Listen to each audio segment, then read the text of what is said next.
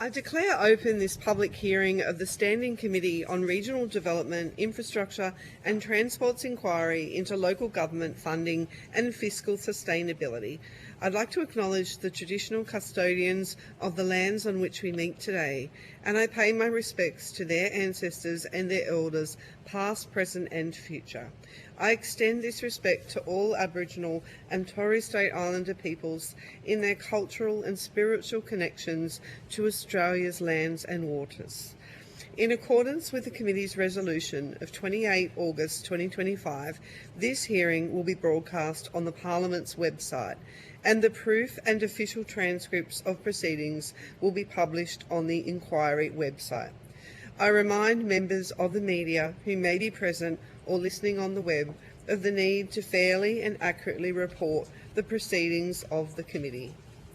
I now call on representatives from the Mid Coast Council to give evidence. For the Hansard record, would you please state your full name and the capacity in which you appear before the committee? Adrian Panuccio, General Manager, Mid Coast Council. Thank you. Although the committee does not require you to give evidence under oath, I should advise you that this hearing is a legal proceeding of the Parliament and therefore has the same standing as proceedings of the respective houses. The giving of false or misleading evidence is a serious matter and may be regarded as a contempt of Parliament. The evidence given today will be recorded by Hansard and attracts parliamentary privilege and is being broadcast live. To assist with the transcription of the public hearing, it would be appreciated if you could please state your name before responding to each question. I now invite members of the committee to introduce themselves, including those joining by teleconference. Alison Penfold, Member for Lyme, Mid-North Coast of New South Wales. Fiona Phillips, Federal Member for Gilmore on the New South Wales South Coast. And joining us by teleconference, Jo Brisky, Federal Member for Maribyrnong, Metro Melbourne. Thank you.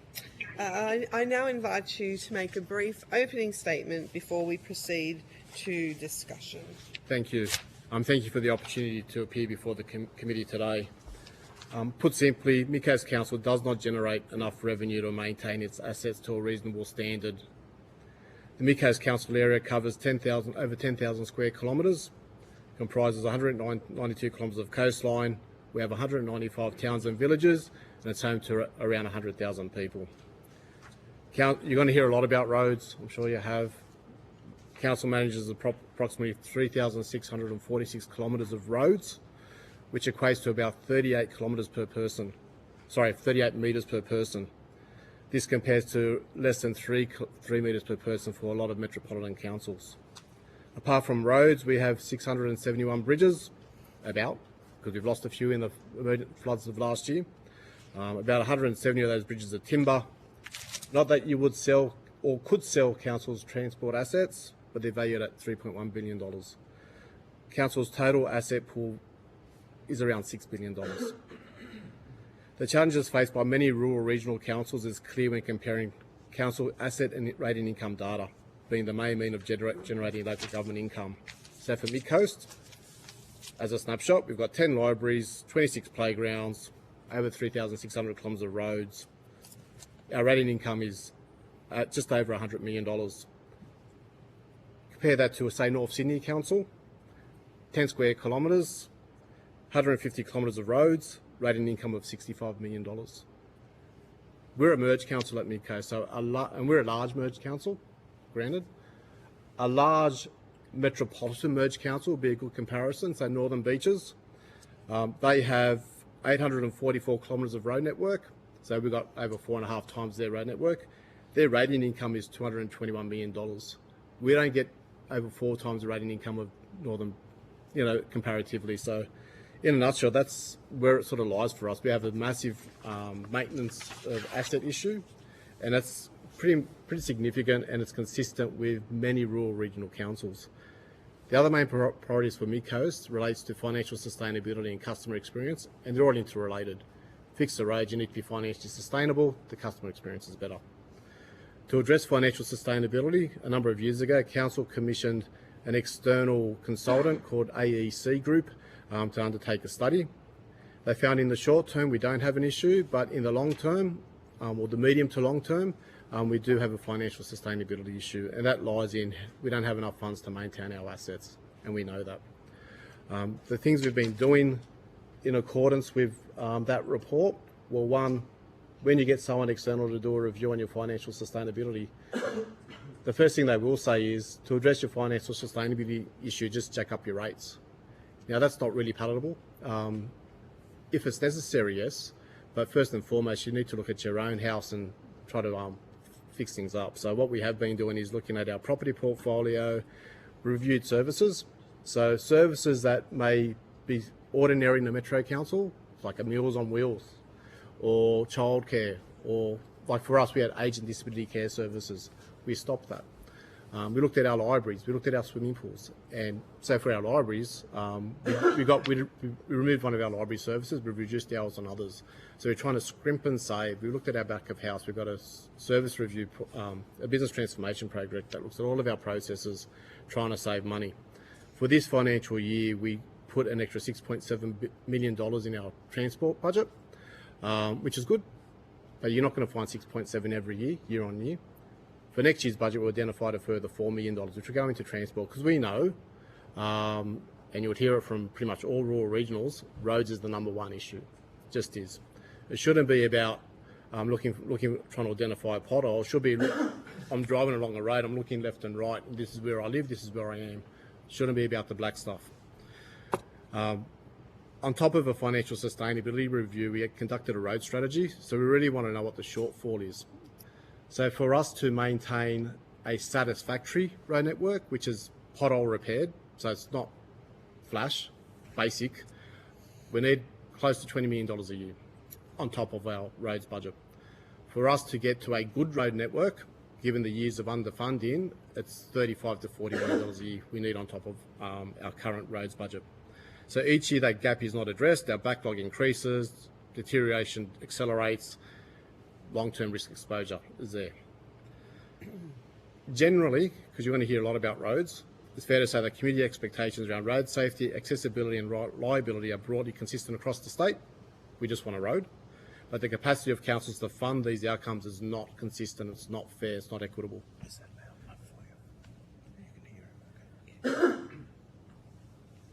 Council's financial challenge in managing its assets is exacerbated by misalignment between revenue growth, particularly through indexation and cost escalation. So you'll hear a bit about rate pegging, and you'll hear about the financial assistance grants and the indexation there. With respect to rate pegging, Council has limited ability to increase income in line with actual cost drivers. The rate peg for 23-24 was 3.7%. We know just in the road space, cost inputs have consistently increased by around 7%, particularly that financial year. Next year, the rate peg is 3.1%. That won't even cover the staff award increase. Does not cover, we know so far this year, the cost of bitumen's up by 30%.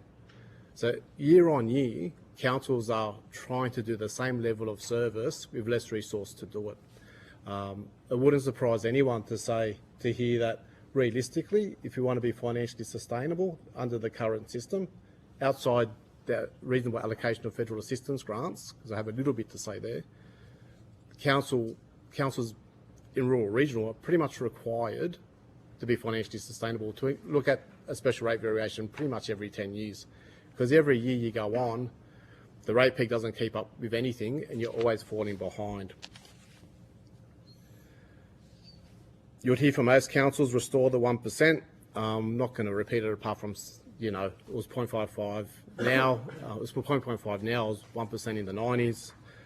From our perspective, that structural reduction has materially weakened councils' ability to sustainably fund core infrastructure such as roads. We're deferring maintenance that we shouldn't be doing, and we have to rely upon competitive grants. I shouldn't have to compete with my neighbours on a black spot program for a grant to fix a road. It's not palatable. It needs to be done fairly. For Mid-Coast, the 1% will equate to about $23 million. That will get us a satisfactory road. Doesn't give us a good road. If you go to Metro Sydney, with all their budgets and funding, you'll find plenty of good roads. I worked in North Sydney for 18 years. They say they have an asset issue. They don't have a real roads issue. There's no real potholes there. The current funding framework does not adequately account for the diversity of councils. Yep, we're all different. The sources of income, we don't do parking fines, we don't have parking meters, and the vastly different infrastructure challenges that we all face. For Mid-Coast, rates revenue equates to about 28,000 per kilometre.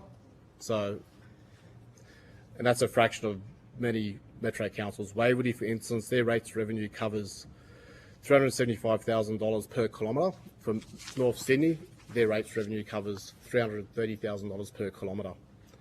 To expect regional communities to fund comparable levels of service through rates it's inequitable, and it shouldn't be, because the roads are owned by everyone.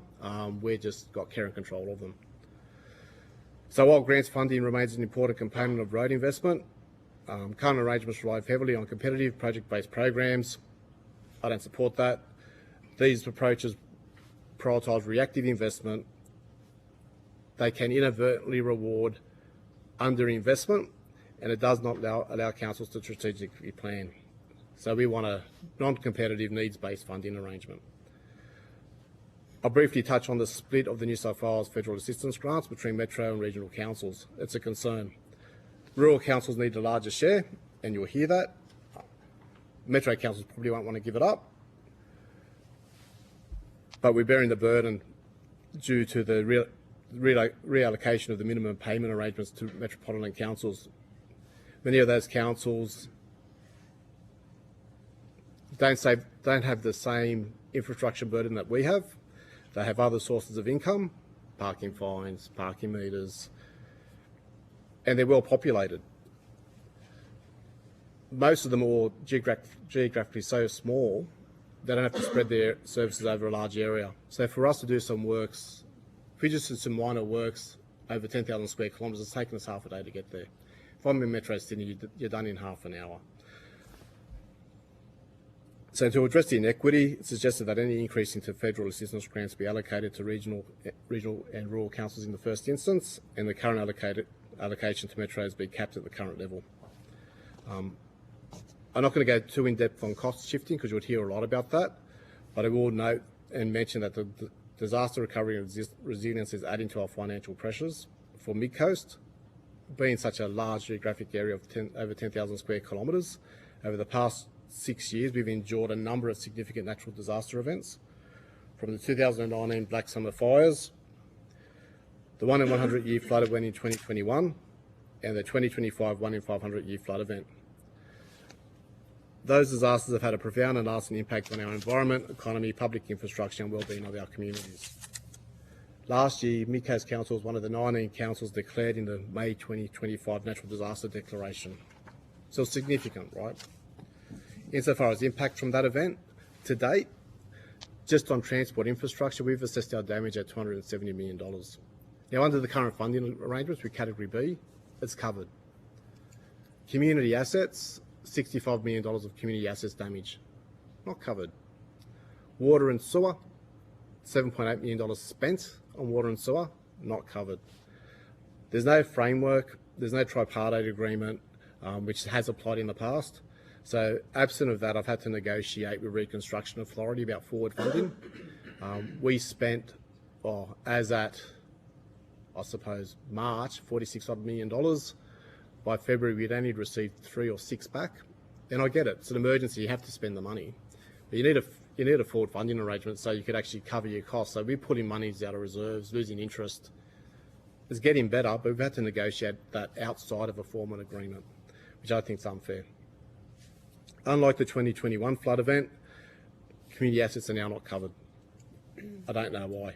Likewise, we've spent $7.8 million securing our water and sewer network, including we spent $6.6 million building a new main that was damaged to provide water to the town of Bellingen, servicing 5,400 people.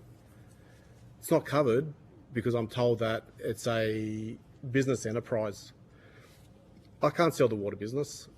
I can't. We'd have to provide water. So unlike transport infrastructure, water is not considered as essential public infrastructure.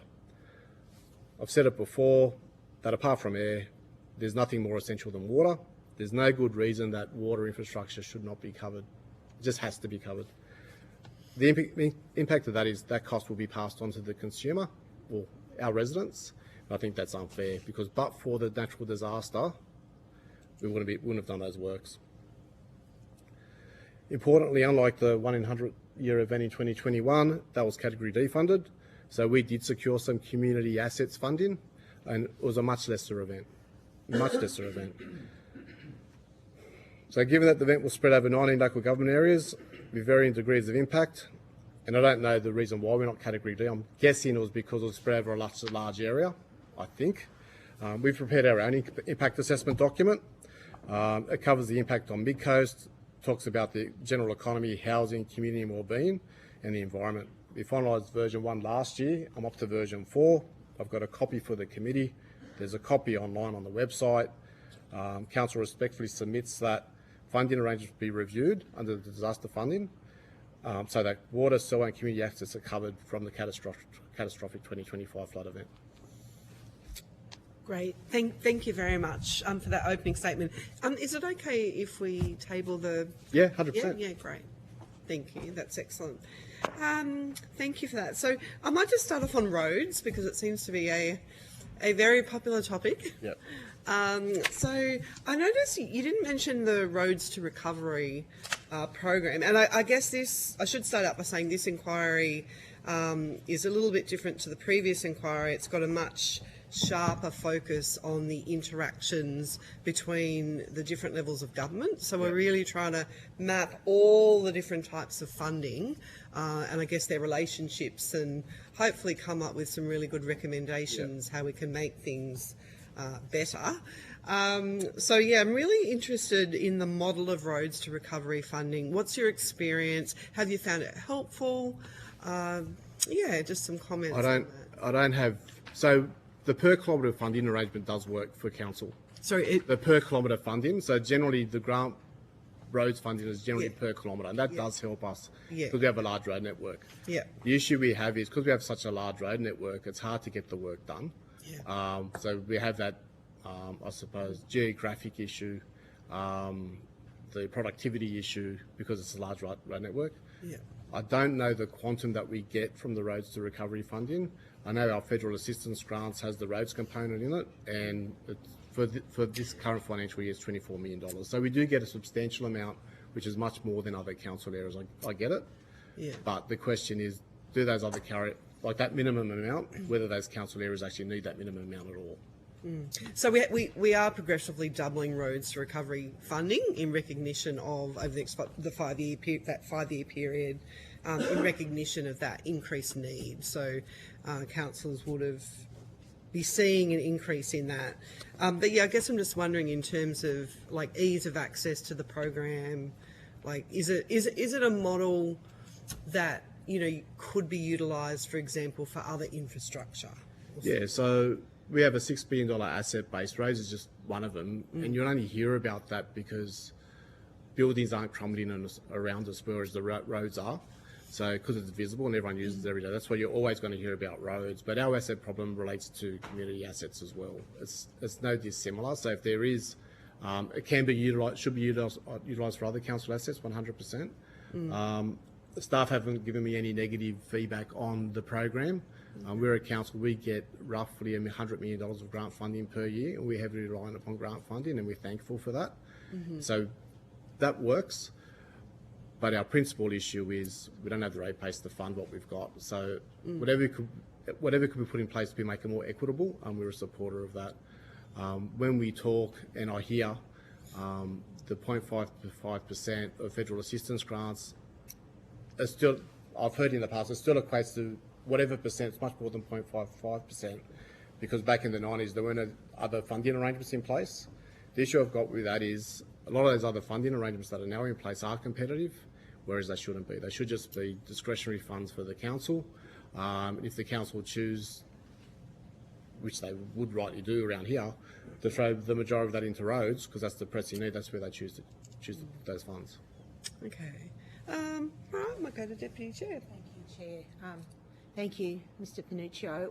I've got two lines of questioning. One relates to disaster recovery funding and Betterment. The other one relates to how Commonwealth and state funding programs deal with asset depreciation. So I might start there first. Is it your experience that the particularly Commonwealth grant funding programs have tended to be more focused on new assets rather than supporting maintenance? 100%. So 100%, that's exactly what it is. It's more about, don't know how bad this is going to sound, it's more about opening new assets and cutting the ribbon than long-term sustainability.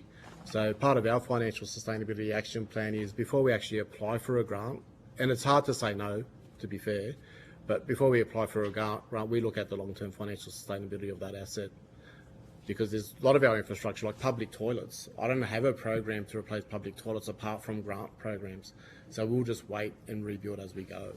So what would you like to see in the design and the guidelines of programs? I mean, for example, let's use LRCI, which has been a popular program. Yep. How could that be better utilised? It should fund future. Like the funding, there'll be a substantial amount anyway, but a component should be go to future maintenance and renewal of the asset as well. So it shouldn't just be, here's a new piece of infrastructure, over to you, council.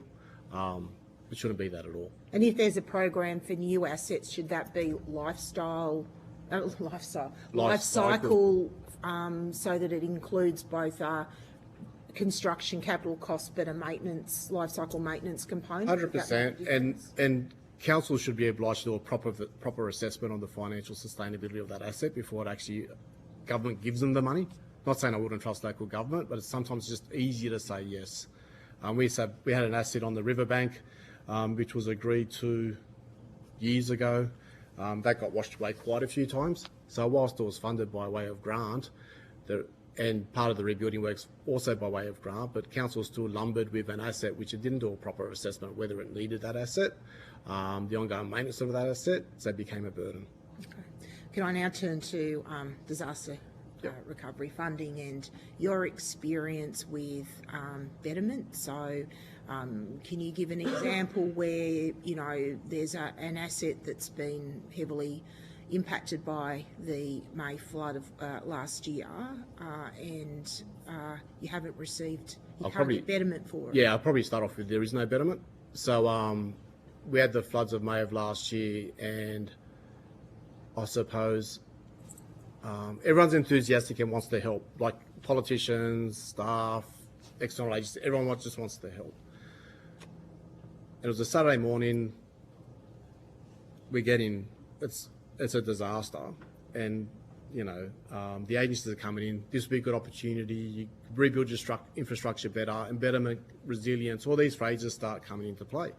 It's like there's nowhere in the Local Government Act, so we're a creature of the state. You won't find in the Local Government Act resilience, preparedness, betterment. They're not our functions.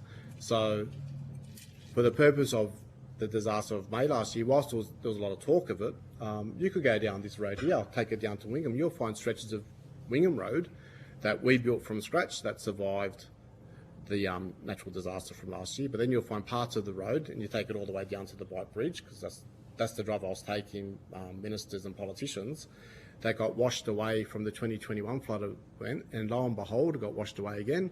Then you get the Bike Bridge that doesn't exist anymore, washed away, right? Everyone's saying, good opportunity, you need to apply and have those discussions. We identified $65 million of betterment works to our transport network. It's in the document. We've been trying to have those discussions since the disaster, and it just falls on deaf ears because the funding arrangements don't allow it. I don't understand for the life of me, if you could have a 1 in 100 year event in 2021 and we get community assets covered, and we told we category D back then, when you have a 1 in 5, and I haven't even gone through the human costs because this isn't the forum to do that, but if you have a 1 in 500 year flood event, transport assets at $270 million. I know other councils in previous events got water infrastructure covered. It's not even a discussion. Like, we're just going through a routine where we're category B for some reason, and there's no discussion of betterment. It doesn't exist. It's just They're just words. We had evidence from the National Emergency Management Authority that clearly stated that Betterment funding is available. So where do you think the problem lies? If we've got NEMA saying yes, it's available, your experience is that it's not. Sorry to cut you off. It's all right. It's available if council additionally funds Betterment. So you can have a discussion with Reconstruction Authority, like this is the better way of doing the road, this will make it more resilient. If it's going to be cheaper, that's great. But if it's going to be on top of, they'll be covered by the council. That's not covered by government.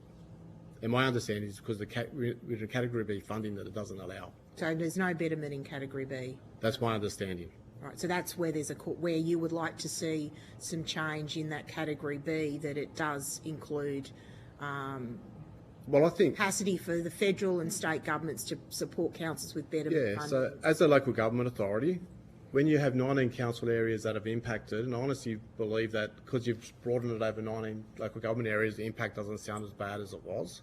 But if you look at the areas of need, it was significant for the Mid-Coast, like it was beyond belief. Much greater than 2021. Category D in 2021, Category B in 2025, and no one can explain why. And it's not the council's job to make that application. I understand it's the state's job to put that to NEMA, and those levels of governments agree where it ought to lie, because that's where the funding comes from. But apart from, there's no money to be given. No one's given me a justifiable reason why we don't get the additional fundings for Betterment. We could demonstrate it, clearly, we could demonstrate it, and the impact's much, much greater. So can I just be clear? So the council did ask for Betterment funding? Well, part of our impact assessment document outlines Betterment programs there, but that's not our application for... No, but... That's just our impact. Yeah. So because we're in the disaster recovery funding arrangements, we limited on what we could actually get. Yeah. So we do have constructive discussions with Reconstruction Authority weekly, if not fortnightly. We go through our issues, but there is no discussion. Like, they know our issues on community assets. But apart from, 12 months ago at the disaster and not long thereafter, there might be capacity to claim. There is no capacity to claim because it doesn't fall under essential public assets. So, So did the council ask for Betterment funding?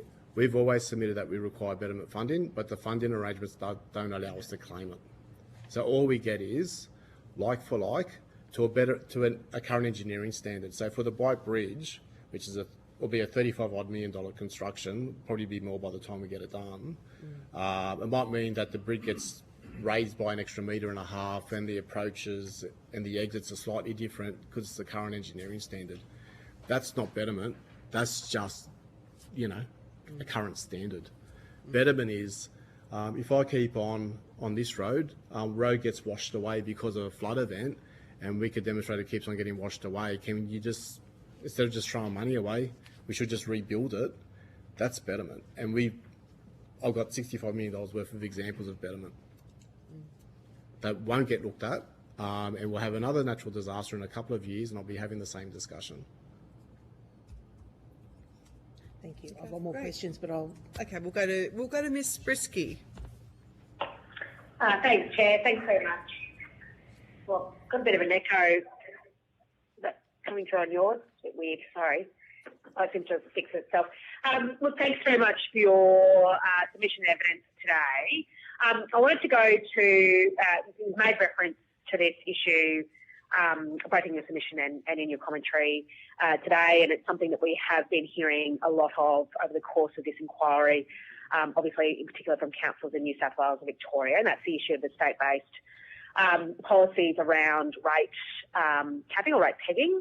I just wanted to get a sense from yourself and sort of ask this question across the councils around, obviously that being a state-based policy, so the interactions that you have been having with the state government when there's movement in that space, just given, especially some of the evidence you were just giving a moment ago around Betterment, finding like the interactions of state policies limiting revenue capacity or reduced revenue capacity, but then I suspect that would also intersect with the additional funds that come through state, in particular in response to natural disasters and alongside the work that we do at a federal level. Could you sort of reflect on the conversations that you've had at a state level around that issue, and is there space to think about it differently, especially when we're talking about the need for the opportunity to build back better? If there's if the first part you mentioned talked about rates, and I think you mentioned that the state was, discussions with New South Wales and Victorian councils talked about rates being, well, rates as a state instrument. There was an inquiry into, similar to this, financial sustainability of local government at a New South Wales state level, and they made some really good recommendations about the rating system. I gave evidence at that inquiry, and I agree there should be a rate peg as such, so there's an amount that councils could either opt to take or not, but there ought to be a discretionary percentage above that where councils have a discretion to go out and, I might have a resealing program for roads. I've consulted with the community on that resealing program for roads, and it might cost $2 million for a year outside the rate peg. There should be that type of discretion because we're accountable to the community. We're spending community dollars, so you have that flexibility. We also one of the councils that we're a local water authority, so which is it's substantial, right? But as a local water authority outside, we're not Sydney Water, we're not Hunter Water, we're not regulated by IPAR on how we do our fees and charges. So we have a 30-year plan, and we have a pricing path. So we could plan for water and sewer, and also waste. We charge a waste levy. You won't find, and you could ask, well, I think a lot of local water authorities might be struggling though, but because you could determine your own price path, you've got more of a chance of meeting your funding gap because you're determining your price path. Likewise, we've got a substantial waste reserve. There's no issue with that. Where we have issues, we don't have issues in water, sewer and waste. Where we have issues is our general fund because we don't have the capacity to raise a rate that is consummate to the asset demand that we've got. Not an issue for metro councils. Like I said, I pointed out the numbers before. I wish I had the numbers of Northern Beaches, and I wish I was getting relatively $888 million of rating income. Our roads will be better than Northern Beaches, I could guarantee that. No disrespect to Northern Beaches. I'm just saying it's a lot of rating income that they are generating. We just don't have that capacity. The second part of the question was that about... Oh, I was just trying to, it just occurred to me connecting the two around, because often what we're hearing is the reduced capacity following disasters to build back better, and so that infrastructure investment around the role of states play in that process. Yeah. And I just wondered whether it was, sorry, you go. Oh, no. So I think where that could be heading is, and I'm potentially positive, but still going to end up in a realm where there's no money to do anything, unfortunately. So disaster adaptation plans are something that have been talked about at a state level, which I would argue for Mid-Coast, being 10,000 square kilometres, you could have a disaster adaptation plan just for Mid-Coast, but we're lumped with like the Hunter region of councils and Central Coast Council, so it's a ginormous area. But on the back of disaster adaptation plans, there should be a body of work that will get funded, I would hope, by different levels of government that addresses types of needs. The issue that we have being so large, you can't share it with other councils. If there's an issue with the Manning River, it's such a beast of a river. It impacts a lot of our LGA. We're just too large, so it's heading in the right direction. But there's no discussion of funding available. So was it disaster ready funding? There's something that that's not a large pool of funds relative to the amount of local government areas that it would apply to. So if we're really generally going to invest in betterment and being more resilient, it needs to be a concerted effort as opposed to more reactionary stuff that we're doing at the moment. Have you benefited from the disaster ready fund? No, not significantly. No, we haven't had anything approved under that fund there. Okay. What I would like though, when we talk betterment, so I want to have a genuine discussion whilst we're putting applications in for works that are approved, to have that discussion then. But the funding arrangements don't allow that, because if you're going to have the discussion, that's when you do it, right? Like if I'm going to build a bridge at $35 million, just one bridge, well, let's have a proper discussion now to make it better, more resilient. But you don't. Okay. All right. Does anyone? You go.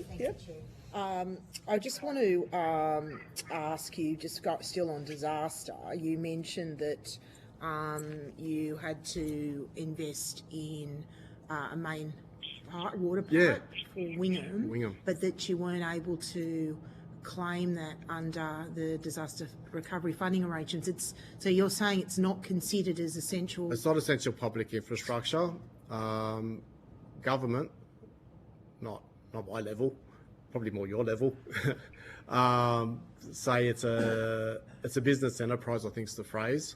So that should be passed on to the consumer. But if you flow that through, everything we do is a business enterprise. So you shouldn't fund roads, because I could pass that on to the consumer, because I could just jack up rates, well, not that I will, through IPART. We could just do a special rate variation to cover all those costs. It doesn't make sense. Can I just interrupt?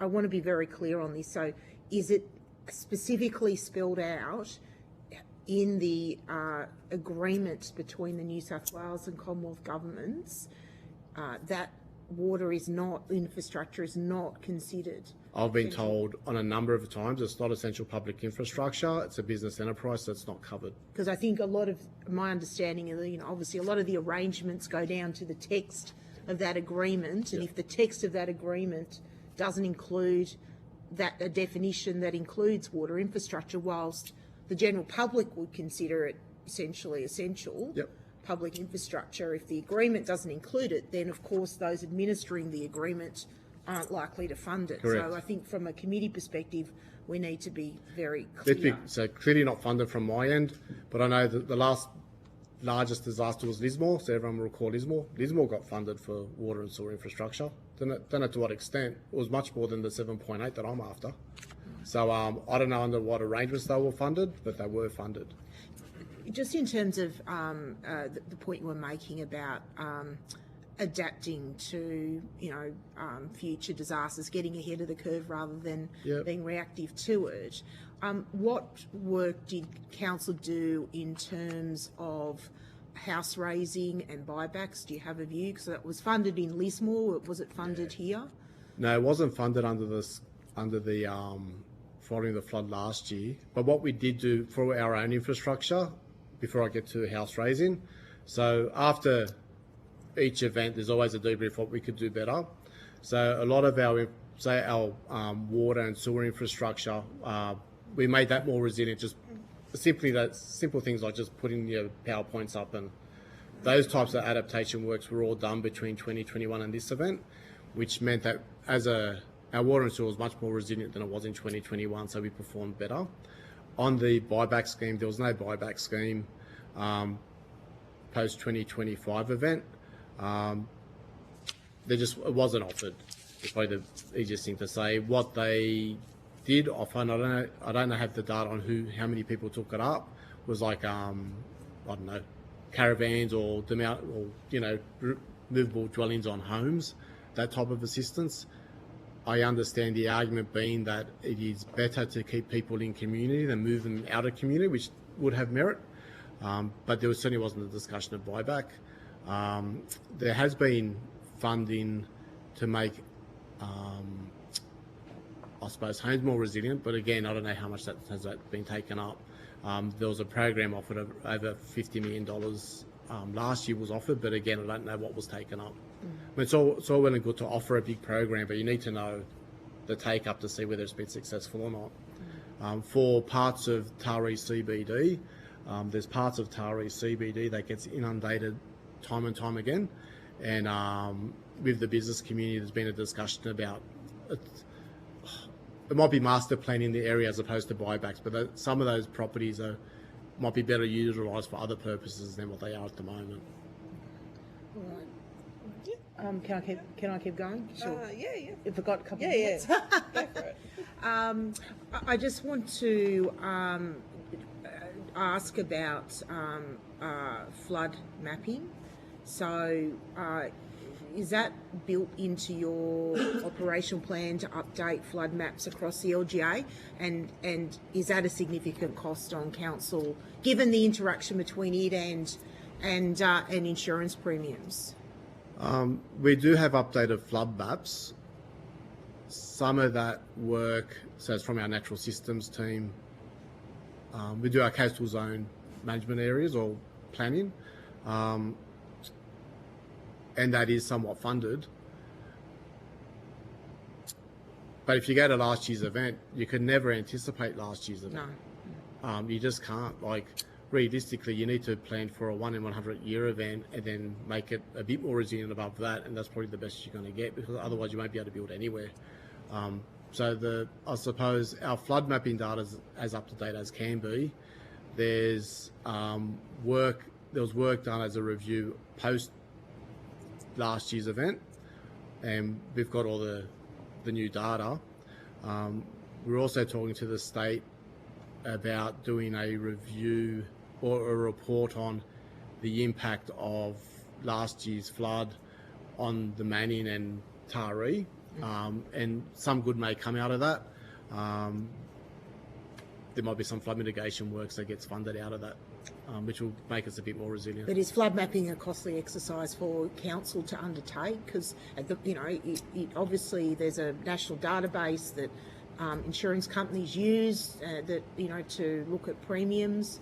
But if we've heard evidence that some councils aren't up to date because of the cost. And I'm just trying to understand from a mid-coast council. Yeah, I wouldn't know the cost of updating our flood maps, but we certainly have the mapping data from last year's event, and we'll keep on updating it. My team's quite strong. Yeah. So that doesn't concern me too much, because I think it's necessary for an area like this that be carried out. Yeah. Thank you, Chair. Okay, all right. Well, we might conclude there. Thank you very much for your attendance here today. If you have been asked to provide any additional information, would you please forward it to the Secretariat by the 22nd of May 2026. You will be sent a copy of the transcript of your evidence, and will have an opportunity to request corrections to transcription errors. I now suspend the hearing. Thank you. Thank you very much.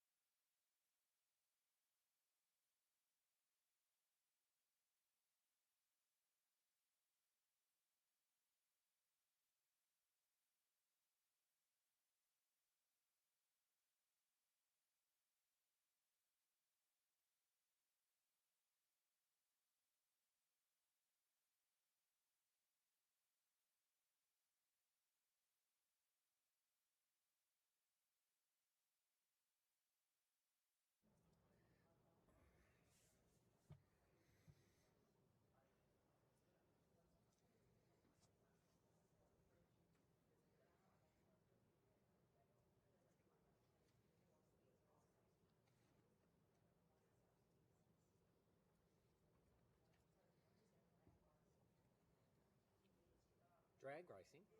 Were you involved in this? Sounds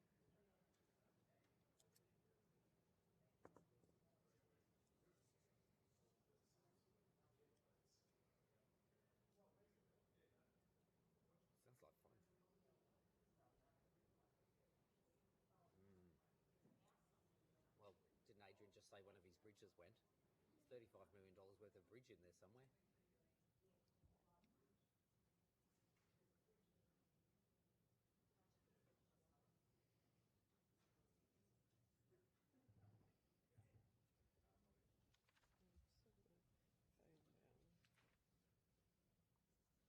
Okay, we'll now resume the public hearing.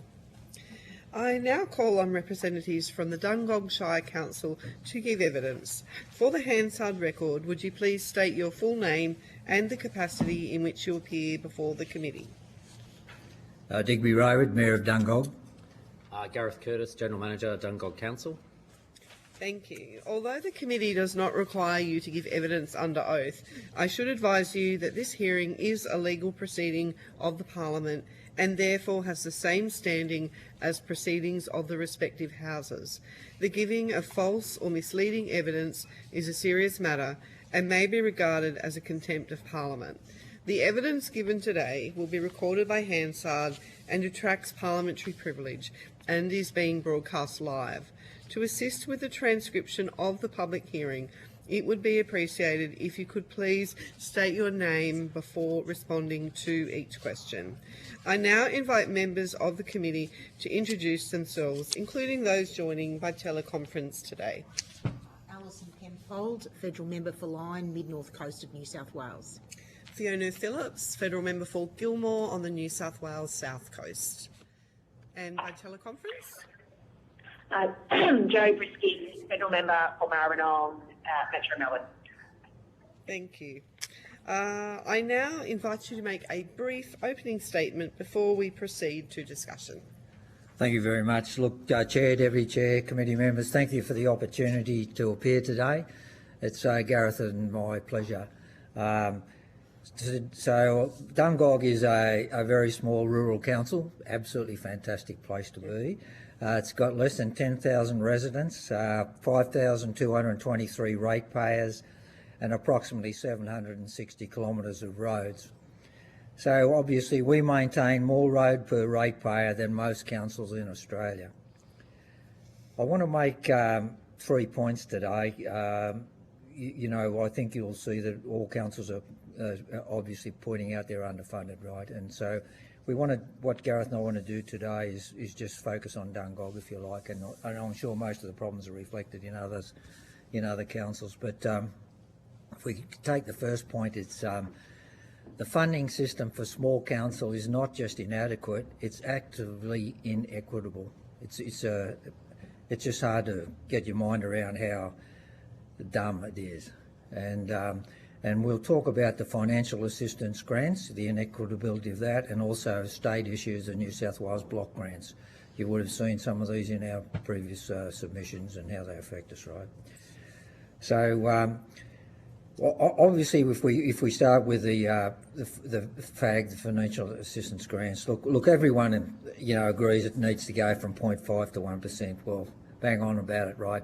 Obviously, we do too, but the chances of that we hope are better than what my guess is. But the problem we see is that increasing the pool alone doesn't solve the underlying problem. The flow of funds continue to go to large metropolitan councils that have a far greater capacity to self-fund, and you would have seen examples of that with just Sydney Council with parking fines and metering. You know, they're up to about $90 million, which they can claim out of those two sources of funds themselves, right? And so our ability to our capacity to self-fund is very limited with the small ratepayer and small base we've got, right? And our self-funding capacity at the moment is around about that 30-35%. And the benchmark, of course, is across the state is 60%. So the current system favours councils with stronger revenue bases than we can even get anywhere near it. The issue lies in the minimum grant provision within the Act. And so this principle of horizontal fiscal equalisation, which I suppose you've heard many times now, and it's a bit of a tongue twister, but that is supposed to direct funding to councils with the greatest needs. And the legislated, this is the problem we've got, the Act itself, but the legislated 30% population threshold undermines the whole purpose of the Act. You've all seen the Grattan Institute, the whole of their report and the potholes report, and they're recommending that be reduced to 10% from 30% to 10%. And we absolutely support that. Without reform at the Act, the Federal Act, the Act increasingly defeats its own objective. The proportion of Australians living in councils receiving the minimum grant has grown from 31% in 2001 to currently around 48% in 2021, steadily reducing the funding available for genuine needs-based distribution. So the ultimate question of the purpose of the Act is, should the Act prioritise well-resourced metropolitan councils or ensure equitable local government services for rural and regional councils? It's a question that needs to be answered, and only the Parliament, Federal Parliament, can resolve that contradiction. We see a major problem with it, and the focus on 0.5 to 1%, we don't see that as a solution, right? It's a sort of a help for us, for sure. We obviously want it, right? But the bulk of the money goes to the councils that don't need it. If we can just move on to a state issue, and that is the inequity again that small councils have in the roadblock grants. We've shown you that in our submission, right? And it's just another one of those mind-blowing things where if you go from Maitland to Dungog, or Maitland's getting about 36,000 per kilometre. As soon as you pass Tokal Ag College, we're getting 11,000 for the same road, same cars going across it. And so we're certainly not arguing that Maitland should receive less. We're arguing that the whole mythology is broken, and that's what it's actively inequitable for small councils to even try and deal with it. And another point I'd like to make, though, the small councils are carrying infrastructure costs beyond their capacity. Now, as you know, Dungog, 70% of Dungog is actually involved with the water catchment for Hunter Water. Chichester Dam is a state significant asset owned by the government, and it supplies a significant proportion of the drinking water for Greater Newcastle and the Lower Hunter, about 600,000 people. So Dungog is supplying the vast majority of the water for the Lower Hunter. Yet that road access is maintained by just 520 local Dungog ratepayers. You know, the last declared natural disaster we had in our area, that Chichester Dam was 2 centimetres off red alert for the dam wall. And that's a major issue for the residents, for Hunter Water, and certainly emergency management responders. And the access to the dam critically relies on local ratepayers to keep that road functional. And we can't believe that. Why is it our burden when it's such an important critical infrastructure for 600,000 people in the Lower Hunter? Upgrading that road to an appropriate standard would cost about between 17 million and 37 million, well beyond our capacity as a small rural council. It is unreasonable that infrastructure servicing an entire region effectively falls onto one small ratepayer base. Again, that's just a hard concept to understand, and it's a no-brainer to us that we shouldn't be funding the road to such a critical infrastructure. The other thing we'd like to talk about is disaster funding. Disaster funding assumes that councils already have the capacity to undertake that. And we recently had an issue with a disaster ready fund, an application we put in, and we got knocked back. When we challenged that, they said the proposal was assessed as business as usual for Dungog. And we business as usual for Dungog is we can't provide the services because we can't find it, we can't fund it. So how can business as usual for us is becoming, sorry Dungog, you don't meet any of our formulas, so you don't get anything. Whether it's a road reclassification, which we've been told business as usual, or something like this, it's just beyond us, right? At the time when we put in that funding, we only had 0.1 full-time equivalent staff to for emergency management, despite repeated floods and fires. For a small rural council, creating that capacity from scratch is transformational, but the funding model assumed an organisational capacity which we simply do not have. This highlights a broader systemic issue. Many funding programs are designed around councils that already possess staff, resources and administrative depth. The small councils do not have that capacity, especially Dungog. So in closing, and we're happy to obviously discuss what you like, we support increasing the FAG pool, as everyone would. We support reducing the minimum grant threshold from 30% to 10%, which modelling suggests would redirect a significant amount of money to the councils in need. We support disaster funding reforms that recognise the realities small councils are facing, and obviously we're looking for increased road funding across most of our roads. We're the only state government, state agency in council without a state road. I was getting misstates.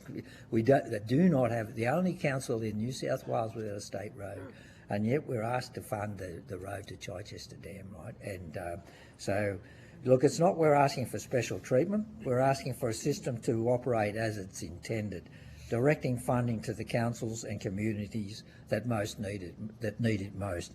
So thank you for the opportunity to share some of our thoughts with you. Thank you. Can I just get you to explain, just for the benefit of everyone listening, where you talk about that block grant inequity for that road? Yes. What does that mean? Why is that? Yep. Go.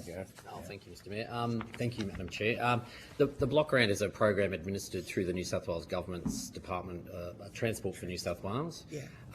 The formulas are not overly transparent. We're still trying to work out, and we've asked support from our local member to assist us in actually how is these grants, what is the methodology, rather than having verbal updates from state level bureaucrats telling us that, it's a little bit based on road length, it's a little bit based on population, it's a little bit based on traffic numbers, it's a little bit based on well, can we please have that openly and transparently so that we can have that analysed and work out why we are so disadvantaged. So getting to the point, if you do look in our submission, we've provided some pictorial evidence. As I say, a picture provides 1,000 words. And you can drive from Maitland, our friendly neighbours to the south, on Tokal Road. As soon as you cross the boundary into Dungog Shire, we have to construct the road to the same standard. We receive 70% less funding. So actually it's more than that. I think they're on $36,000 per kilometre and we're on $11,000. And that is it's 350% difference, in fact. And we do not get satisfactory responses from the state government in relation to why this is the case. We have raised this with the New South Wales Local Government Grants Commission on multiple occasions in written submissions and presentations to the Commission. We would like to know why our topography is mountainous terrain, its catchment area. We get more rain, except possibly at the moment we're tending towards drought, but that impacts the ability for us to maintain roads because we've got to do more road maintenance. And when we do road maintenance and when we do road upgrades, it costs more because of that terrain. We haven't had a satisfactory response as to, for example, why we are not disadvantaged under the rainfall and topography index. And when this was raised with the Commission, they were unable to cite the references on how they determine that, and they were unable to provide any further information to us. We still have not got that information. I will say that there is a new commission that's been appointed, and we have some promising signs coming out that they are reviewing this completely independently. So we're looking forward confidently that perhaps in future our block grant funding formula might be a little bit more equitable. Great, thank you. You know, that really helps. And I just had another question just to clarify. So, what were you knocked back for from the Disaster Ready Fund? What was that? Would you like? Yeah, go. So yes, Disaster Ready. Thank you, Madam Chair. It's Gareth Curtis talking. It's Disaster Ready Round 3. I think the Commission did ask questions earlier. We applied for funds in relation to hard infrastructure upgrades to our waste facility. So during disasters, it's the first thing that closes. People can't access it. You can't get in and out safely. So we have to close it. Part of the grant involved the creation of hard paving areas that people could access the facility during all weather, so all weather access. And that was seen as business as usual because we operate a waste facility, you know, as part of our normal business. We had two other components of that grant application, which included an application for a project officer and funds for technology infrastructure to update our emergency management framework and to actually get one in place so that we could build that resilience that we just don't have in our system. So I think the Mayor had mentioned earlier about business as usual, and we were told that our grant was the application was business as usual, it was rejected. Our problem with that is, and I think we've had 4 meetings now, up to the level of the Minister's Chief of Staff. The Minister herself, the Honourable Christy McBain, was called to the Northern Territory to actually attend a disaster at the time, which is understandable, but we cannot satisfy any of the criteria.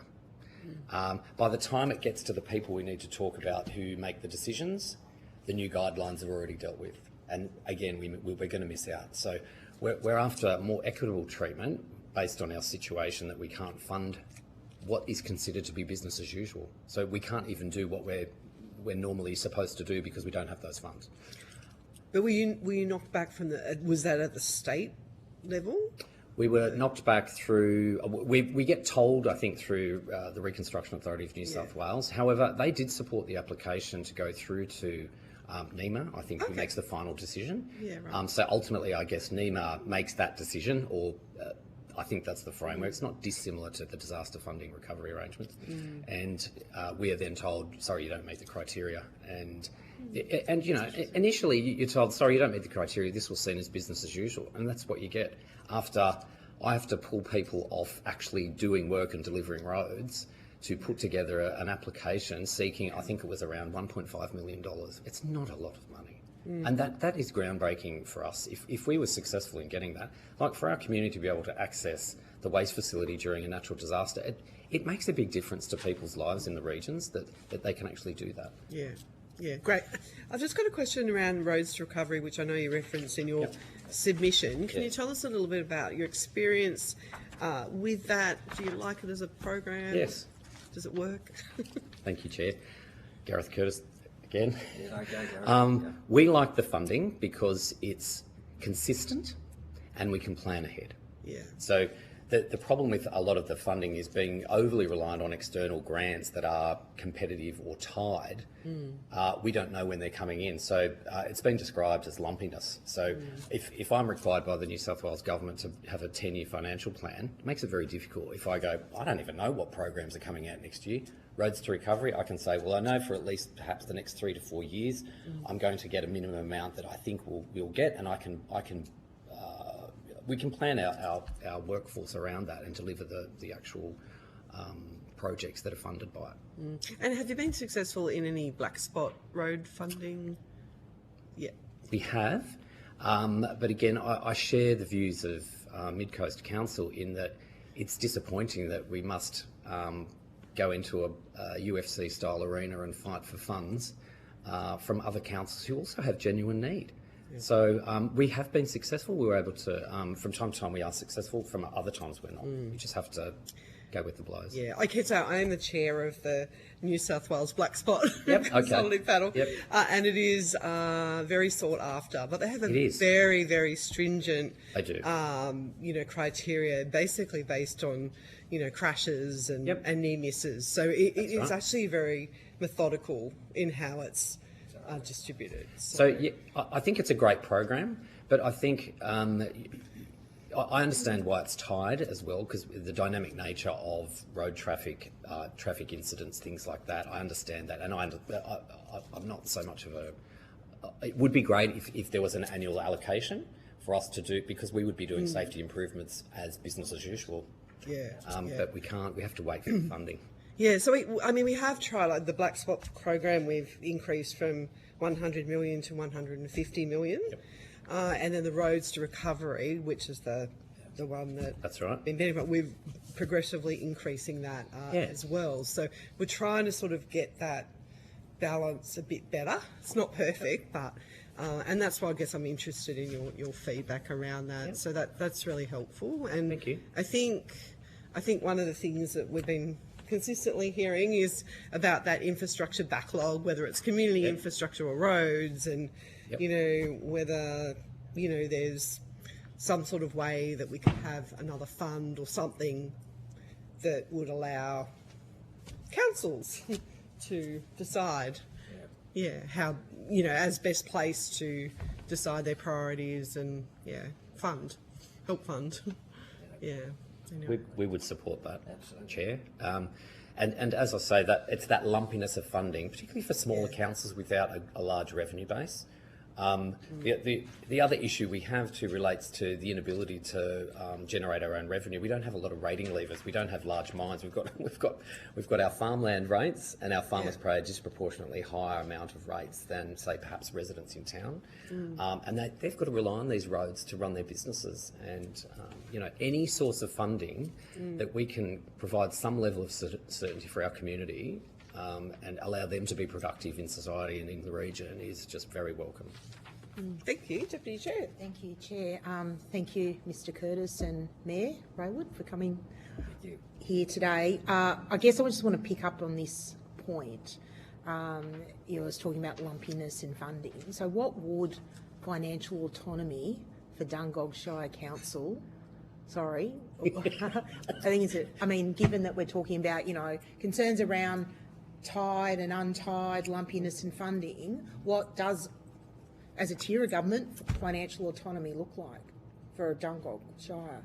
It's an interesting question, isn't it, Gareth? But, probably never expected it to be asked, did you? No. We've got look, we know we're small.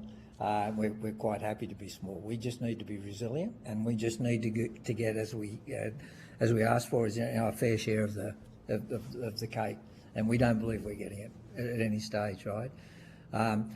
Certainly the financial assistance grants, if that act, what it's designed to do, was actually capable of delivering, that would be a huge boost for us, right? Now, I personally believe it's got to, it's so sensible in our brains, but its chances of succeeding, because the principles have to be changed at the federal level, because we're recently having a state grant commission, new commission, having a look at how that money can be distributed, right?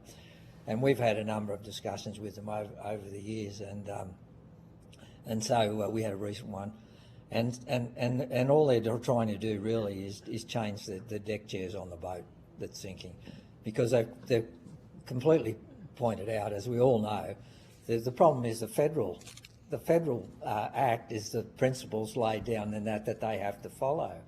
So whatever happens, they've suddenly realised that it's such a dog's breakfast that they've just let out a contract for someone else to have a look at how they can work that funding. But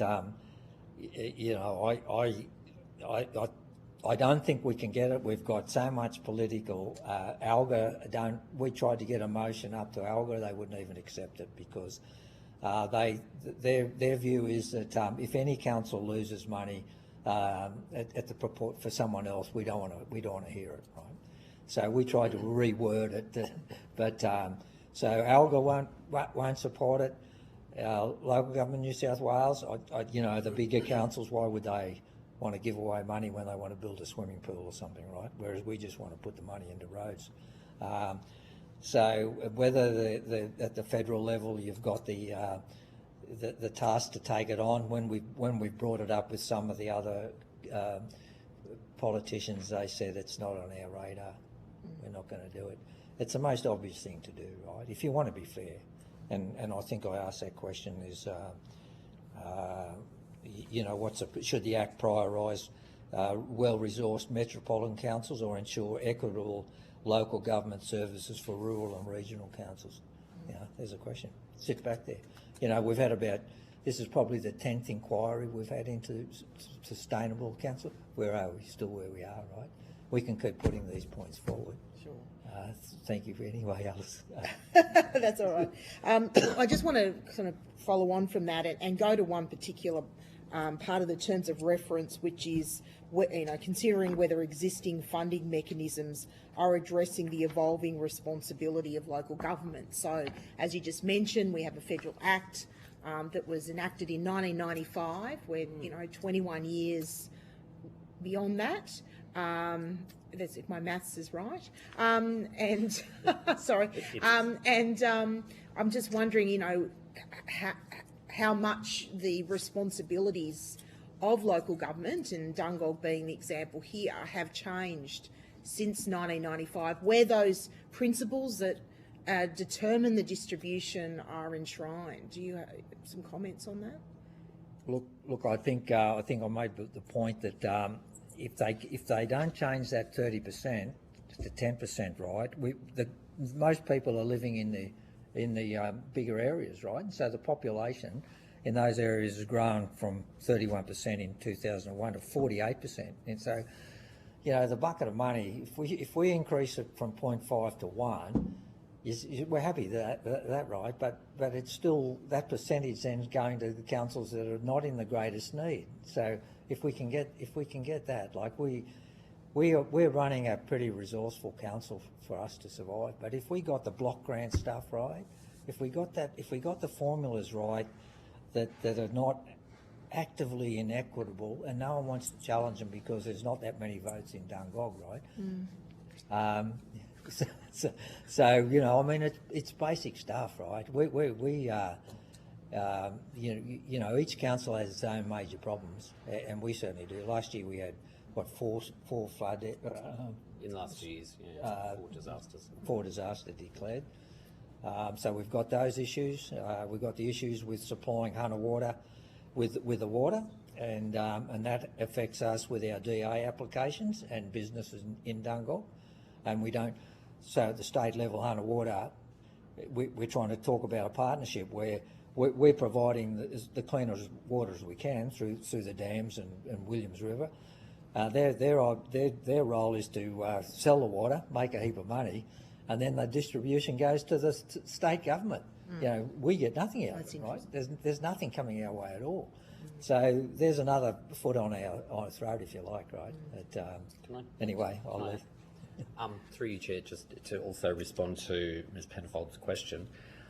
The Federal Act, the Local Government Financial Assistance Act, is 1995. I think you did make that point. That's 21 years ago. There's a lot of things have happened in 21 years. I think the last time the Commonwealth Government looked at that might have been well over 10 years ago. It's not good enough. I think the dynamic nature of what local government is required to provide in this day and age, and it's the expectations of people. We are actually required to engage with our communities under our legislation to determine what their needs and wants are. And they are ever changing. They're not the same as they were in 1995. People have way more expectations about the type of roads they need, the type of access that you should have even in rural areas. It's a lot different to what it used to be. There's expectations that if people are paying larger rates than they ever have before, along with other government charges, fees and charges that we charge for all the services we provide, that they get something for that. And that expectation increases every year. So it makes it very difficult if we've got one of the principal functions of the Commonwealth Government is to distribute funds back to local government through that Act, and it needs to be looked at because it's not working. So I think we mentioned earlier about the principle of horizontal fiscal equalisation, which is one of those principles, and that whole principle is designed to ensure equity in the way that the Commonwealth Government collects tax revenue and distributes it to states who then distribute it to councils. And it's meant to go to where people need it the most, and there's meant to be no disadvantage caused as a result of how that funding is distributed. what we're contending is that that's not the case. We've raised this also just out of the, interest with the Local Government Grants Commission, and the commissioners are, they hear from all councils going, you're not giving us enough money, and if we're suggesting that Dungog needs more money, and then they're saying, oh yeah, but if you're saying money needs to be redistributed from the minimum grant to be redistributed to region, I'm going to have the City of Sydney on the phone with me talking about you're taking money away from us and we need that money. Well, I contend that that's really needs to be looked at in a subjective way, in an objective way, because as I think the Mayor mentioned earlier, the City of Sydney gets $90 million from parking fines and parking meters. They also receive over $8 million in the financial assistance grants each year. And we're saying, do they really need that? When you combine that with the 16 other councils in New South Wales that receive the minimum grant, there's been some modelling through the Victorian Local Government Grants Commission. We get more information from the Victorian Grants Commission than we do from the New South Wales one. And they did some modelling on behalf of all of those grants commissions around Australia, and found if for example, the minimum grant was changed, so if the Act is reviewed and that minimum grant changes at the federal level, in New South Wales alone, even based just on not increasing the funding pool, would redistribute $92 million into those rural and regional councils so the principle of horizontal fiscal equalisation would actually be in play. It would actually be happening. And for us, there's 95 regional councils outside the metro area. For us, even if you split it between, equally between those councils, that's almost $1 million extra for Dungog Council on top of the $3.8 million we get now. That's almost a 25% increase. It's ground changing for us. Over our 10-year financial plan, that's another, $10 million of roadworks that we could get done. It changes people's lives when you can actually upgrade their roads. It makes things so much easier for them to do business. So that's what we're contending. What percentage of income is the financial assistance grant? From us? So for example, our rates are around $11 million of our own revenue. The financial assistance grants are 3.8, so it's about 30% of our own revenue generation. In terms of the total budget, because we're so reliant on grants, external grants and tied grants, and special grants, it just depends. There's so many different things. It's about 10%. Yeah.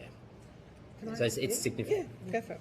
Can we just maybe do a little deeper dive into the horizontal fiscal equalisation Sure. formula? And these are probably going to be, I won't put words in your mouth, but in your view, does the current formula accurately reflect your council's capacity to raise revenue?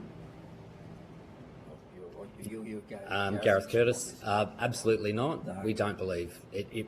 We don't believe it adequately recognises the capacity.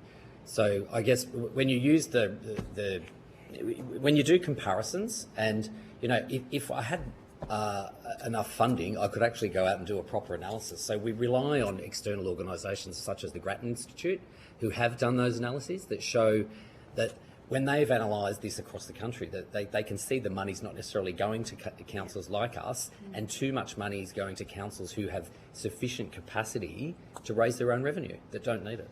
So I hope that answers your question. Yeah, it does. What about, you said you've got relatively low rate base. You haven't mentioned the percentage of that's concessional, but do you think there's a disconnect between the capacity of your ratepayers to pay rates and property values in your LGA? Do you want me to take that? Yeah, you can start on it, Gareth. I'll talk about the shorts later. Thank you for your question. It's Gareth Curtis speaking. Ms. Penfold, every 3 years the Valuer General of New South Wales provides updated land valuations, and it's a component. It's like the way the rates are calculated it gets complicated, and I'm not a rating expert. All I know is that land values can influence rates, but not always to the extent that you think it directly influences it. So when we're talking about capacity to pay, Dungog Council, it's not about coming to government and expecting handouts. It's about working in partnership. And part of what the council has done in the past is go to the community openly and say, we need to do something ourselves. and they did put a special rate variation in under the New South Wales government arrangements, and that was the council was seeking I think it was a 93% increase over 7 years, and what they were granted through the IPART process was a 73% over 5 years. So when you talk about capacity to pay, I guess IPART has determined that in the past that they had capacity to pay. Since that is now in our rate base permanently, certainly that improved things over the first couple of years. And then what happened is you ended up with COVID came along.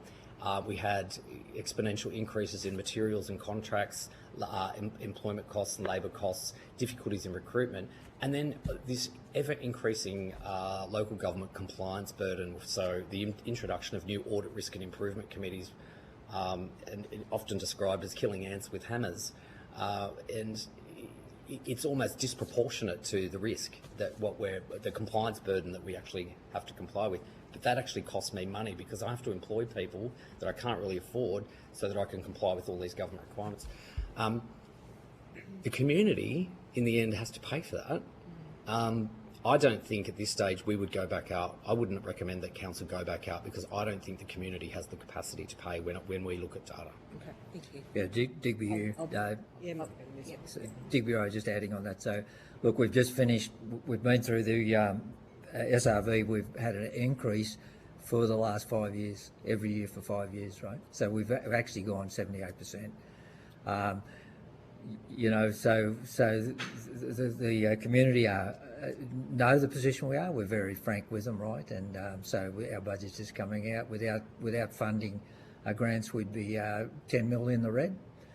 So we are absolutely vital for this sort of funding to keep us going, right? So, and even the farming base has changed so much. You know, my background is veterinarian, worked out in there for 40 years, right? So the funding, the farming is changing, and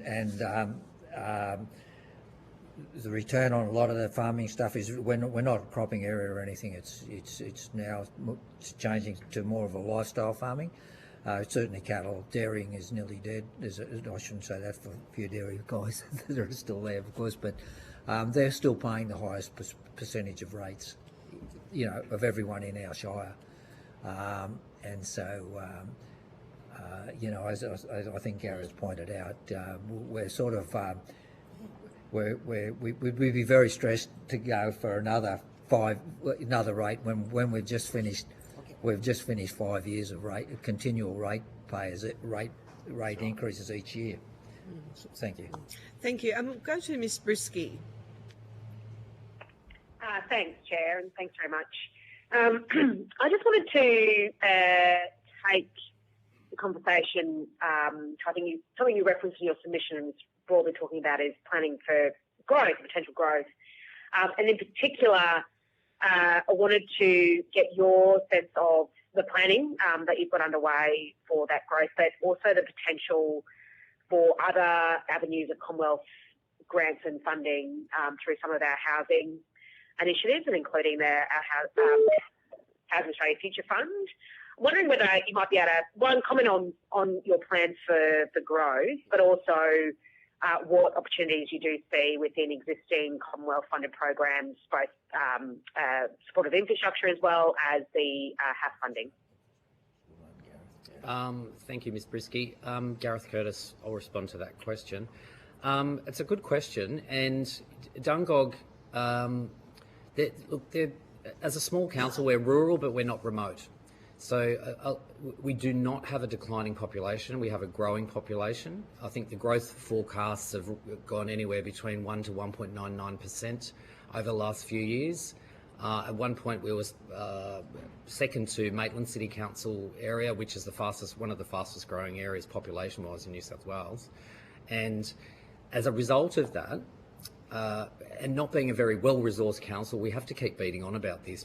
There's certain expectations that we review our local environment plan, that we have all our housing strategies in place, that we have to have an updated DCP, that we need a rural land strategy, that we have to have structure plans for our town centres, that we have to have updated contributions plans. We do not have. I have a strategic planner, and that is a huge burden on one person. So we're talking like it'd take you over 10 years to get that through that level of work if you had the funds to actually do it. So traditionally, the council has really struggled to do strategic planning for the growth that is occurring. So I will have to acknowledge that the housing support program from the Commonwealth Government was actually an excellent program, and we did apply for competitive funds again. And again, this is business as usual we're applying for, because all that strategic planning, we're required to do it. It's just you've got to fund it. So we got $1.895 million, and that has allowed us to do almost 10 years worth of strategic planning in a 12-month period. Very tight Commonwealth guidelines. Housing is a priority, and we have a council that's absolutely committed to this. So we have completed a rural land strategy. We've completed an infrastructure prioritisation plan for the entire Shire to where the infrastructure is needed to accommodate growth, what are the blocks, what are the barriers, and what do we need to, say, include in our advocacy strategies to come to local members and to government about how we can actually fund some of those. So with the HAF, we have not applied through funds for the HAF at this stage, but we will be. Council also owns some land that we would like to see catalysed as housing. We have some concept plans, for up to 100, over 100 lots just on land that we own close to our strategic centre, the Dungog Town Centre. And we would like to see that action occurring. We see that as building sustainability in our rural community and helping our local businesses, survive in difficult times. So we will be applying for the HAF. In the past, though, we've had very little take-up or interest, even from the New South Wales government. Trying to get a return phone call out of Landcom was very difficult. To say, look, we've got some land here. You've got a council who's willing to work with you and develop not only housing for the market, but also we're happy to look at affordable housing as well. And if council should be looking at alternate sources of revenue, whether we should be looking at going into partnership with community housing providers and retaining ownership and some of that revenue to help take the burden off ratepayers. So I hope I answered your question. We've planned for the future, but again, we're totally reliant on external funding sources to get that work done. No, thank you. That's really helpful. Thank you. That's all, Chair. Yeah. Oh, yeah. Sorry, just that's good news. That was very interesting. Thank you. Good question, Ms. Brisky. But I just want to, one last question is the challenge of the request for funding programs where you're asked for shovel-ready projects and co-contributions. If you could just comment on that, please. Oh, thank you, Mr. Mayor.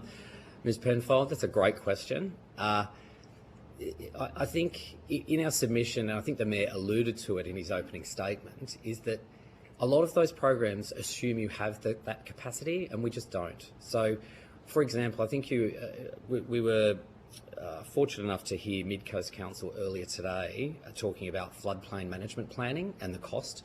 So the cost of that, council cannot afford to do floodplain management. We're in high-risk areas. We have risk of flash flooding. We have 2 dams high in the catchment who've been modelled that would show, high risk if there were a natural disaster that caused some kind of dam failure. Things like that cause us a lot of grief. To fund, we've just funded the Clarencetown flood study. We were fortunate enough to get $170,000 worth of funding from the New South Wales government to do that.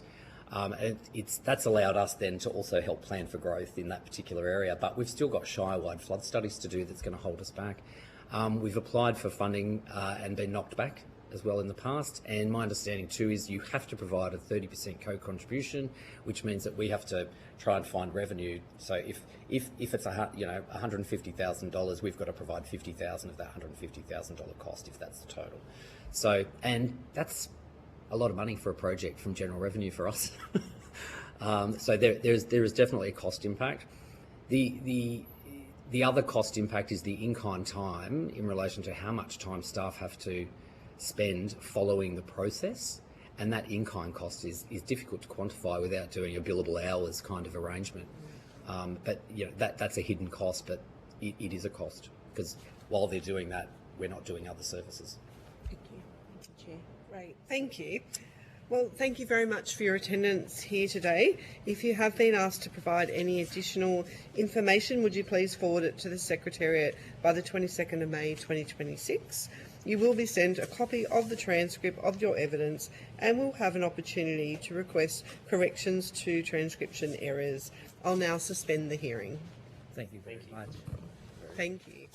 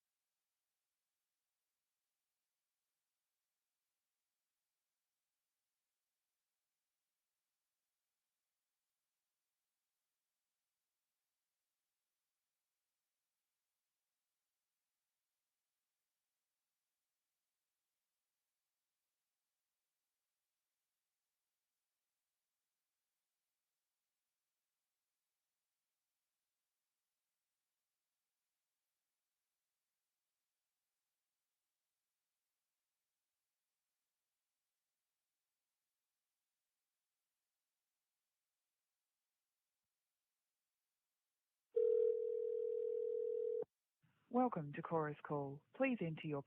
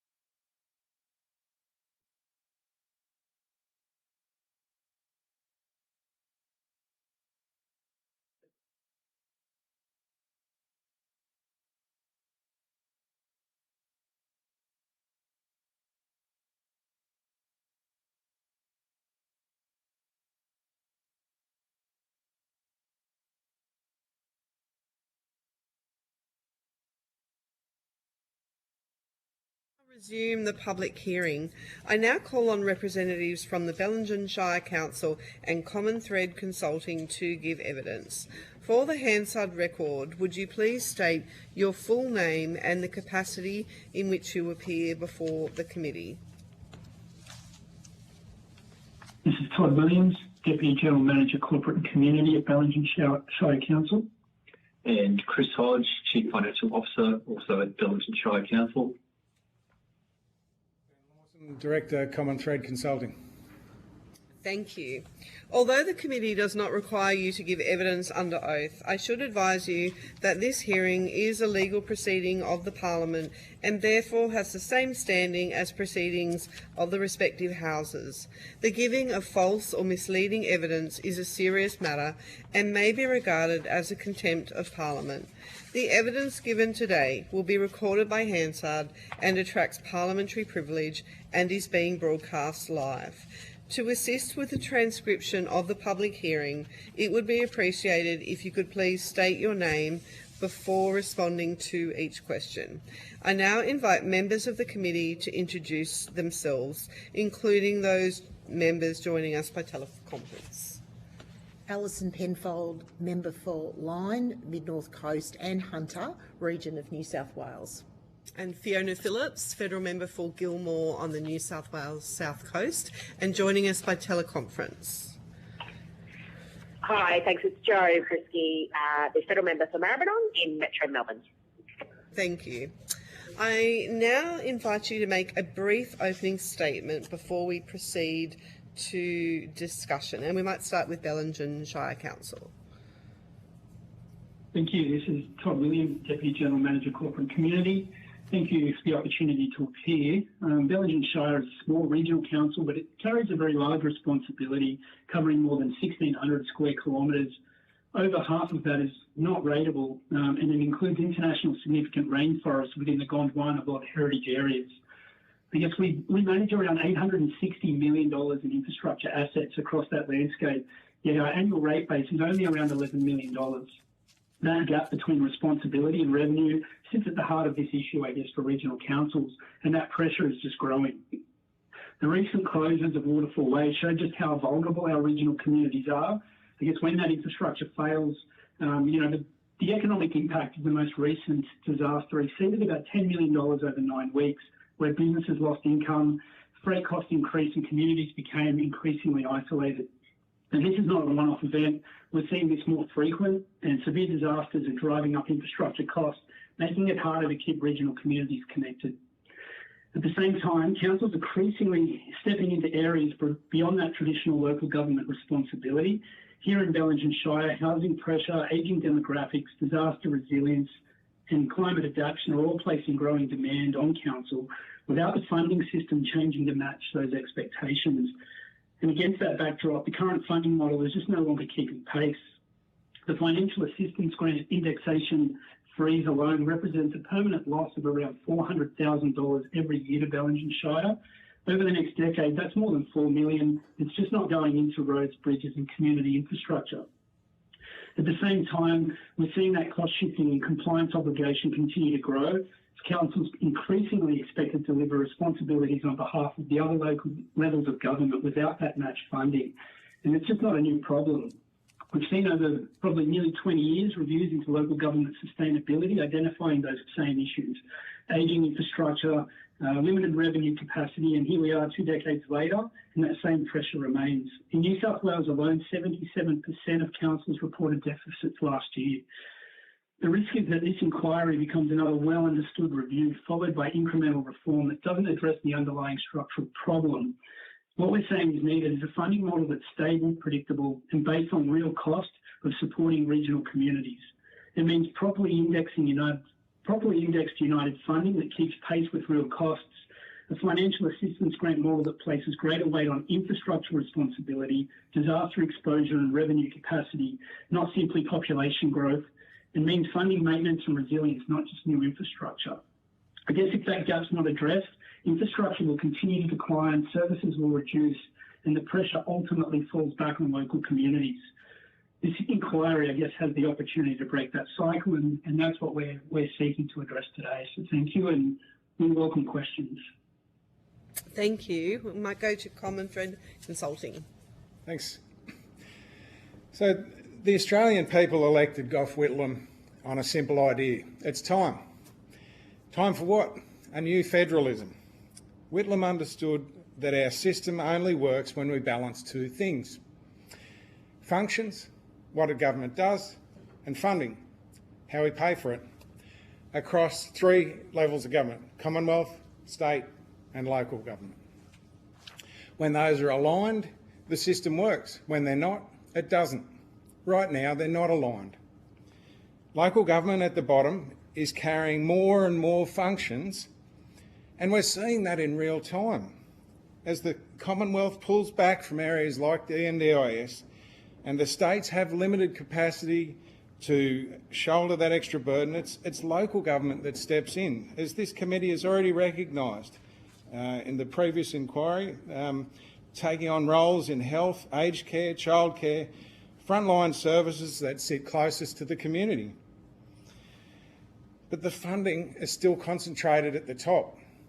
So functions are moving down, funding is staying up. That's where the imbalance is. And here's the core issue. We keep treating this as a funding problem when it's actually a failure to get a grip on functions. Take roads. The Grattan Institute says the national shortfall is $1 billion a year.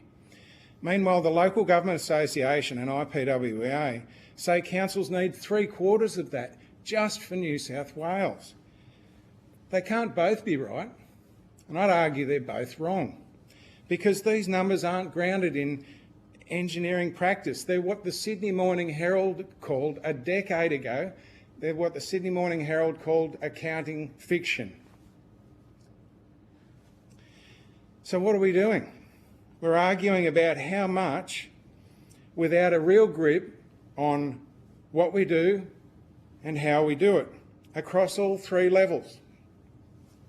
There will be no real accountability for the Australian people for why their governments aren't meeting their needs unless we get this right. Whitlam understood that where decisions should sit is closer to the ground. But he also said that if there's inconsistencies between the planners and the spenders, it's the spenders who will prevail. Bob Hawke showed us how to make those decisions through building consensus. Not just consultation, but real agreement on common goals and how to achieve them. Because without that, you can't align function with funding. So the question for this inquiry up here is it can't just be how do we fund local government? It's got to be what do local communities actually need, and how does our federal system of government ensure that we're meeting those needs? If we get a grip on both these things, the funding question is relatively straightforward. It's practical. What's more, it's auditable in that context. When I refer to auditing, I'm talking about auditing of management systems. We're so focused on auditing the numbers, but we don't have a grip on what those numbers mean. And so we're fiddling the books while Rome burns. We can't get a grip on $2 billion of funding for something as simple as 650,000 kilometres of local road networks managed by 500 providers, as in local councils. It's no wonder we can't get a grip on $50 billion of funding to support 750,000 Australians on the NDIS being delivered by 30,000 plus providers. And that's exactly why we're now planning to remove 160,000 people from that scheme with these newer assessment tools by 2028. Now, I actually think local government has an opportunity here because they are best placed to understand local needs and to see this function is performed efficiently and effectively. But let's be honest, who's going to trust them to do that if we can't even demonstrate that we're managing local roads? So I reckon this is the test. I reckon it is time. Not for more funding, not for another formula, but for a renewed federalism where funding and functions align across all three levels of government and where we can finally give Australians a clear answer to a simple question: who is responsible and why? Great, thank you very much. I might just go to Bellingen Shire Council for the first question. Can I just talk about the Active Transport Fund and, sorry, I've lost my questioning here, which is actually the first that we've had of that. It's a $100 million Commonwealth initiative that's funding 81 projects across the country. And I understand that your council is one of those successful applicants. Can you provide the committee with information about your particular project and whether you think future rounds of the Active Transport Fund would be beneficial? Interesting first question. This is Todd Williams here. I'd have to probably take on notice exactly what program we're being funded for. I guess Council has a range of infrastructure projects for transport being funded. I mean, last year alone, I think it was 50-something% of our revenue was from infrastructure grants. We rely heavily on I guess, the grant programs to ensure that our infrastructure can be updated and maintained. The challenge we face generally, though, is that they're one-off grant programs that go into renewal, but do not support the ongoing repair and maintenance and longevity of those roads. And then, I guess, as we sort of noted in the opening statement around disaster impacts, we're having to then repair those roads over and over again, if that makes sense. So we probably didn't answer that question directly, but I'm happy to take that away on notice if that assists. Yeah, no, that's okay. Look, I do actually know the project. It is the design and construction of a shared pathway from South Yarrunga urban release area to the CBD, which I think is $3.365 million. Does that sound familiar? Yeah, that does sound familiar. It's probably, probably a smaller project than what we focus on generally. It's one of our only development areas for new housing. So again, it's one of those projects that I guess is an internet connectivity opportunity for probably the only new development opportunity Bellingen Shire has to connect it better to, I guess I wouldn't call it a CBD, but the township that it resides in. Yeah, okay. Well, what about the, for example, the roads? We're obviously looking at different, I mean, there's a lot of focus obviously on the federal assistance grants, but we're really trying to map all the different elements of funding that are currently there, because we can't do that. We can't begin to fix the problem. So what about the Roads to Recovery program?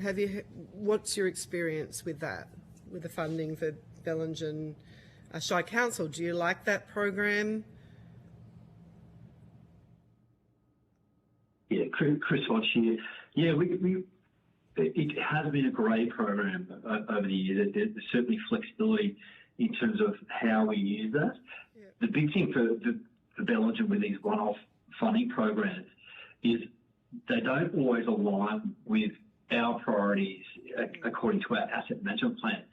So the Roads to Recovery is designed to give us more flexibility in terms of directing to our own priorities. So, yeah, it has been effective.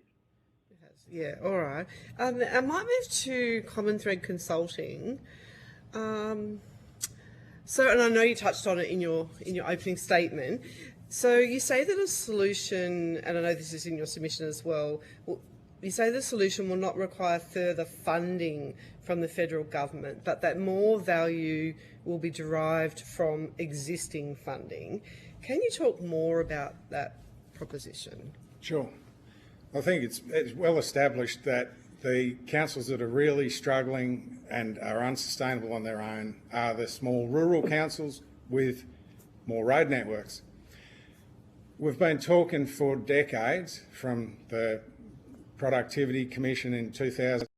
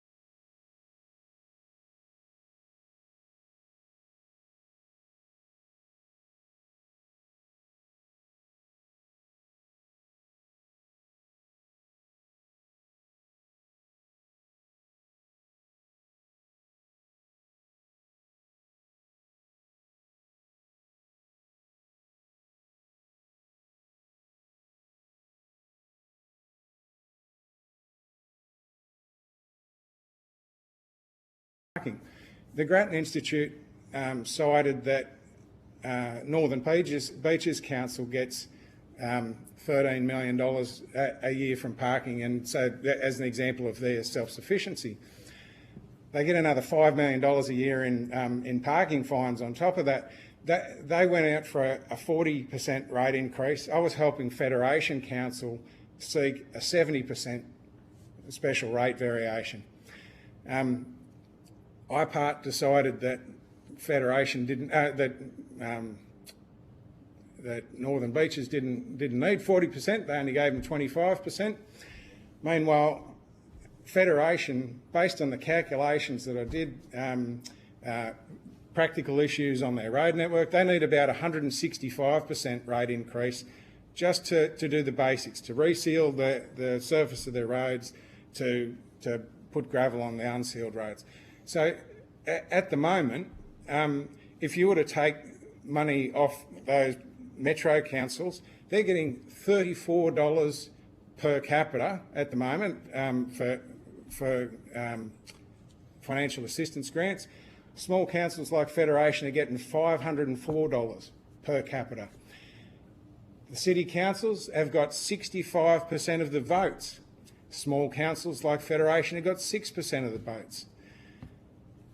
So there's the technical issue of being able to redistribute the funding, and that's what I've put in my submission, is that you need to quantify, and this was riffing off what the Grattan Institute said, you need to quantify the what we do, the service levels, and you need to quantify how we do it. The activities like resealing roads, like putting fresh gravel on. If you quantify those, you've quantified the expenditure need.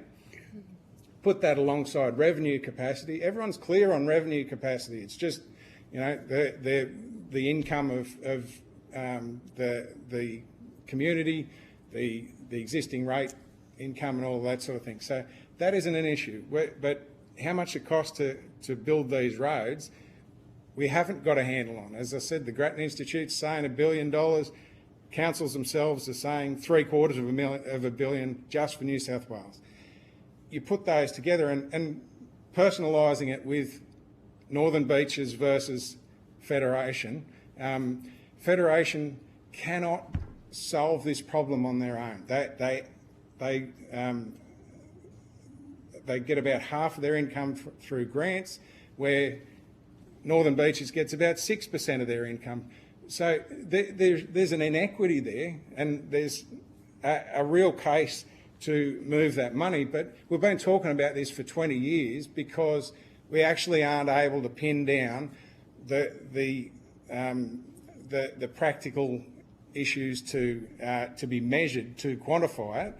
And that's because we're just asking for money. We're just we're saying this is how much extra money we need, not what we do and how we do it. So if you quantify that, which is basically what the Grattan Institute said, but because they didn't really understand the practical side, they've explained the theory, not how to do it in practice. But so that's the first problem, the technical side. But the political side is huge, because the Grattan Institute's saying, look at Northern Beaches. They can look after themselves. Look at all the parking money they get.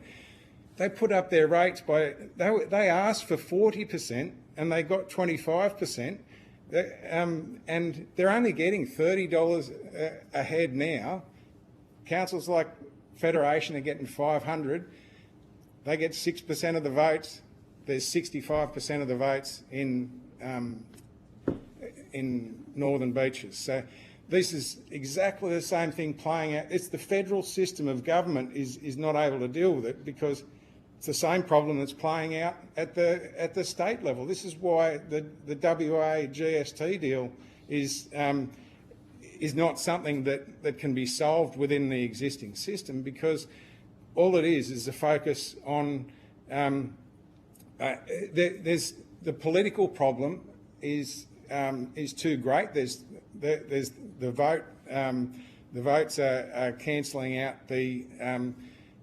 And so you can't just blame politicians for not doing the right thing, because you only get to do the right thing if you get voted in. What's missing is the governance framework to provide the technical information that sits behind all of this, so that you can provide that justification for the fact that the Northern Territory isn't getting a fair go. Small rural councils like Federation aren't getting a fair go. Thank you very much, Deputy Chair. Thank you. Chair, I'll go to Bellingen Shire Council first, and then I'll come back to you, Mr. Lawson.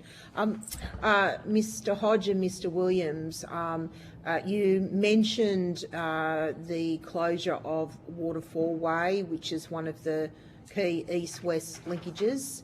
Can you explain the challenges you faced in getting funding to reopen that road, and what changes you think or recommendations you think this inquiry could make to avoid the situation you faced over the last few months?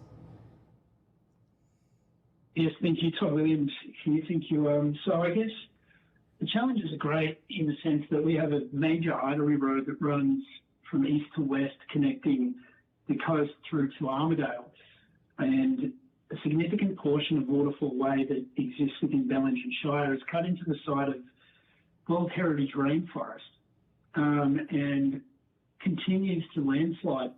And so we've seen over the last 5 years, Waterfall Way closed for over 105 days. Now, most recently, there was a pretty well-known slip that occurred that cut the community off, and we have a small community in Bellingen Shire on the top of the mountain, Dorigo, which effectively is a dairy and cattle-based community, highly impacted by that closure because there's just no other alternative route in and out of the area without having to move, further up towards Grafton or down towards Kempsey, which is ours. So effectively, people were making, $20,000 decisions every day to not move trucks.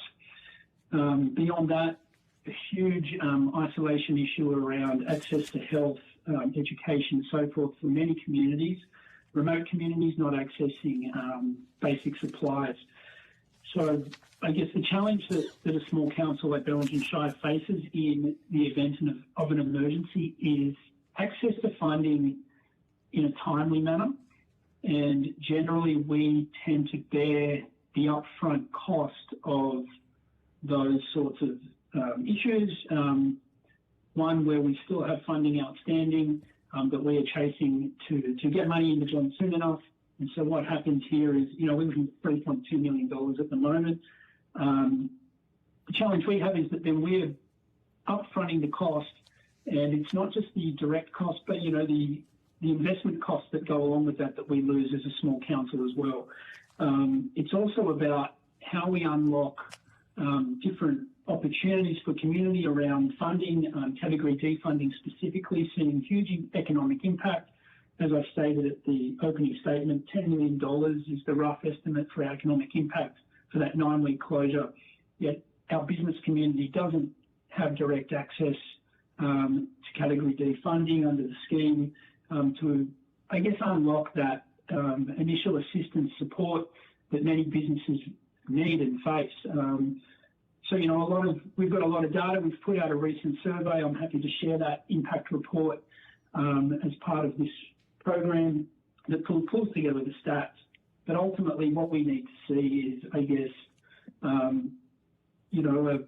more streamlined approach to how these impacts are being addressed and dealt with, how funding is unlocked, how support is more quickly available. And I think what we saw in this instance was it was an after effect from a previous disaster. Hardly any rain, but it was just enough to bring the mountain down. But it wasn't under the guise of, I guess, the Lismore kind of impact disaster, which saw major news. So there wasn't a media alarm around this happening. And I guess that's the trigger, that sometimes these events are happening, without national attention, and it's taking a whole lot of time and energy of a small council to drum up the advocacy, to drive the importance, and ultimately the community are the ones left bearing the brunt. So can I just on this point, there's been previous landslides that have closed that Waterfall Way. Have you ever had access to Betterment funding under the disaster recovery funding arrangements, or is it, like for like that you've been funded for? Yeah, I'm not aware of any Betterment funding that we've had access to in the past. We're currently working on, what it looks like to sort of do some work on that mountain and are waiting for announcements around what that funding may look like if it's to proceed. Again, we work with Transport for New South Wales on the program on the mountain. It is a state road. And then what happens, I guess, through the process is the state road fails and the local road becomes the only access point which isn't established in a format that can support trucks, waste trucks, school buses and so forth. So we're seeing a broader impact on our local network as a result of the failure of the state network. Okay, thank you both. Mr. Lawson, I just want to come back to our terms of reference, which isn't redesigning federation, but it's specifically about local government. At least with untied funding for local government, that's very specifically laid out in the Local Government Financial Assistance Act of 1995. Sure. Have you looked at that act? Sure. And given your comments, what amendments could be made to the act to address the issue of fairness and equity across councils? I addressed this in my submission, so and forgive me for not reading it; it was very long and colourful. The object of the act is to improve the capacity of local governments local governing bodies to provide their residents with an equitable level of services. That is demonstrably not happening, and it never has for the last 3 decades. And the reason is that when you look over at the national principles, it's not just about the 30% minimum grant provision. It's that we aren't able to get a grip on the function and the funding. So principle of horizontal equalisation is about expenditure need and revenue capacity. And we have focused for decades, the people that are rattled off for the last 2 decades, the economists have focused on the revenue capacity, and that's why Dungog was pointing out to City of Sydney. That's why the Grattan Institute was pointing to Northern Beaches. These councils have got plenty more revenue capacity that they can look after themselves. But this is where Northern Beaches is a good example, because they've just, in the face of enormous community opposition, they've asked for a 40% rate increase. IPART's told them they didn't need it.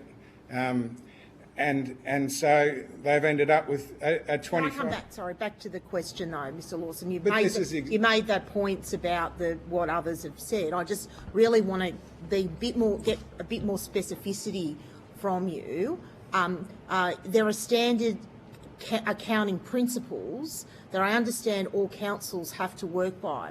So there is a standardised framework to assess costs for road construction, materials, etc. Yep. So if we look at it through that prism, what information is not coming through to governments to better inform the way that Act, the Grants Commission operates, or indeed what changes need to be made to the Federal Act? It's on the expenditure needs side. So all I did in my submission was put in a chart.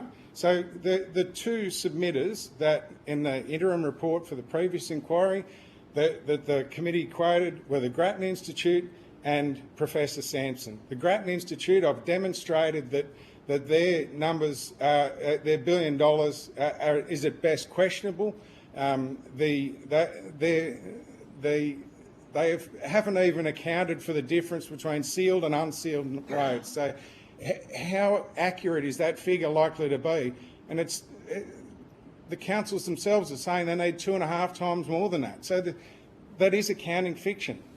So then you come to Professor Sampson, and his evidence base, or the panel's evidence base in 2013, was all over the shop, and I put that in a simple chart to show that again, it's accounting fiction, and this isn't my conclusion. This is what the Grattan Institute, this is what Sydney Morning Herald said. And so here we've got one of the most famous inquiries of the lot was Percy Allen's in 2006, and those are the same numbers that are being quoted today. So the numbers from the Allen inquiry in 2006 are the same numbers that are being quoted by New South Wales councils and the Local Government Association. They're the same numbers in the ALGA and IPWA publication, the National State of the Assets. So this is how we as an industry are quantifying expenditure need.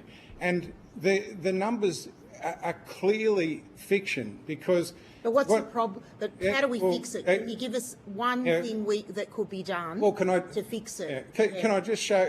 Can I just explain how far? So we're trying to quantify expenditure need because that's in the national principles in the Act. Now, the reporting that has been done over the last 17 years. So we've got data on expenditure need for the last 17 years that shows that councils have spent half of what was technically required under the accounting principles. This is audited financial numbers. Councils have spent half of what was required to maintain their assets, and those assets have got newer over their life. It doesn't make doesn't make any sense if you're spending half of what you need on unsealed roads over the life of the asset, and they go from about 40% remaining life to 70% life. They're getting newer despite us not spending enough over their whole life. So that is the accounting principles. That's what we as an industry are claiming as an evidence base. That's what the New South Wales Auditor General has been auditing for 10 years now. This is the numbers that go into those principles of horizontal equalisation in the Act, and they're meaningless. And that's why we aren't getting past the technical problem to then enable us to provide the support for the politicians to come over the political problem, which is to take a lot of money off the big metro councils and provide it to the small rural councils. And so, very simple. You measure it based on the roughness of the roads and the width of your sealed roads. That establishes your service levels. Very easy to measure, very consistent across the board. Then you measure it in terms of the activity. So resealing, putting a new black top on, putting new gravel on the roads. Once you understand those things, and once you're talking apples and apples about infrastructure, you've established the expenditure need. The economists are all over the revenue capacity, and then you can actually do what the federal government has said was its objective for the last 3 decades, which is to provide support to those councils that need more support to provide effective, equitable levels of service. Thank you. Okay, I might go to Ms Brisky maybe with a question to Bellingen Shire Council. We don't have a lot of time left. Is that right? Thank you. Thank you. Sorry, did you want me to provide some opportunities for Bellingen? Chair, just to double check. I heard that correctly? No. No worries. Yeah, we've just got a few minutes left, so I was thinking maybe a question from Bellingen Shire Council. Yeah, no, happy to. Yeah. I was something that we've been chatting with or hearing evidence from other councils is around looking at ways in which we are exploring all the avenues of potential government funding and Commonwealth funding. And I wanted to get your two things. One on some of the outside of the SAG and other grants and roads to recovery, some of the other programs that exist like housing supporting infrastructure, as well as the Housing Future Fund, as well as a number of other government funded platforms, and how that has gone and your experience with those, as well as some of the work that you may have been doing similarly with other councils, surrounding councils, and the work that you might do to take advantage of coming together to cover different costs to scale up as a combination, especially for like services or, you mentioned cybersecurity is one of the expanding issues for councils. Is that something you're exploring to cover across different councils together? We'd love your reflections on those, please. Yeah, thank you. So Todd Williams here again.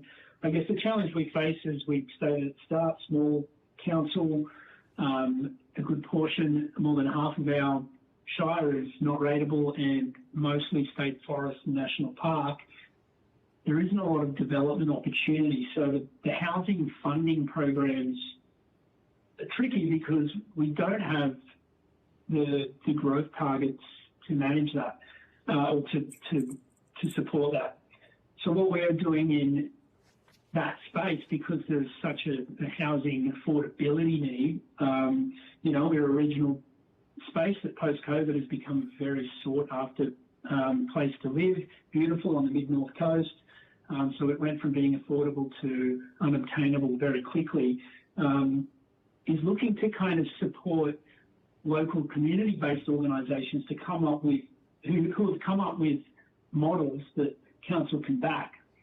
But we are now in the process of looking at a parcel of land, the only parcel of land that may have an opportunity to support that, and figure out a way that council can provide that parcel of land to this group to undertake an exercise to try and create a housing model.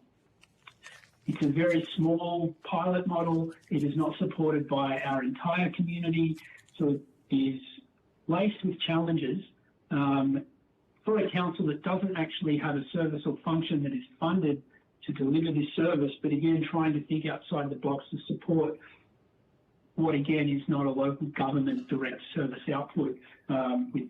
And the funding models just don't, support this type of activity. So I guess that's kind of where we're at in the housing space.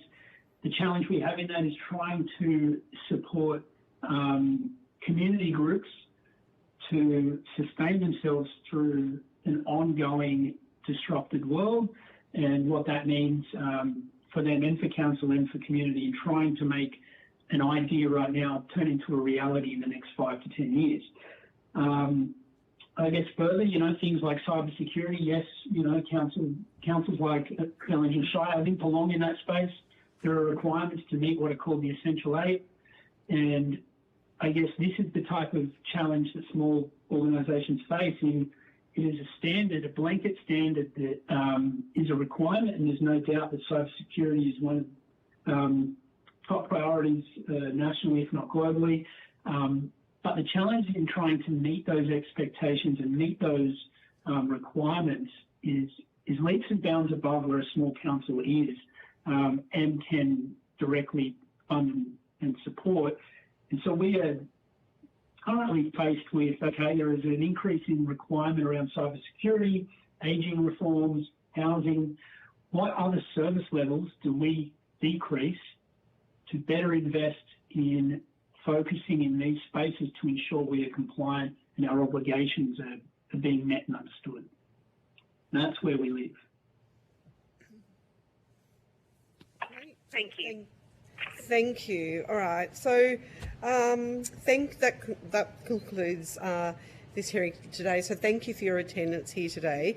If you've been asked to provide any additional information, would you please forward it to the Secretariat by the 22nd of May 2026? You will be sent a copy of the transcript of your evidence and will have an opportunity to request corrections to transcription errors. I now suspend the hearing.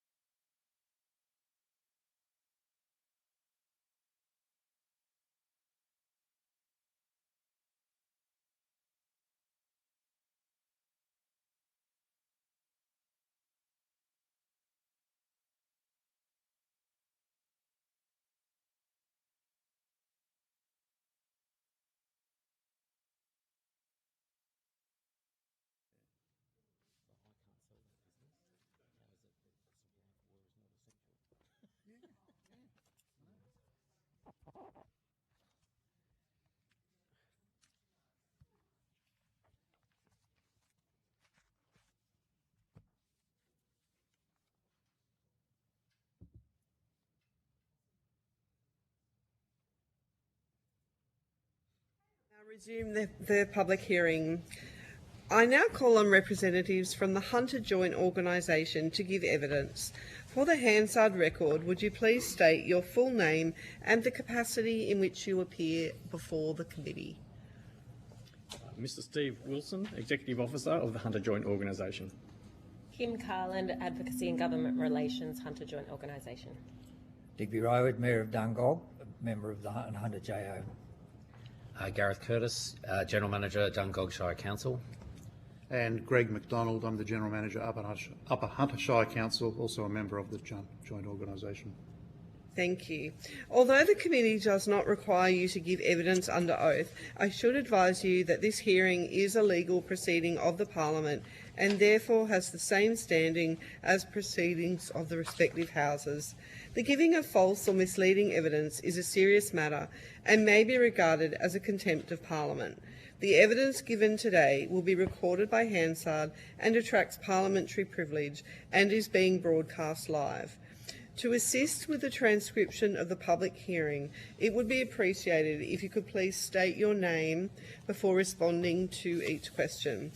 I now invite members of the committee to introduce themselves. Alison Penfold, Federal Member for Lyme, Mid-North Coast and Hunter Region of New South Wales. Fiona Phillips, Federal Member for Gilmore on the New South Wales South Coast and on teleconference. Thanks, Jay. Joe Briscoe here, the Federal Member for Maribyrnong in Metro Melbourne. Thank you. I now invite you to make a brief opening statement before we proceed to discussion. Thank you. Kim and I will provide a brief statement. Yep. It's Mr. Steve Wilson. Thank you firstly for the opportunity to present today. The Hunter Joint Organisation represents the 10 member councils across the Hunter and Mid-Coast region of New South Wales to provide that perspective.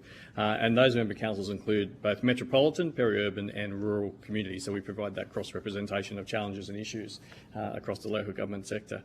The perspective we provide through our submission and through the committee inquiry today is those shared challenges and issues that our council share across the region. So we're really providing that broader regional perspective, and you've heard those submissions and feedback in more detail today.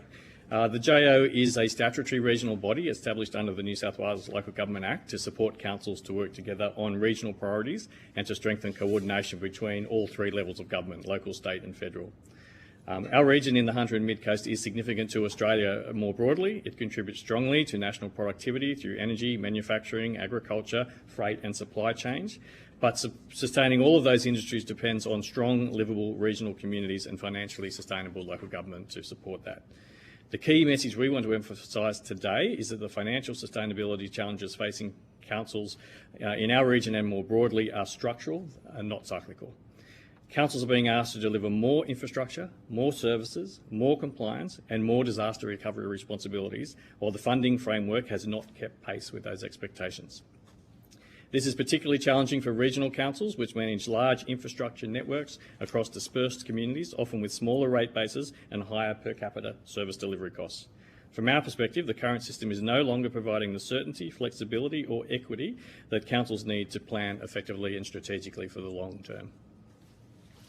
Thank you for the Kim Carland. Thank you for the opportunity to listen to us today. Our submission outlines several practical reforms, but there are three issues we particularly want to highlight today. First, financial assistance grants have declined significantly over time and no longer reflect the scale of responsibility being carried by local government. Local government receives just over 0.5% of Commonwealth taxation revenue through the financial assistance grants, yet councils manage around 1/3 of Australia's public infrastructure assets, including more than 75% of the national road network. We support restoring financial assistance grants to at least 1% of Commonwealth taxation revenue, alongside reforms to distribution models to better reflect the realities faced by regional councils, including infrastructure scale, disaster exposure and limited revenue capacity. Second, councils are increasingly managing the impacts of cost shifting. This includes additional regulatory responsibilities, policy changes, infrastructure obligations and service gaps that are transferred to local government without corresponding funding. Over time, this erodes councils' ability to maintain core infrastructure and essential community services. A current example includes the fuel crisis, We understand the policy intent of the road transport contractual chain order to allow recovery of fuel cost increases arising from global supply disruptions. However, this impact terminates at local government as the final link in the contractual chain. For one of our councils, this will result in an additional $6 to $9 million per annum pro rata. We believe there is a strong case for more transparent mechanisms requiring the impacts on local government to be properly assessed before new policy or regulatory obligations are introduced. Third, the current reliance on short-term competitive grant funding is creating uncertainty and inefficiency. Councils cannot plan effectively when funding is fragmented, short-term and administratively burdensome. This is particularly difficult for smaller regional councils that may lack the resources or cash flow capacity to compete for and deliver complex grant programs. We strongly support a shift towards longer-term, more predictable funding arrangements aligned with councils' mandated 4-year delivery and planning cycles.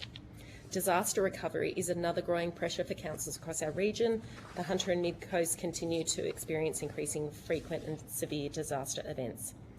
One example is Mid-Coast, who you heard earlier today, where the estimated cost of restoring transport infrastructure following their May 2025 floods have increased to over $270 million. To date, Council has expended $45 million on emergency works, with around $26 million being reimbursed under disaster recovery funding arrangements. While recovery funding is critical and appreciated, the current system remains heavily weighted towards response rather than resilience and mitigation, some of which can be done during the emergency phase while the equipment is mobilised on site. This demonstrates that councils are often required to carry substantial upfront costs while waiting extended periods for reimbursements, creating major financial pressures and cash flow challenges. At the same time, essential council-owned water and sewer infrastructure remains ineligible under current disaster recovery arrangements, despite being critical community infrastructure. Ultimately, this inquiry is not just about council finances, it's about whether regional communities can continue to provide the infrastructure, services and livability needed to support Australia's economy and population growth into the future. If we want regional Australia to remain productive, resilient and attractive places to live and work, then local government must be funded in a way that is fair, sustainable and aligned with the responsibilities council are expected to deliver. Thank you. Thank you. I want to start with one of your recommendations, and thank you for that. That's really comprehensive. One of them is shifting to predictable multi-year block funding, like you've just mentioned. What would that look like? Like, what would you like that to look like? What would be beneficial to councils within your joint organisation?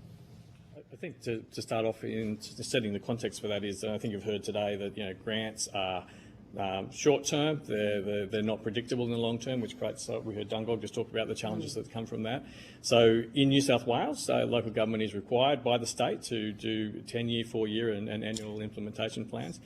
So councils and engage with their communities on that work. So councils are already doing that, but what happens is the funding councils do their plan, but then are relying on grants that, so you can't be strategic or being reactive in terms of which of those programs you can deliver. So the idea of block funding is that council would have a bucket of money to determine and allocate according to their priorities. So it would be a 4-year funding allocation to local government to deliver the priorities in their strategic plan. So that's the broad picture. I mean, Kim or the council. And also to expand on that, the current, short-term grant arrangement means that there's a flood of money into the market, which means that the costs to deliver those programs and activities ends up increasing. So it creates inefficiency across the whole market, and also around staff retention at councils in delivering these short-term grants, and then they're no longer able to continue working. They've built all this knowledge and capacity, but the grant funding ends and they no longer have work within the region. So it ends up being a lot of consultancies, usually from the metro areas, to deliver these short-term grant programs. So the long-term funding allows you to be able to plan efficiently and strategically to deliver that funding throughout that 4-year term. Greg McDonald, if I can add one thing to what Steve and Kim have both said. Even if there was no additional grant funding, there is a cost simply to applying to grants at the moment. We at Upper Hunter are successful in about 2 in 5 grants.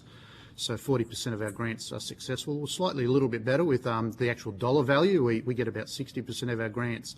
If we had long-term confidence of the actual cash flow coming in and we didn't have to go through this competitive process, the same money could still be distributed, but on a certainty basis over either a 4 or preferably even a 10-year program that matched our long-term financial plans, then we would have that cost saving of actually putting our staff and processes through the whole process of actually competing for the grants. In regard to the question, I would always argue for some sort of certainty around the 10-year mark. Our long-term financial plans are based on guesswork beyond pretty much the second and third year, because we don't know what grants are coming, other than we probably have some reasonable certainty around the federal assistance and the block grants, and know that they'll probably move with CPI unless there's a major change to the funding mechanism. But our budget for next year is littered with capital projects that have a asterisk next to them that says reliant on grant funding. So even our current budgets, as we're preparing them, are still expecting that some of those projects will be met by grant funding, and that grant funding won't be known until the actual year that we're in, the financial year that we're delivering the project in most instances. And if there was that, that block funding through a program, what would be the best way to distribute that fairly, in your view? If I could, yeah.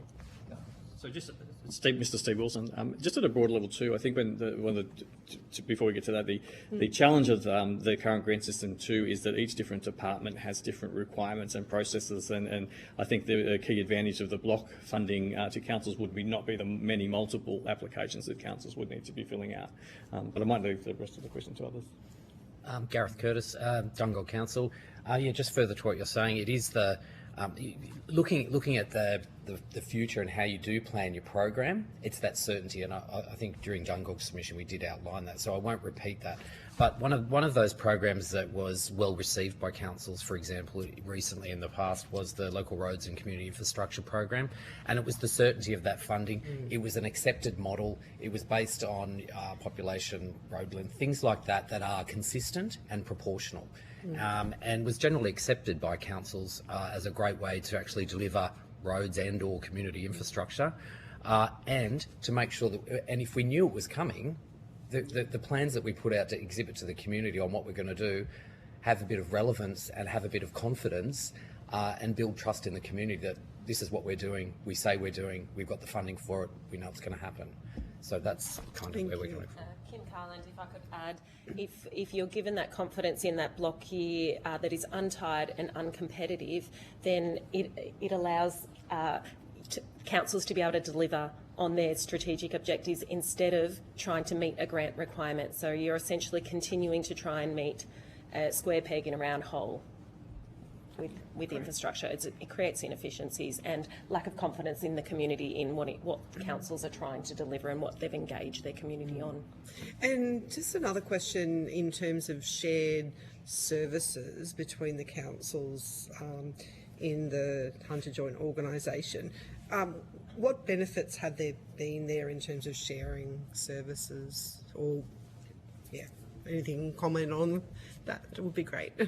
The Hunter Joint Organisation itself doesn't deliver shared services. We do the two key services we provide are regional advocacy, so identifying the shared priorities of the councils and doing the collective advocacy around those. And the other side, which is the biggest component of our budget, is regional capacity building. So that is finding, so it's important to note that the joint organisation doesn't deliver those very community-focused local services that councils do best. And what we can do is look at where there are shared challenges or opportunities across the councils.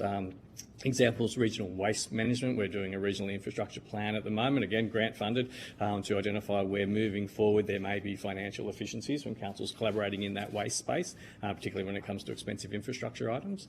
We are also working across where councils all have shared net zero objectives and plans, so we have regional staff support to help individual councils with those objectives. So there are efficiencies in economies of scale there in terms of those sorts of programs, but those broader issues. There is a separate company that the councils in the region also run, which is looking at, like, for example, regional procurement. So there are efficiencies and cost savings from bulk purchasing across our region and other regions as well. But that's really the limit of the shared services that we deliver in our region at the moment.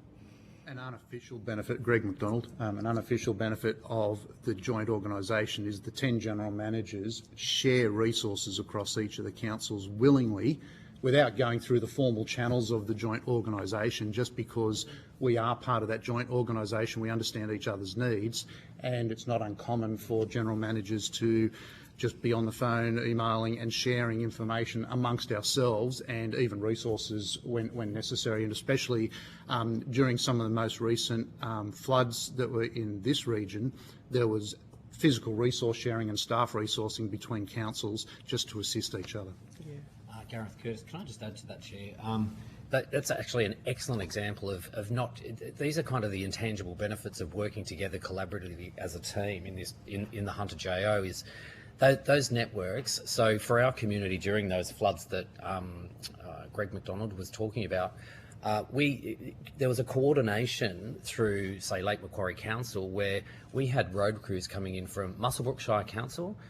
For a number of weeks at a time. We had crews coming from as far as Tamworth to assist us in our disaster recovery and response, which was facilitated through our network in the Hunter JO. So that's a very obvious benefit of working together in such a regional organisation.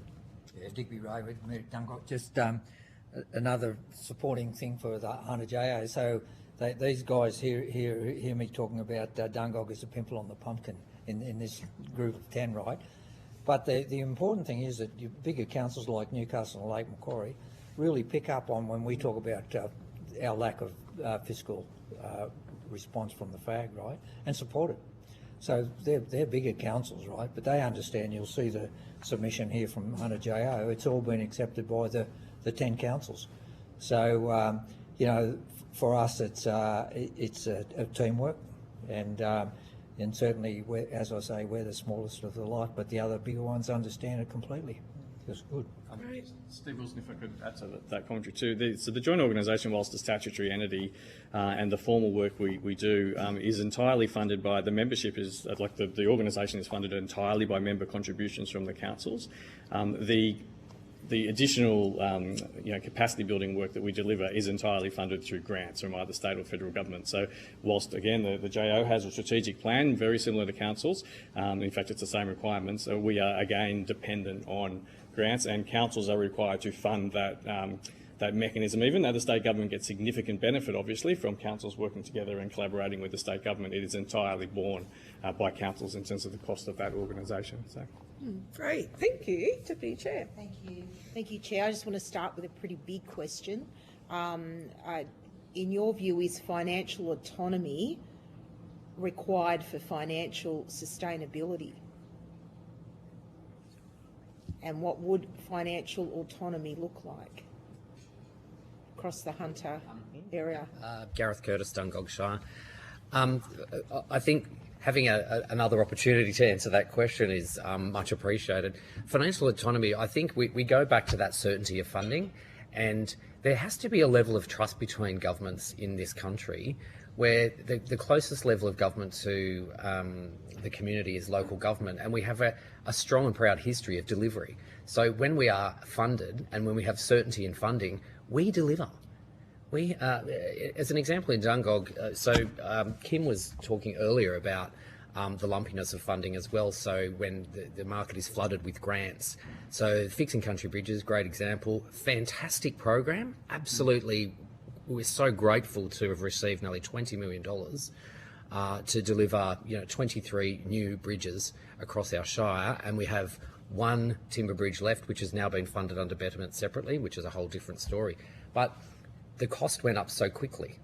So what we would be looking for is, rather than doing 23 bridges in 2 years, wouldn't it be great if we had some certainty over a 5-year funding program to say, over 5 years, you might have $20 million, and we can then program our bridges over that 5 years, and the taxpayer and the ratepayer get much better value for money because costs are not going through the roof because all councils are going out for tender at the same time under a grant program.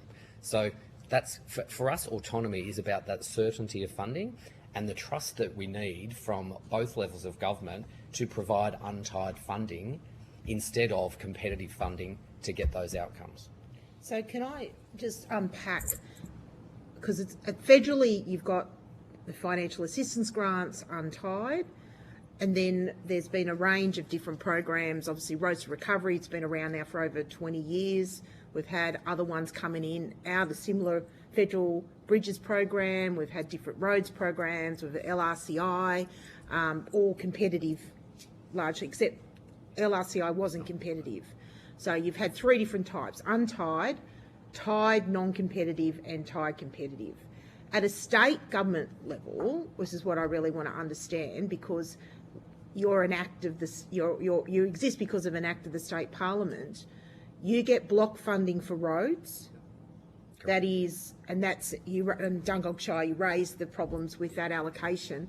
Do you get any tied uncompetitive grant programs from the state government? Roads recovery. Tied uncompetitive. Yeah, so like LRCI, but at a state level, that sort of program at a. So you don't have to apply, it's formulaic rather than a competitive, so there's none. There are obviously competitive state grants, right? But I guess my point I'm trying to understand here, there is really nothing at a state level, the equivalent of financial assistance grants, even though you exist because of state government. Greg McDonald, you're correct. The state government's role is really to decide the distribution method, and there's nothing else that comes from the state government in that regard. Yeah, so my next question then goes to when you raised the issue around essentially cost shifting, and that you don't see any assessment of the costs associated with new legislation, new regulation, most of the time I'm going to argue imposed by state governments. So there seems to be a gap, therefore, if there's there's decisions made you have very little say on, there's no assessment of the costs on you, and then there's no funding to support you in delivering what comes out of it. Do you want to elaborate on what I've said and whether you see an opportunity there? Gareth Curtis, Dungog Council, yes. Great example, I guess. There's actually some examples in here of cost shifting which are really good, and they are, I think they're proportional across councils. So the planning portal is a good example in New South Wales, where the government it has a great intention to simplify the New South Wales planning system, one of the most complicated planning systems in the country. The planning portal was meant to provide consistency in how applications were managed and dealt with in between individual councils, and to some extent it's done that at the expense of efficiencies of the councils who really knew what they were doing. So it's actually kind of dumbed down the system to a certain level. And, councils like Lake Macquarie in the submission, they've had to employ, I think 2 additional staff they've had to employ just to assist people in the community work out how this system works. We don't have, I guess smaller councils like Dungog don't have the luxury of doing that, but we had to fund additional technology in our customer service area so people could come in and try to access the system, and then we're taking people off accessing applications. We can't put on additional staff, so we take people off doing other services to help people through the system. That's an example of cost shifting. I guess there's plenty of other examples that some of the other councils might want to talk about. Is there a federal example in this same space where there's been, sorry, I'm conscious of time, is there a federal example where there's been a decision made and there's been therefore a flow on cost to local government that you've not been funded for? Yes, I can give you a water and sewage example. So the most recent natural disasters, we were eligible to claim for community halls, office buildings, roads. Water and sewage infrastructure was not eligible. It was considered either a commercial business or a business that's ineligible under the state government guidelines. When we go to the state government, they simply point to the federal NEMA, which is the National Emergency Management Arrangements, and say, until the federal government changes this, we're not going to change our stance on this. So we can't get any traction with the state government because they can't get any traction with the feds. So until the federal government changes the NEMA, which is that National Emergency Management Arrangements, to include water and sewerage as eligible to be for natural disasters. Upper Hunter, for example, suffered about $500,000 in costs in the last major storm through water and sewerage infrastructure damage. Now, the argument that it's a commercial activity, to me, seems ludicrous. It's an essential community service that's provided at the basic cost. We're not making a commercial benefit from it. In fact, our water and sewer fees, we struggle to get anywhere near Hunter Water prices, and yet Hunter Water makes a $35 million dividend back to the state government each year. I can't make a profit at all. Tied to that is the federal government's funding package for capital works, which is the National Water Grid, has just run out of money.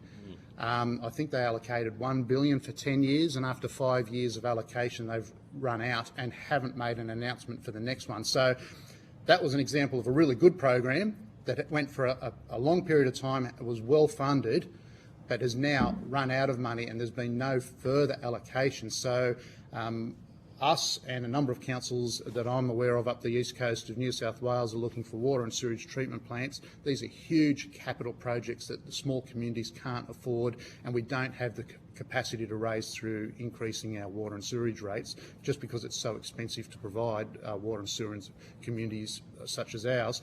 And we really rely on that funding, but there is no funding available now through the National Water Grid. So I've probably covered a couple of topics there. One is the funding availability, and one is the ineligibility for water and sewage, but there are hurdles there that the federal government can step in and solve some of those problems. Thank you for that. Thank you for noting that program, because there's also a dam nearby that also needs funding.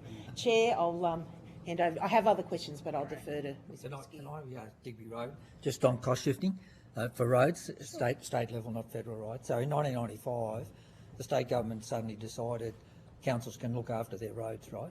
And the roads in Dungog were in a terrible condition anyway, but they've given them to us. So we got no state roads, so we got nothing, right? So we got rural roads and regional roads, right? Thank you very much, right? They gave it to us and they were crap roads, and now they won't take them back unless we bring them up to a certain standard. As we talked about in the block grant funding, is supposed to maintain it. Comes nowhere near it, right? And so cop that one for cost shifting. Another, Kim Carland, another example at a federal example of cost shifting. Sometimes there's a tricky space in rural and regional councils where services that should be delivered by the federal government are not provided or leave the area, such as childcare, aged care, and councillors in those local communities are politically wanting to support their communities and end up using council funds to provide these gap in the market.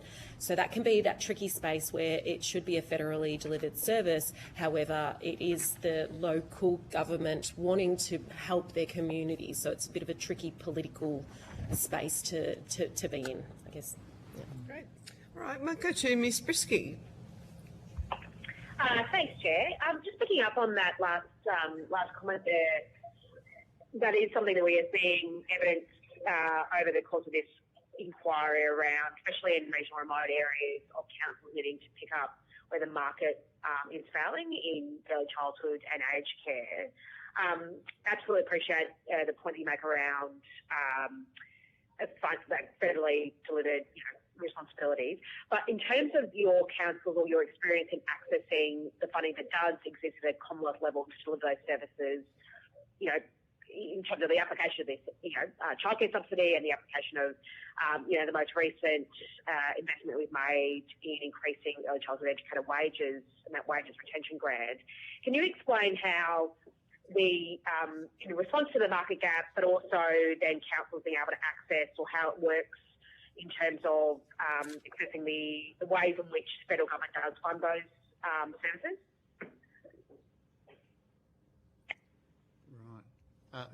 Greg McDonald, Upper Hunter Shire Council. I think what you're asking about the impact on aged care and childcare. Is that essentially the thrust of the question? Yeah, just picking up that point around where councils are left to meet when their market fails. Okay. We recognise and seeing that, and that's another reason why the federal government's looking at the, in particular, capital funding going into building early childhood services where the market has failed, as well as in aged care.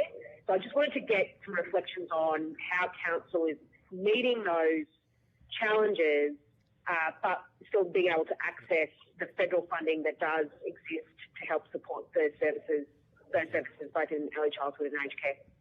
You'll find, Greg McDonald again, you'll find the further you go west, the more services local councils pick up because it becomes uneconomical for the private sector to step in. So at Upper Hunter, it's not only aged care and childcare, we're also running sale yards and airports and all sorts of things that would normally be run by the private sector. But to stay focused on childcare and aged care, our council runs both. We have both childcare facilities and aged care. Neither of them broke even. In fact, our childcare services probably just got to the stage where we've got enough educators to make it profitable by a very small amount. It's not, I wouldn't call it a commercial activity, it's a service, but we're just breaking even.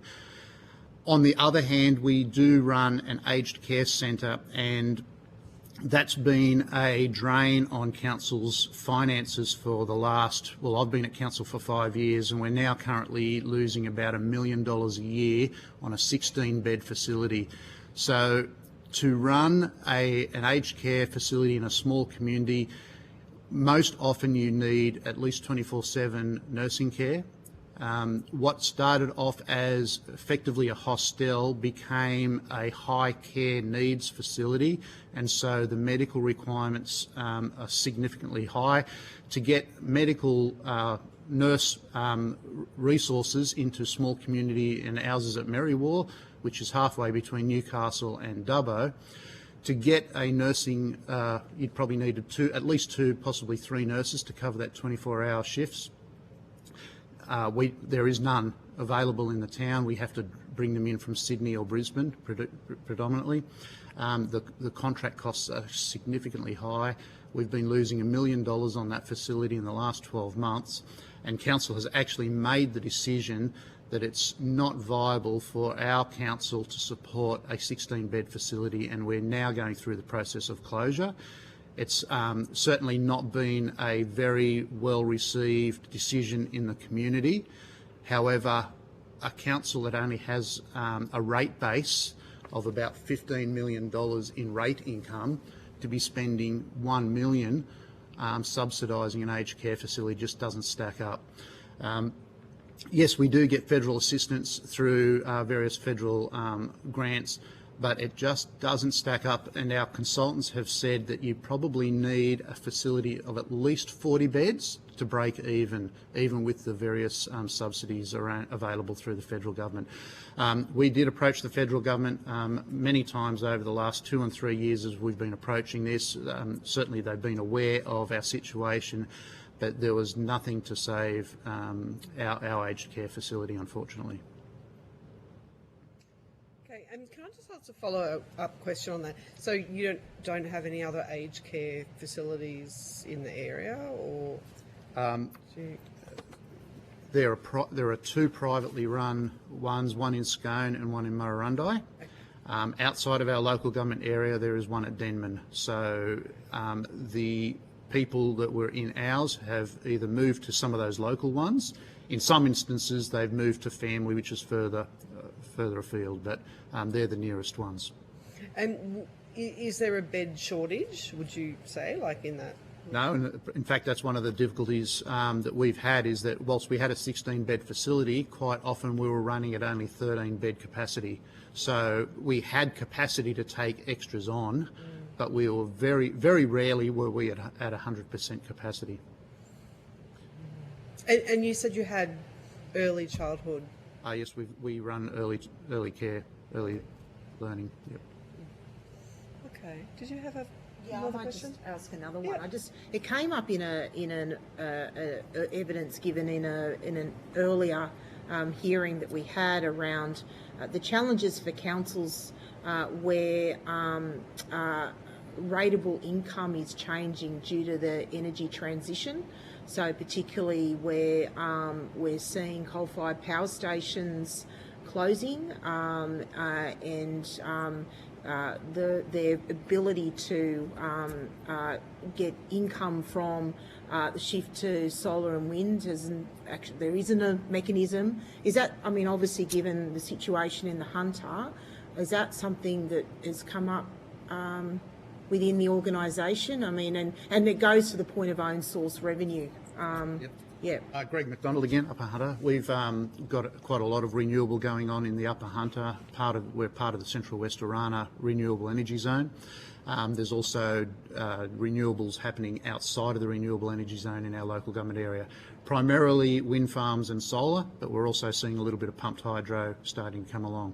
From a rating perspective, which is where you are heading, the biggest issue for us is rating is undertaken on the predominant use of the land category. So we are really constrained to those predominant uses under the Act, which is farmland or business use. We can create under the business category subcategories for various renewable energies. We haven't gone down that far at this stage, but what we are contemplating over the next few years is there may need to be some sort of subcategories created within our own rating system under the business category to ensure that we're capturing the renewable energy component. Having said that, whilst most of them are probably still rated as farmland, the voluntary planning agreements that we've entered into with most of the proponents has been based on a generally recognised set of arrangements based on the energy output from the provider, from the property, back to the community, and most of those are 20-year or longer agreements. So we have been able to get some community benefit from the activity that's being undertaken in the renewable energy zone. Steve Wilson, Hunter JO. Just from a broader perspective, we're working with other joint organisations around the state to look at this very issue of councils. At the moment, the capacity to enter into agreements through VPAs or other means is there's no sort of baseline for or minimum benchmark for councils to do. So across the state, you have different councils being approached by multiple different energy companies to do new developments. They simply don't have the staff capacity to do those negotiations, or they're getting very different outcomes across different LGAs. So there is, I guess, an intent to try and work, or with state and federal government to try and set some much clearer benchmarks and policy and sort of outcomes and approaches to ensure councils are better able to capture revenue for their communities from the renewable energy rollout across the state. So it is very much an area that needs attention. Okay, is there a gap in state legislation to support you in that effort? There is a state guideline, but there's a level under that's required to actually negotiate the details of the funding arrangements. An example coming from councils in other regions at the moment is new transmission lines, for example. Councils are unable to capture revenue from them being located on council lands, whereas on private property, landowners are entitled to a fee for being located on their property. So there's a number of areas like that where councils are not a variable in their capacity to capture revenue, but there is an opportunity there to get more consistency and greater revenue to then deliver the essential services that councils need to for their communities. Thank you, Chair. Great, thank you. Well, thank you very much for your attendance here today. If you have been asked to provide any additional information, would you please forward it to the Secretariat by the 22nd of May 2026. You will be sent a copy of the transcript of your evidence and will have an opportunity to request corrections to transcription errors. I now suspend the hearing. Thank you.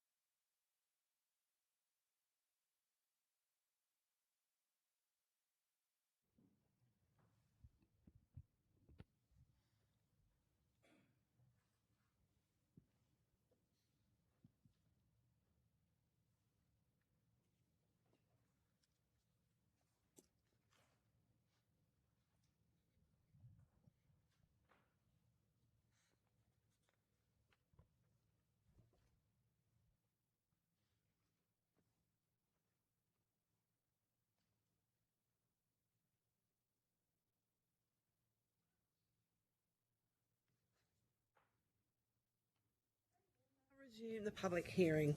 I now call on representatives from the Maitland Shire Council, Tweed Shire Council and Cessnock City Council to give evidence. For the Hansard record, would you please state your full name and the capacity in which you appear for the committee? Yep, Robert McNee, Director of Corporate and Community Services at Cessnock City Council. Matthew Plumridge, Chief Financial Officer, Cessnock City Council. Daniel Watton, Mayor of the City of Cessnock. Troy Green, General Manager, Tweed Shire Council. Jeff Smith, General Manager, Maitland City Council.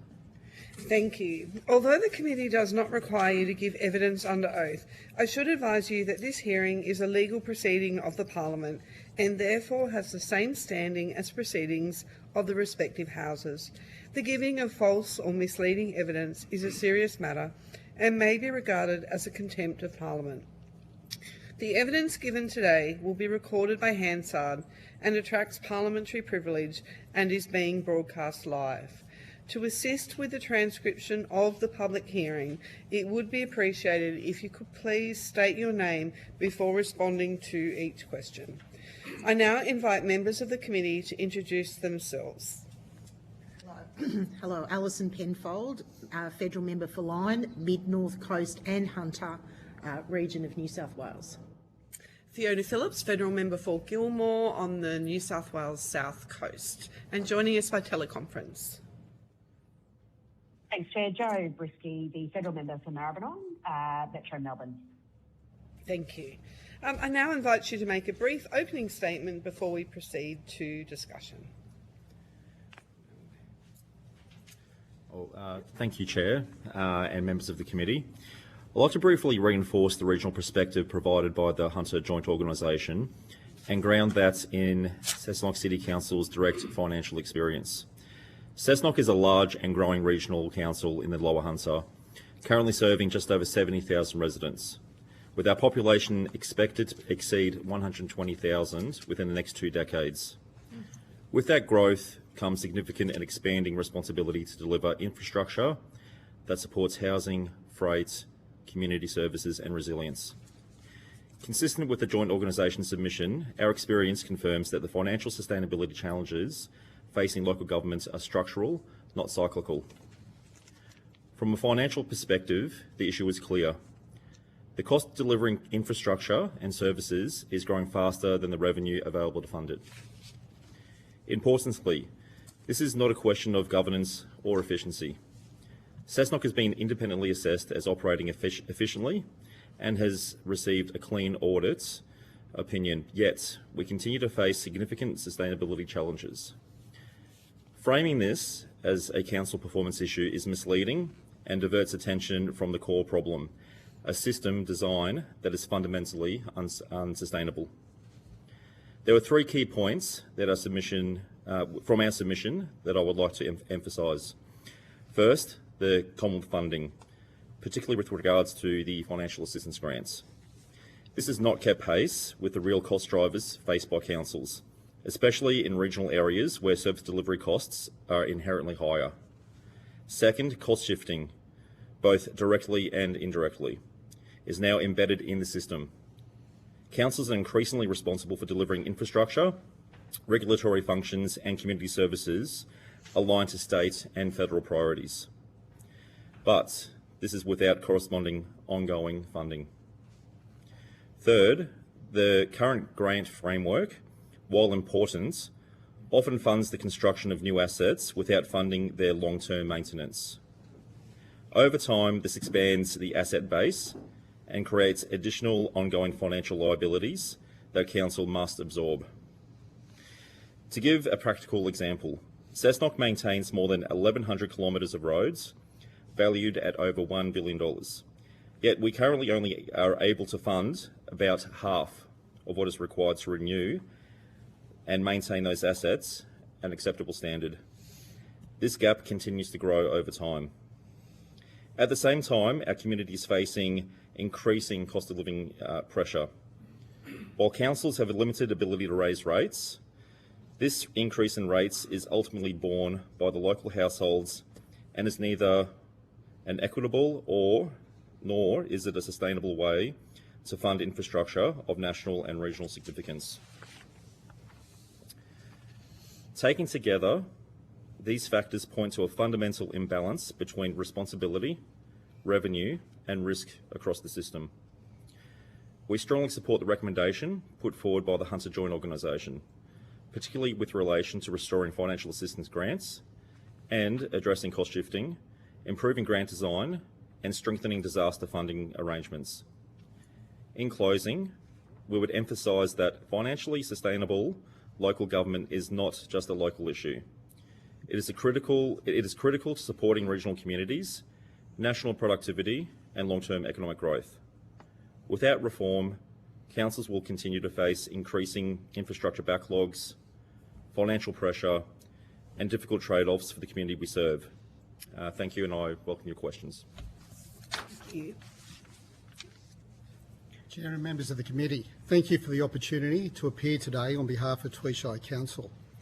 Local government is responsible for delivering essential infrastructure and services that underpin community wellbeing. Yet the financial frameworks that support those responsibilities have not kept pace with the scale, cost or complexity of what councils are now required to deliver. From Tweed's perspective, the challenge is structural. Financial sustainability is being constrained by revenue, settings and regulatory controls that limit councils' capacity to recover costs, plan long-term or equitably fund growth. Financial assistance grants remain the foundation of local government funding from the Commonwealth, yet their share of Commonwealth tax revenue has fallen to around 0.55%. Restoring those grants to 1% would materially improve councils' ability to undertake asset renewal, improve resilience and plan responsibly. At the state level, rate pegging, statutory fee caps and developer contribution limits restrict councils' financial autonomy. Fees for planning, regulatory and environmental services are often capped below cost. Developer contributions are a clear example. In New South Wales, contributions under Section 711 have been capped since August 2012 and have not been indexed, without regard to councils' costs in actually provisioning the necessary infrastructure. Capital costs, materials and land has increased significantly since 2012. Developer contributions represented approximately 10% of the cost of each individual lot in 2012. Today it is less than 4%.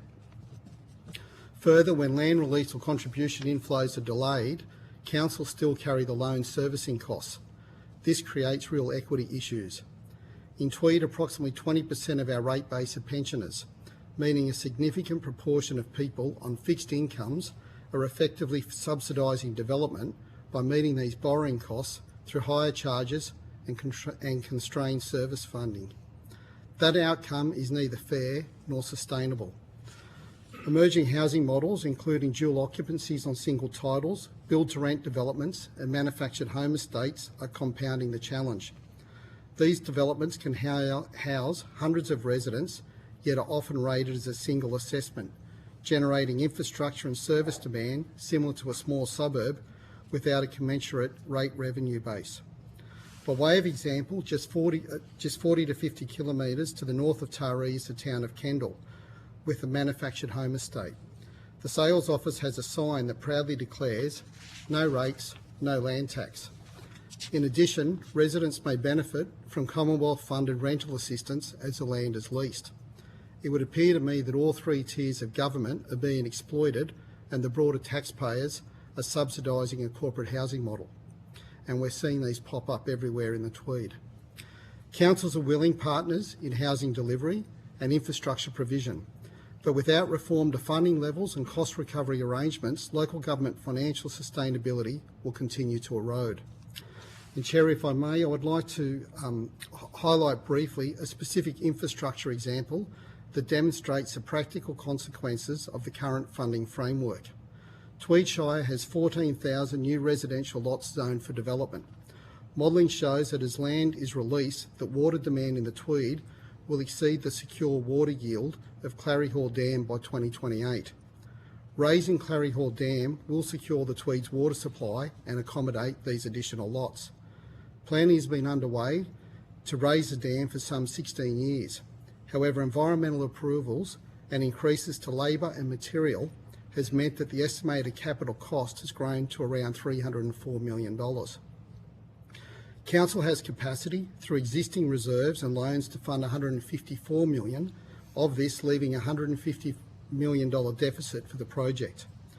Council understands that at a state and Commonwealth level, funding is constrained and that the Commonwealth National Water Grid may not continue. If this is the case, some 14,000 parcels of land in the Tweed able to be developed are in jeopardy. Grant funding or the ability to increase developer service plan charges for water to recoup the cost for this project is required. We simply cannot pass the shortfall to existing residents. It would more than double their existing residential water access charge. With all three tiers of government under significant budgetary pressures, urgent consideration needs to be given to removing legislative barriers that restrict local water utilities from recouping the cost of new infrastructure to accommodate new development from being passed back to the developer. Funding the Commonwealth and state agreeing to removing barriers to recoup the actual cost, grant funding from the state and Commonwealth would be required to meet the funding gap. Alternatively, Council may need to consider a moratorium on new development until an alternative funding source is secured. Committee, I'd like to table a briefing note that further delves into these matters in more details in the matters I raised today. Our submission to the committee dated 15th of January provides 8 key recommendations. I thank the committee for being able to present today and welcome any questions. Thank you. Chair and members of the committee, thank you for the opportunity to appear before the committee today on behalf of Maitland City Council. Centrally located in the Hunter region, Maitland supports more than 35,000 jobs and has an annual economic output of over $15 billion. Over 98,000 people call Maitland home, and we welcome around 2,000 new people each year. By 2041, we expect about 145,000 people to call our city home. This growth is a significant strength for the local economy, providing industries and businesses with access to a broad workforce from both within Maitland and neighbouring areas thanks to our central location. Our growing population brings both opportunities and challenges. It places pressure on the environment, transport corridors and on a range of services and amenities. Regional councils like ours face higher per capita costs to deliver infrastructure and services while having a more limited ability to raise revenue. At the same time, we are managing population growth, increasing regulatory requirements and more frequent and severe natural disasters. This creates a challenging operating environment. Local government is the level of government closest to the community. Councils are expected to respond to local needs, deliver essential infrastructure and services and support economic and community development. However, the funding system has not kept pace with these expectations. The key message I want to emphasise today is that the financial sustainability challenges facing local government are structural, not cyclical. They are being experienced by councils not only in the Hunter, but New South Wales and Australia-wide. They are particularly acute in regional and rural areas. Our submission highlights a number of systemic issues that are driving financial pressure for councils. We advocate for financial flexibility for councils to set rates that reflect local needs and service expectations, the removal of rate pegging and reform of the rating system, including removal of inequitable rate exemptions to allow greater autonomy and flexibility. Financial assistance grants to be restored to 1% of Commonwealth tax revenue, and a review of the financial assistance grant distribution methodology to ensure funding is allocated more equitably. We also advocate for streamlined grant processes to ensure funding is accessible and efficiently delivered to communities. The simplification of grant application processes along with milestone reporting and payment processes, and improvements and consistency in grants program management. As community expectations for local government services continue to rise, so do the costs associated with delivering and maintaining these services and infrastructure, particularly for fast growth greenfield councils such as Maitland. However, councils' ability to increase revenue at a pace commensurate with both population growth and expected services and service levels is constrained. This poses a significant financial sustainability challenge, with the provision of grant funding one element in addressing the increasing gap. Another area of significant opportunity in both enhancing the financial sustainability of local government and improving the delivery of housing is for the federal government to consider how it can support councils that are meeting their housing delivery targets. $3 billion has been made available by the federal government under the New Home Bonus program. However, access to this funding is only available to the states and territories, and only if the state or territory meets its housing target. It is quite likely that many states, including New South Wales, will fail to achieve their housing target and will therefore miss out on accessing the $3 billion New Home Bonus. Despite this, many councils, Maitland included, are actually meeting and exceeding the housing target set by the state for their LGA. However, making access to substantial federal funding reliant on the entire state meeting its target results in the unavailability of a critical funding source to facilitate the delivery of timely community infrastructure for growing communities like Maitland. In many ways, this creates a disincentive for individual councils to meet their own targets. If we want to sustain regional industries and support national productivity, we must ensure that the communities underpinning them are viable, livable and well serviced. Financially sustainable local government is fundamental to achieving that outcome, so that people living in regional areas have access to the same standard of infrastructure, services and opportunity as those in our cities. At its core, this is about ensuring that local government is supported to deliver for its communities both now and into the future. Thank you, and I welcome your questions. Thank you. I think there was a lot in that. So I might just start out with a general question, which feel free to answer from each of the councils.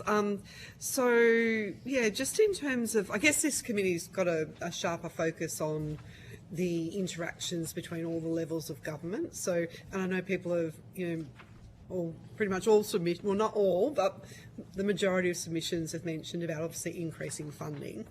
But I guess I'm just wondering, from your point of view, what advice have you got for the federal government when it comes to recommendations or structural reform? What would you, I mean, I know there's a lot, and you mentioned a lot in your submissions, but what would be the standout that you would like us to know?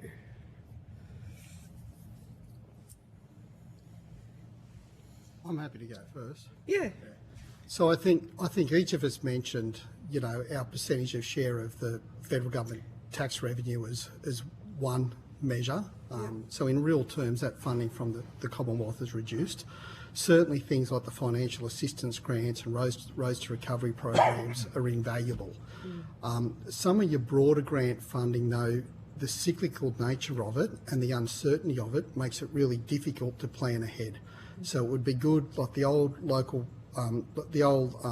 roads and community infrastructure funding program was really good because we knew that there was a certain amount of funding coming. It would come at a certain time. We could get projects ready, put business cases together and submit them to the Commonwealth for consideration. So I think that's really helpful. But I think more to try to give us some autonomy, we're a beast of the New South Wales government. It would be great if the Commonwealth put some pressure on them to remove some of the caps that we spoke to, like those caps to developer contributions. Like, it's just nonsensical. Like, the state and the Commonwealth don't run at the income that they had in 2012, but we're expected to. So it's 14 years of, for growth councils like ourselves and all of us here, which are growth councils, that is really difficult. Absolutely. Yep.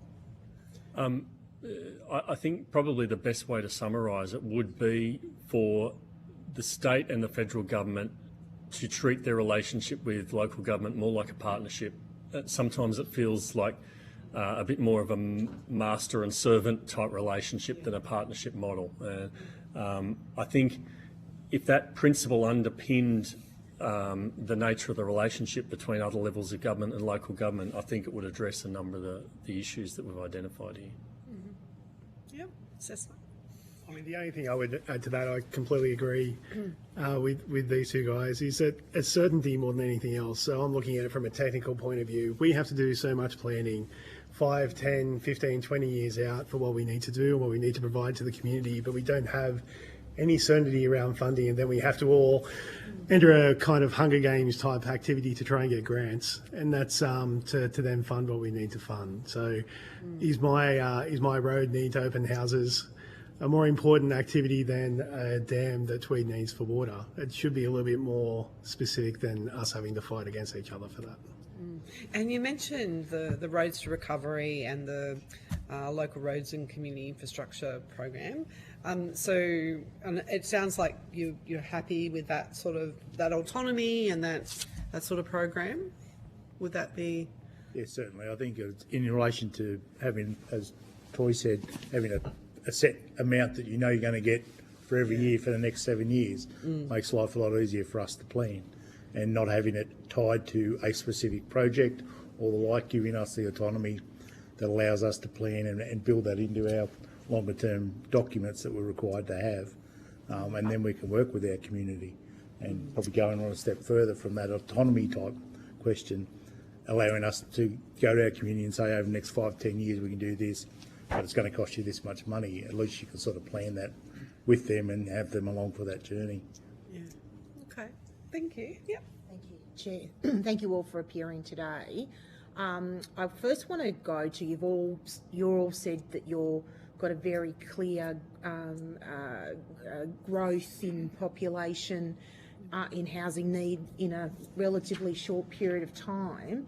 Just tying that back to the horizontal fiscal equalisation and the current way the Federal Act is drafted, do you think that the current formula adequately responds to councils like yours where you've got very clear population growth occurring?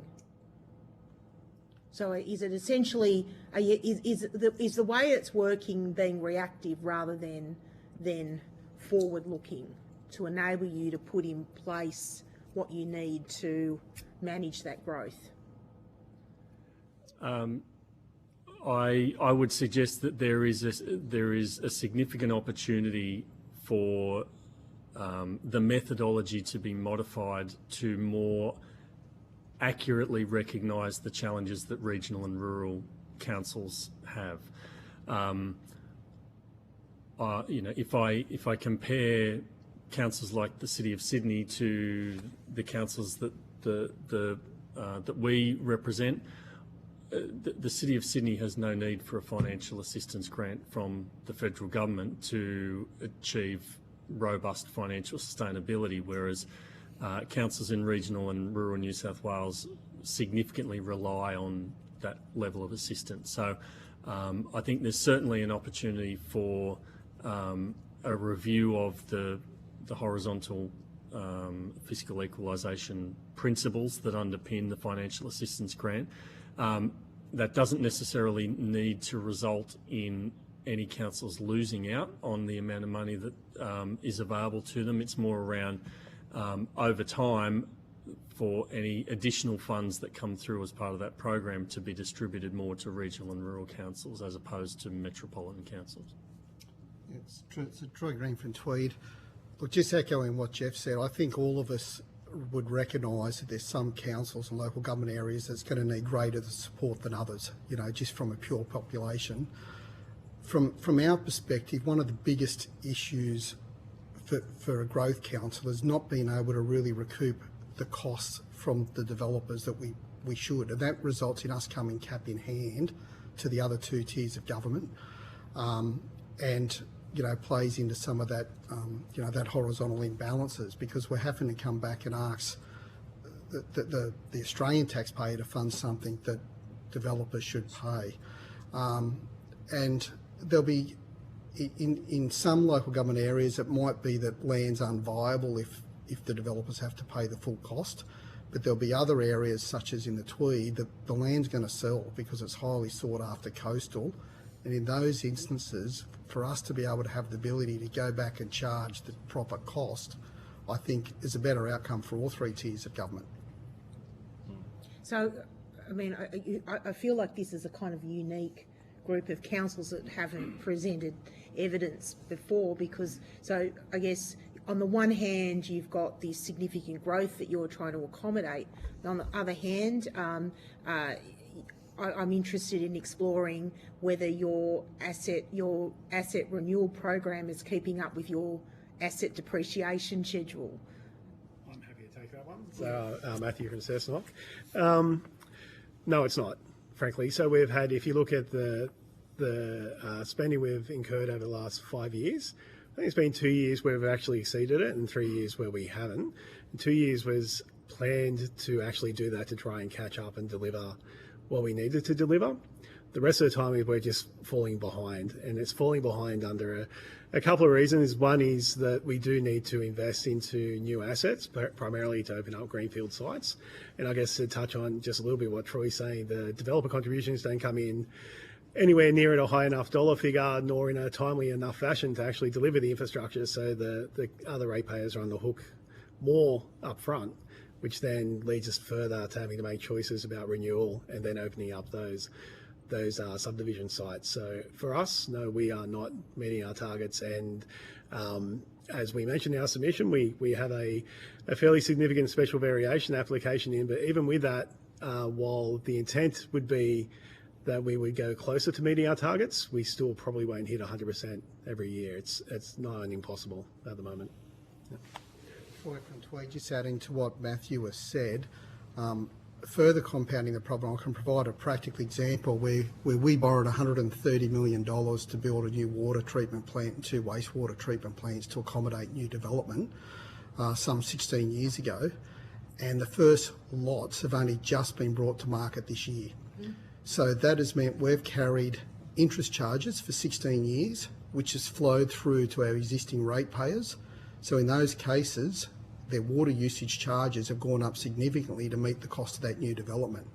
So I guess one message I'm trying to get through it very loud and clear is that existing ratepayers are funding new development. And when you look at where some of the new development is, you know, we're talking ASX listed companies or people with significant financial backing behind them are being subsidised by people that have significant cost of living pressures, and it's broke. And if we acknowledge that all 3 tiers of government are under pressure, sometimes it's not necessarily about raising taxes or anything. It goes back to the user pays principle.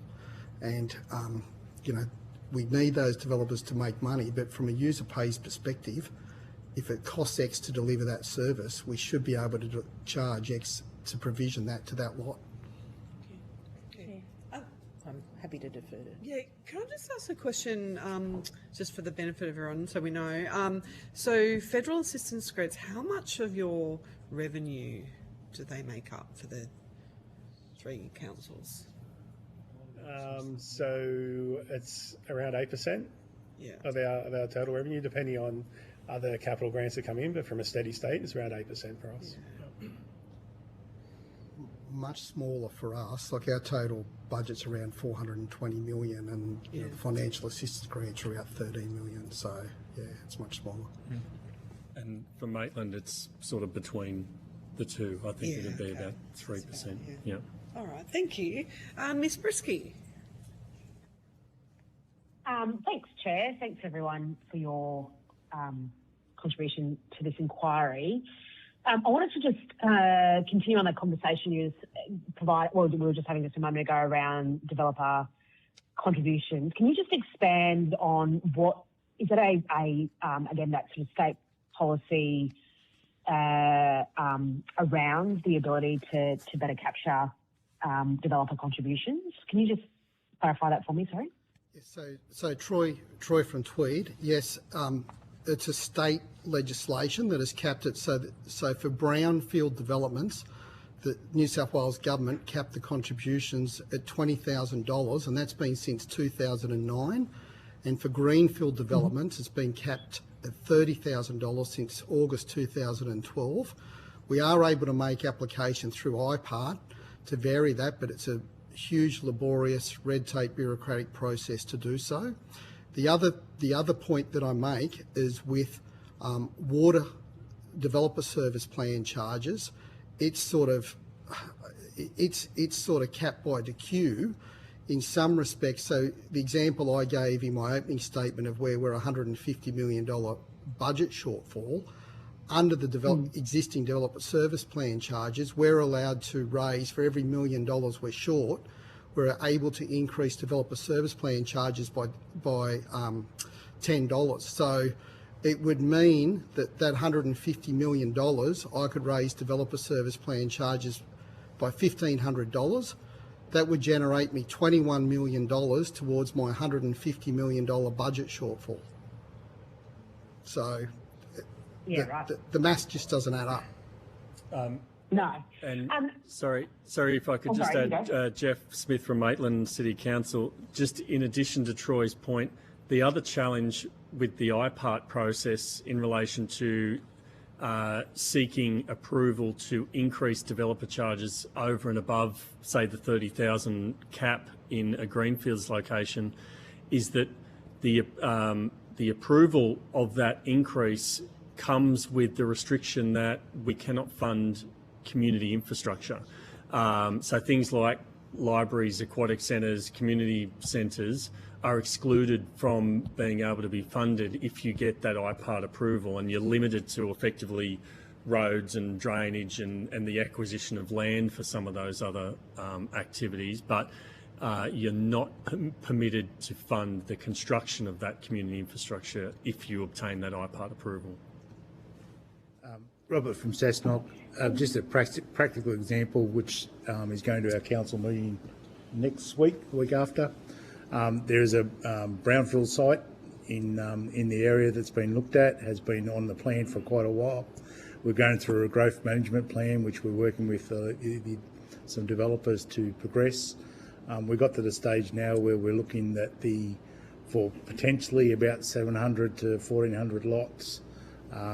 Because of some of the caps, we've estimated that the cost to put the infrastructure in for that development is around $54,000 per lot. Obviously, we can only get the capped amount from the developer contribution, so council is essentially on the hook for around $30,000 per lot, which means our community needs to wear that cost to put all that infrastructure in, including some infrastructure that's going on to state government assets, as in state roads and the like. So that's a big lot of money that our residents need to cough up over a certain period of time. And essentially, yes, it will progress housing, but it is for the benefit necessarily of the developers, not necessarily for our broader community because of that cost implication. $36 million, I think, from memory, was the total cost we would be looking at over the life of that development for our residents, outside of the ones that were buying the lots from the developer. Right. Yeah, it's a bit of a hamster. Is this unique, to New South Wales, this particular developer policy? And sorry, just before you answer that, the reason I ask is because I'm just trying to think of the interaction this particular state policy has with, obviously, the additional funding or another program from a Commonwealth point of view around supporting infrastructure for housing developments, and obviously, as we're seeking to increase housing across the country. So I'm just wondering how this would better, or how this does currently intersect with that particular program, and whether it's working more effectively together in other states that don't necessarily have this particular policy around developer contributions. So Troy Green from Tweed. I can only speak to, I know, what our neighbours in Queensland do. They've got much more liberty with some of their developer service plan charges to charge what it actually costs, even to the point that they're able to fund recurrent maintenance. So if there's a service station that requires a huge roundabout, they're actually allowed to build in the maintenance costs of maintaining that roundabout over the life of the asset. They also, they're not rate capped, and they have flexibility in their rating system where they can charge differential rates. For example, for properties that are short-term holiday let, they're allowed to charge a higher rate for and increase their permissible income. They're allowed to charge a higher rate to investors and increase their permissible income. So they've got a lot more flexibility than what New South Wales provides. They don't have that same financial caps that are imposed on us.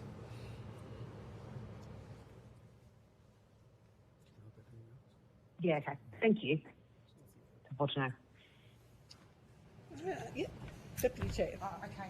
I was going to say I'm conscious of time. That's all right. No, we've got a bit more Got a bit of time. Okay. Can I ask you about, you've talked about financial autonomy, and other evidence we've heard is really about the lumpiness funding, but also that a lot of the programs only really go to new assets. What is the impact on your councils with programs that certainly support new assets, and what's the impact where there's programs that don't support existing maintenance? And what would you like to see as an outcome, a recommendation of this committee on that? Yeah, Jeff Smith from Maitland City Council. I think the issue for us in relation to grants and new assets is the proportion of grant programs that are competitive-based programs, in that the way those programs are designed, they effectively prioritise, you're more likely to be successful in a competitive grant program if you are proposing the delivery of new infrastructure rather than the renewal of existing structure. So I think one of the fundamental solutions to that is around, as we discussed before, trying to move away from the proportion of competitive-based grant programs to more of the block and more reliable grant programs, so that councils are aware of how much money will be made available to them and can redirect that money towards asset renewal rather than being required to deliver new infrastructure. Sorry, having said that though, for councils like ours who are, as I touched on before, supporting the objectives of both the state and the federal government around the delivery of additional housing to support population growth, there does, I think, need to be more support for councils that are growth councils like ours to ensure that that new infrastructure is delivered, and that we're not only delivering new housing, we're delivering livable communities. Troy Green from Tweed. To your specific question, I think the committee could recommend 3 to 5 year grant schedules. Embed project management allowances is one thing that seems to be missing, and that project management ensures value for money. And then prioritising asset renewal over new assets. So I think what that would do is, because we have such difficulty in maintaining our current asset base, the way the grant funding is structured, it keeps encouraging us to build new assets to get the funding. Where if you focus it back on our asset renewals, it would ensure that the assets that we've got that could be, where their useful lives could be extended by a smaller investment, again, you'd end up with a better value for money outcome, in my view.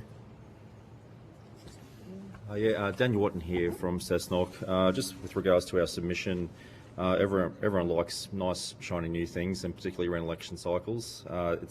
They're nice, but you have to maintain them ongoing from there. But just some key points here from submission. So it'd be nice to see a mandate for life cycle of funding assessments, cap or remove co-contributions for essential assets, require alignment with our asset management plans would be a key factor that would help a lot. Converting short-term grants to block renewal funding. Don't know if you've got anything else to add from the CFO. Yeah, Matthew from Cessnock. Happy to, I guess the key thing that's missed, the project management one is a big point. A lot of grants that come through, sometimes they're not designed in quite you can use an external project management and then you can claim it, but you use internal stuff, you can't. Doesn't quite make sense, it's still project management. Yeah. But outside of that, the ongoing costs of these new assets, it tends to be, maintenance runs anywhere between 1 to 1.5% of the cost, and then you have the renewal and the accelerating depreciation that we live under in New South Wales, with the replacement value of our assets having to be revalued every 5 years. It's very hard to ever get ahead under those circumstances. Thank you, Chair. Great. All right. Well, thank you very much for your attendance here today. If you have been asked to provide any additional information, would you please forward it to the Secretariat by the 22nd of May 2026. You will be sent a copy of the transcript of your evidence and will have an opportunity to request corrections to transcription errors. I now suspend the hearing. Thank you very much. Thank you very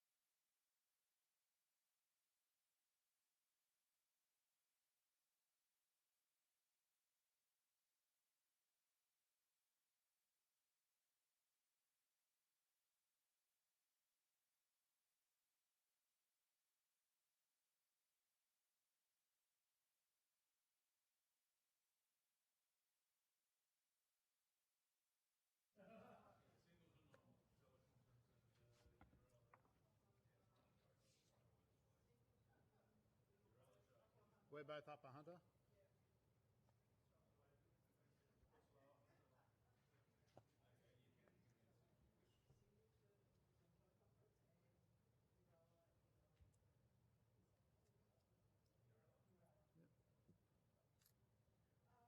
Okay, all right. So.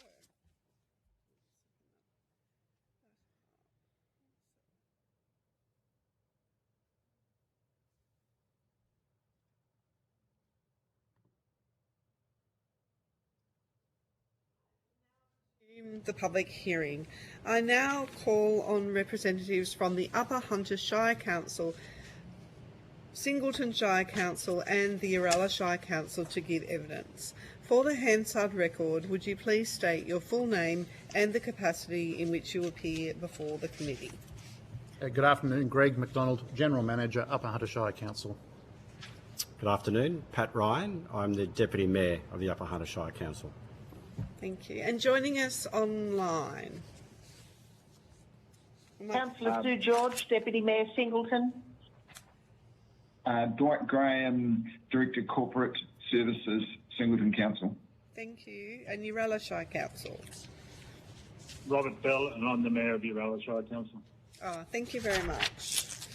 Although the committee does not require you to give evidence under oath, I should advise you that this hearing is a legal proceeding of the Parliament and therefore has the same standing as proceedings of the respective houses.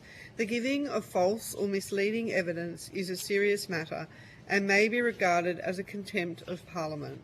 The evidence given today will be recorded by Hansard and attracts parliamentary privilege and is being broadcast live. To assist with the transcription of the public hearing, it would be appreciated if you could please state your name before responding to each question. I now invite members of the committee to introduce themselves. Alison Penfold, Federal Member for Lyne, Mid-North Coast and Hunter Region of New South Wales. Fiona Phillips, Federal Member for Gilmore on the New South Wales South Coast, and joining us on teleconference. Jo Brisky, Federal Member for Maribyrnong, Metro Melbourne.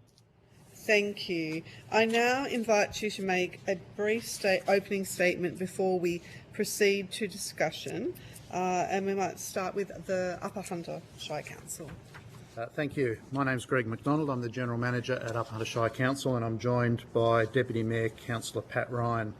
The Upper Hunter Shire Council is a large regional local government area with 8,100 square kilometres of area and a population of only 14,500, with only 2 people per square kilometre and services including over 2,000 kilometres of roads, 4 major town centres spread by up to an hour of driving by car, and each containing sporting fields, council offices, customer services, swimming pools and halls.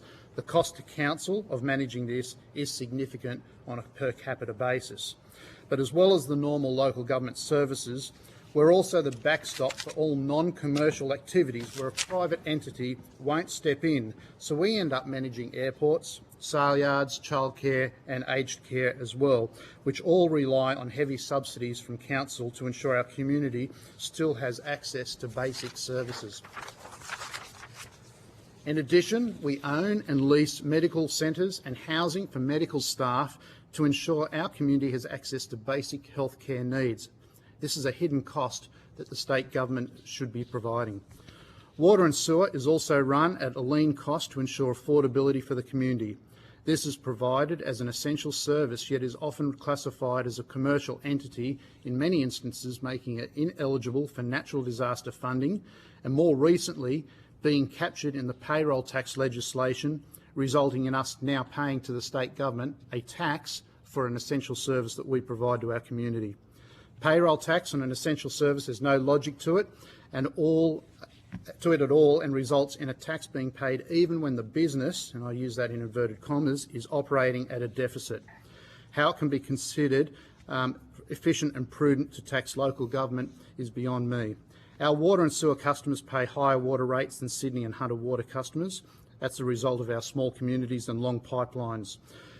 It results in prices as close to 50% higher than our state-owned cousins that provide significant dividends back to the state government. We don't have that luxury of providing a dividend back to our community. The present payroll tax of $60,000 for this financial year will place a burden of $12 per customer on each property. Recent natural disasters have caused damage to our water and sewer facilities. However, water is considered a commercial business in this realm too and is deemed ineligible to receive natural disaster funding. The cost of this natural disaster is borne directly by our community through higher water bills to recover the cost. Conversely, in the event that Hunter Water or Sydney Water were to suffer the same fate, they fund it from their profits and reduce the dividend payable back to the state government, making the natural disaster an effective 100% state government contribution that regional council-owned water supply authorities can't access. Another example of cost shifting. Unfortunately, the funding streams such as the federal assistant grants, block grant and sporadic grants for specific purposes are inadequate and do not provide council with any certainty of longer-term funding streams. We prepare long-term financial plans spanning 10 years but have no real long-term commitment of grant funding, so prepare these plans on best guess scenarios. While federal assistance grant and block grant are somewhat known, other grants that are competitive aren't certain. In regard to competitive grants, the time and effort to prepare them is considerable, utilising resources that many smaller councils don't have readily available. The success rate of grants for our council is about 40%, or 2 in every 5. In dollar terms, we're a little more fortunate securing 57% of the total funding that we applied for in the last 2 years. Prior to my commencement at Council 5 years ago, Council was also borrowing to meet co-contributions to grants. This borrowing has led Council to an ongoing concern in regard to liquidity. I'll give you an example of a recent example of a federal funding program. Recently, we obtained $2.5 million for airport upgrades. It was conditional on Council meeting 2/3 of the cost, meaning that we had to find $5 million for that project to go ahead. This was impossible and the funding body eventually relaxed the contribution to 50%. But even finding $2.5 million was impossible for our council. We offered to do as much work as we could with the federal funding of $2.5 million, meaning that we could still do significant upgrades, but that wasn't acceptable and eventually the funds were returned back to the federal government.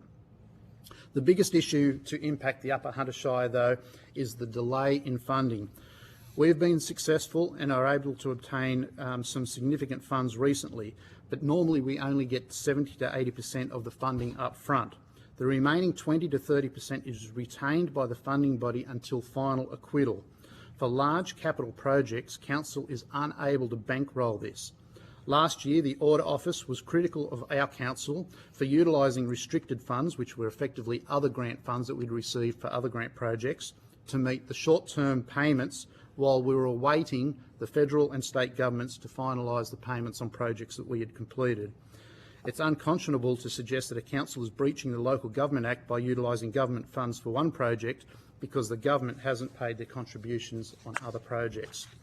At the time of this hearing, we currently have $9 million outstanding in funding for works that have been completed or about to be done that we have not yet received the funding for.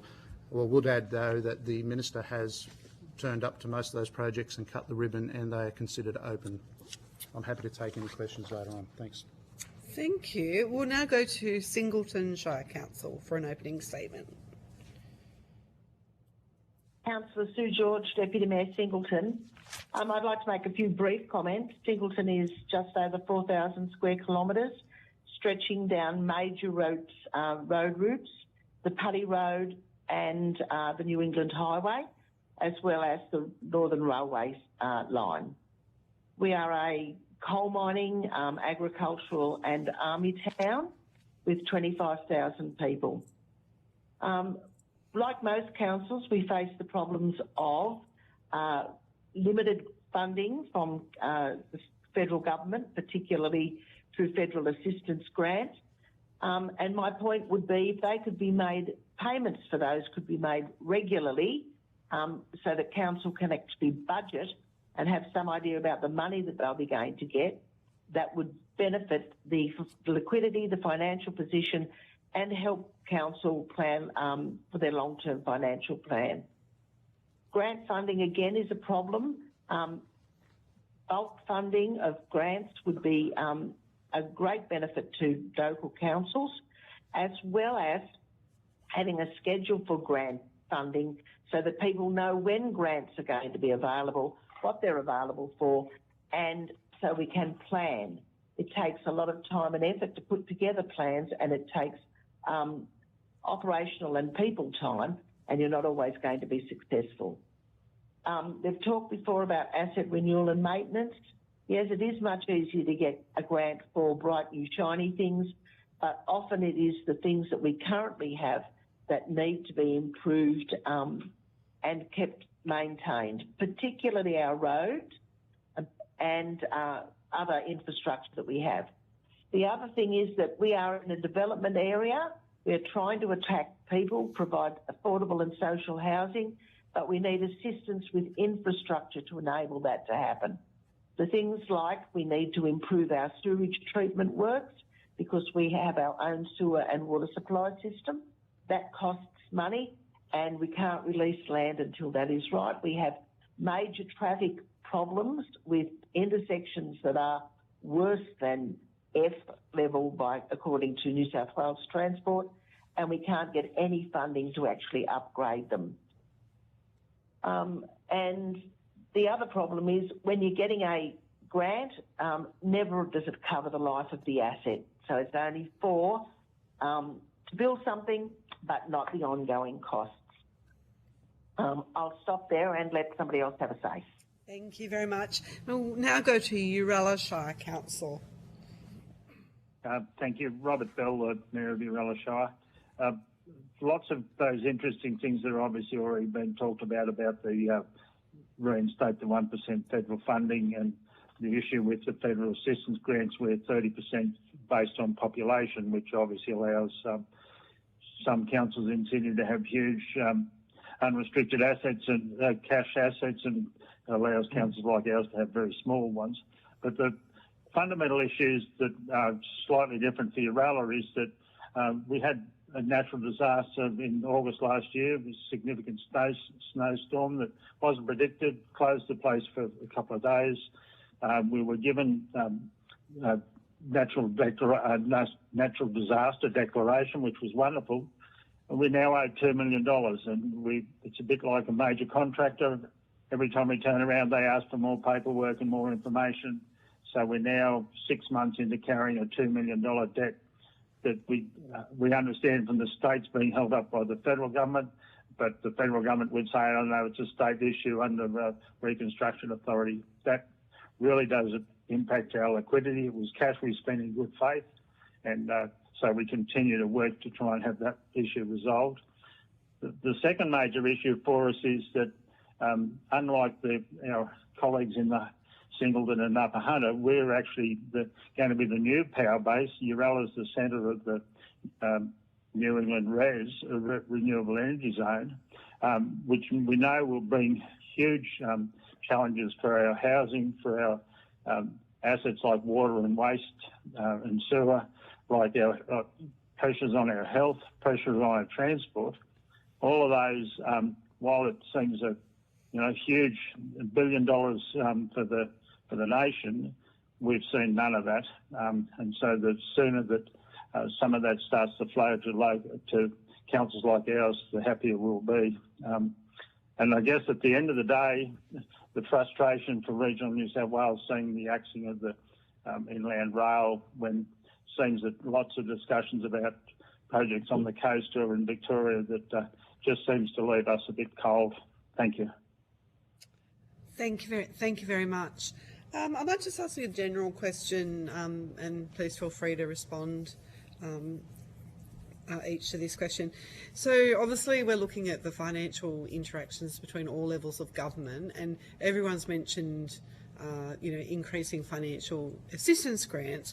But apart from that, what advice, what do you want the federal government to do that would make a difference to your local councils? Like, what are the top couple of things that would make a difference? We might start with Upper Hunter. Greg McDonald, Upper Hunter. I did speak earlier when as part of the panel for the Hunter Joint Organisation in regard to water funding. So from a federal level, to see the reintroduction of the National Water Grid funding is significant for those councils throughout New South Wales in particular that are water authorities.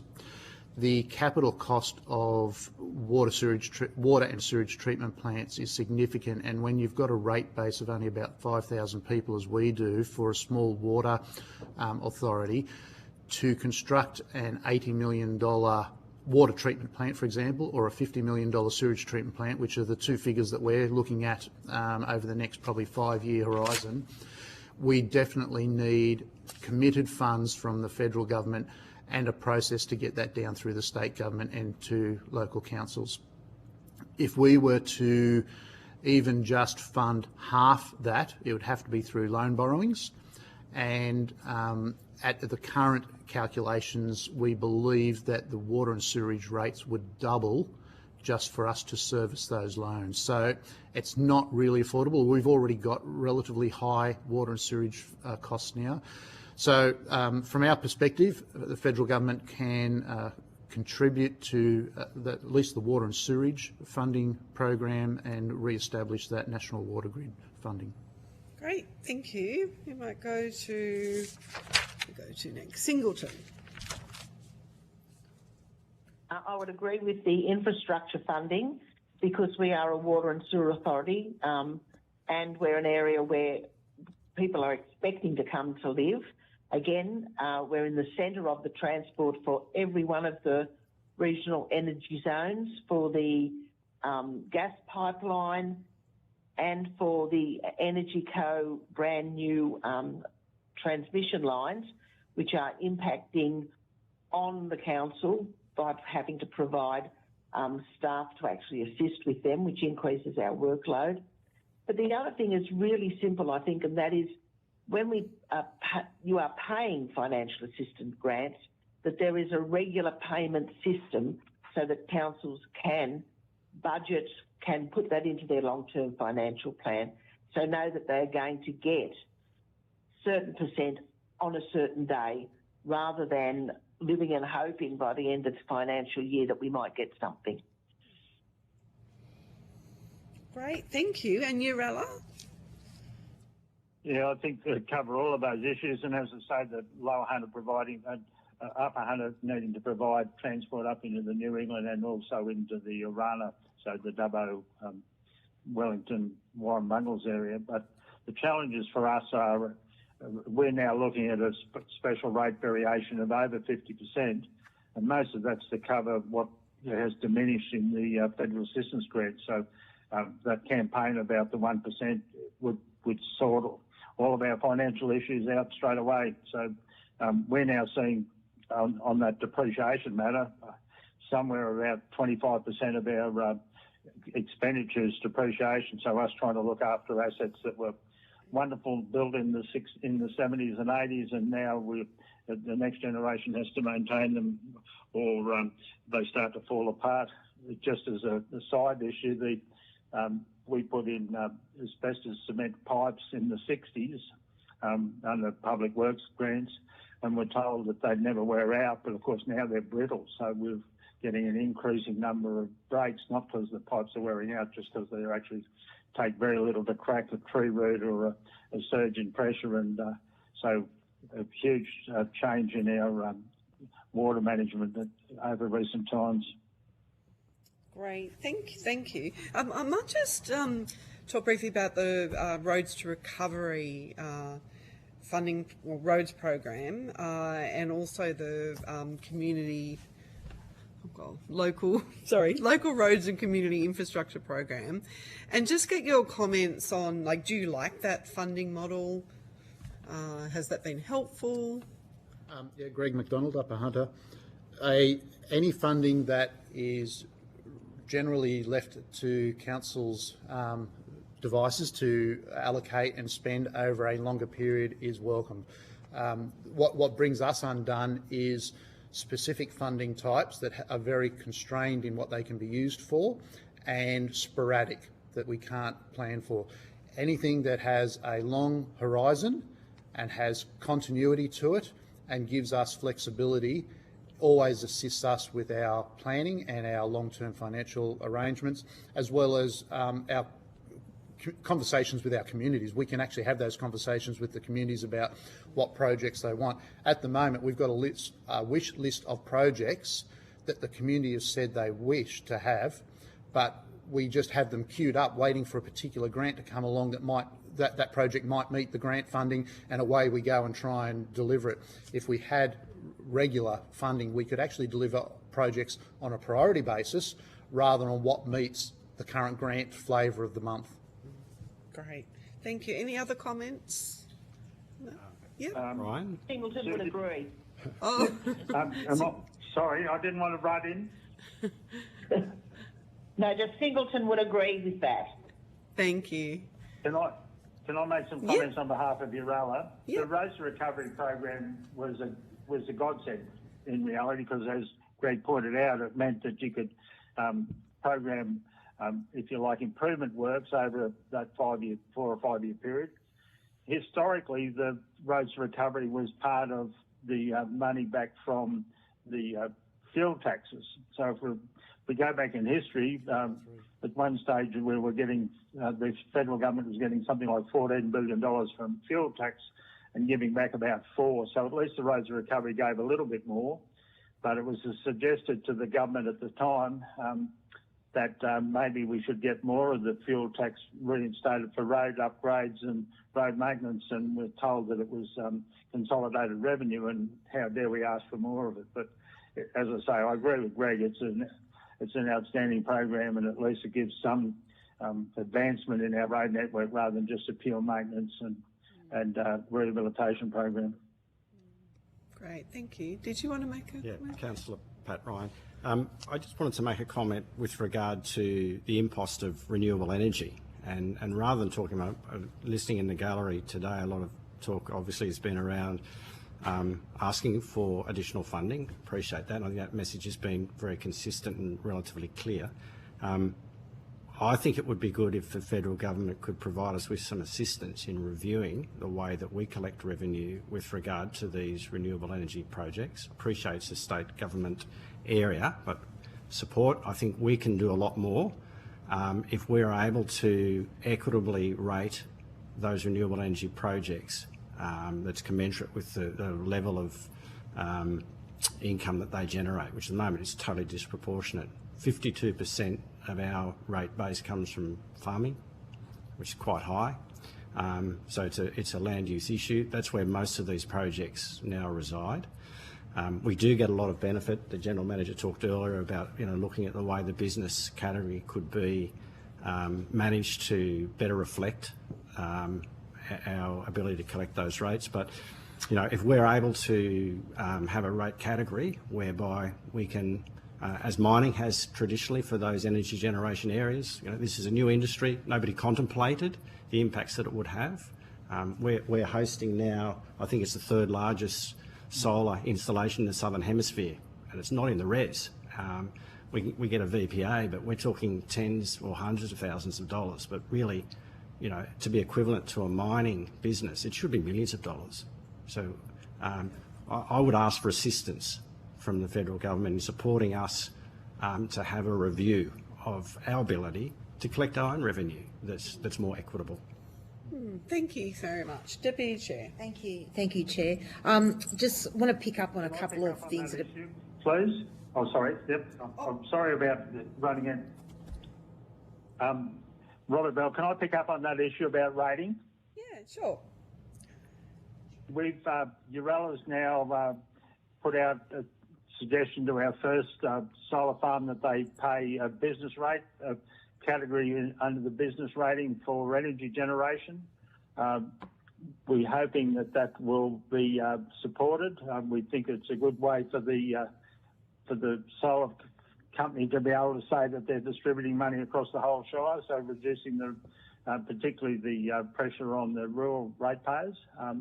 So we wait to see how that goes. The local government, New South Wales last year, the conference strongly endorsed that we should be able to rate them as a business for that part of the land that sole purpose is generation of power, not as a rural commodity. So we wait to see how that goes. But going back to the other point that was raised, if we're now getting on the new projects the $850 per megawatt per annum for solar farms, but if you look at any industrial development, we'd be getting 1.5% on capital investment up front. So we're almost being very generous while they set themselves up.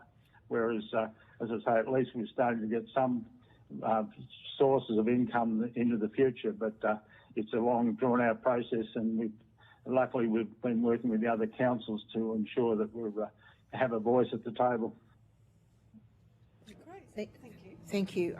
Just firstly, just early in your evidence, you were talking about the state block grants and financial assistance grants and having long lead times, so it aligns with your strategic plan. So how many years of funding are you advised of for financial assistance grants? Is it year on? Do you get a year ahead, or do you get 3 years? And same with state road funding block grants. How far in advance do you know your year allocations? Greg McDonald, Upper Hunter. The federal assistance grant, we know the methodology is fairly constant, so we know that it's going to rise or fall with CPI generally, and unless there's a major change in your population or your road length, the figure won't change, but you don't actually get confirmation of that until the lead into the next financial year. So the calculation is redone every 12 months and you get your figure, but you have a general idea of what it's likely to be. Does it line up with your budget?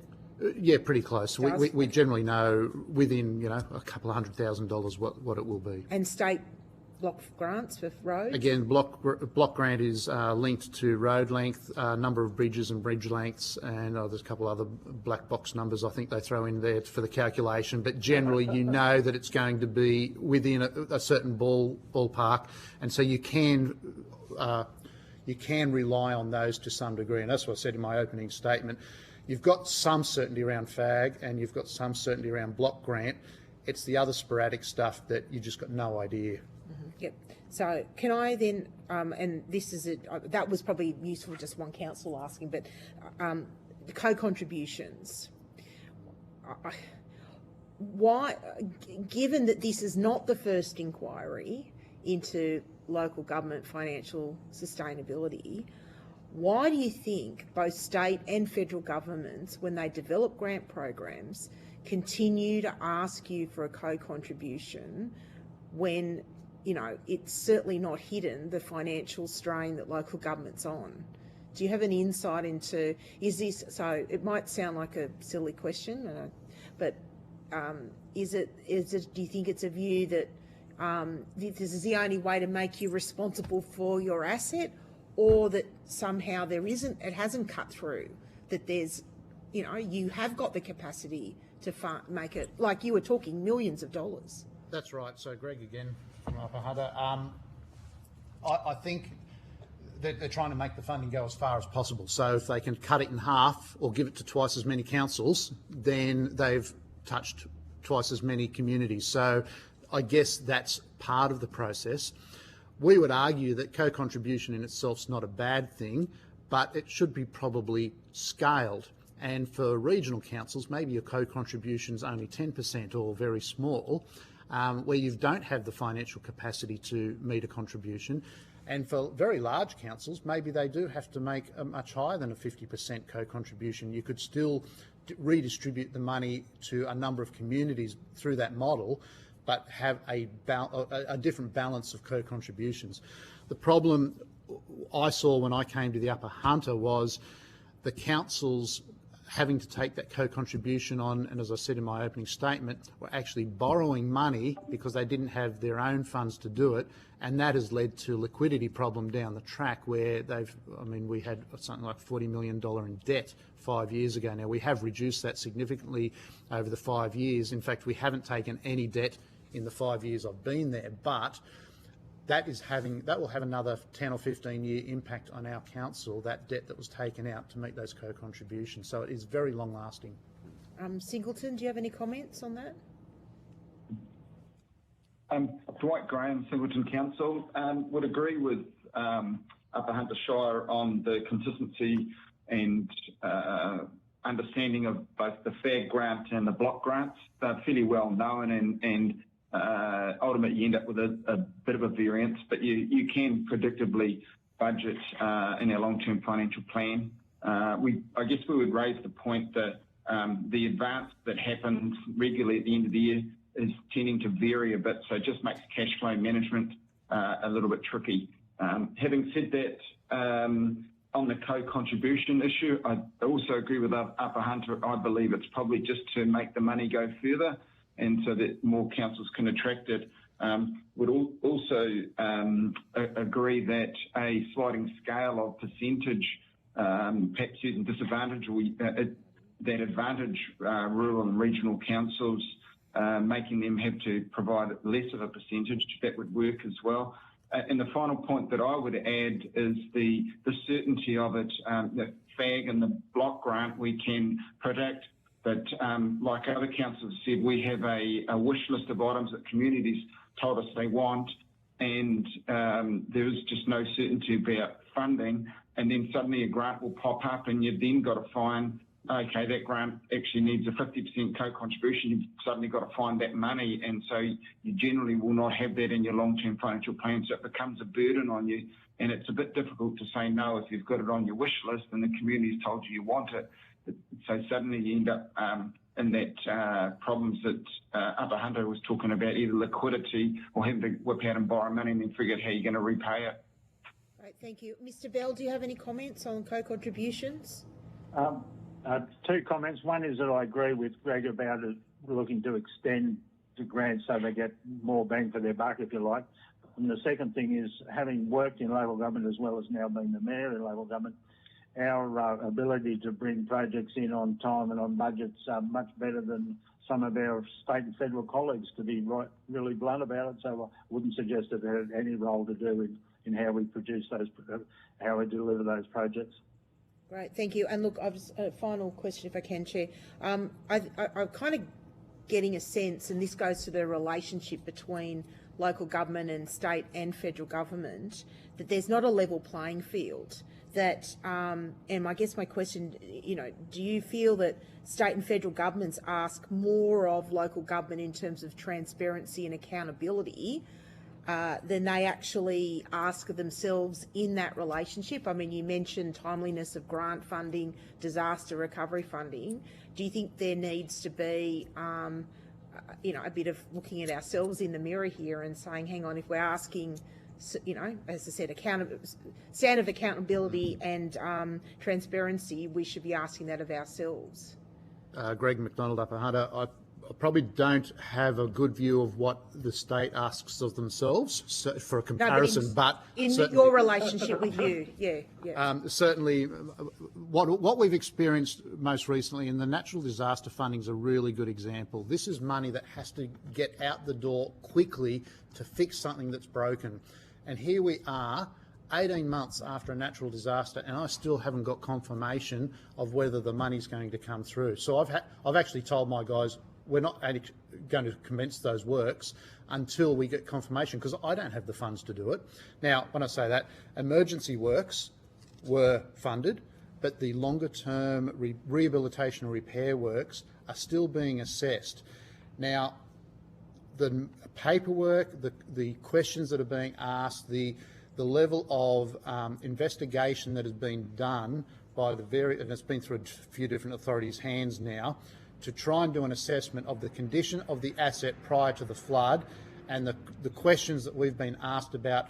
Do we have photographic evidence of the road 1 week prior to the flood coming through, that type of thing?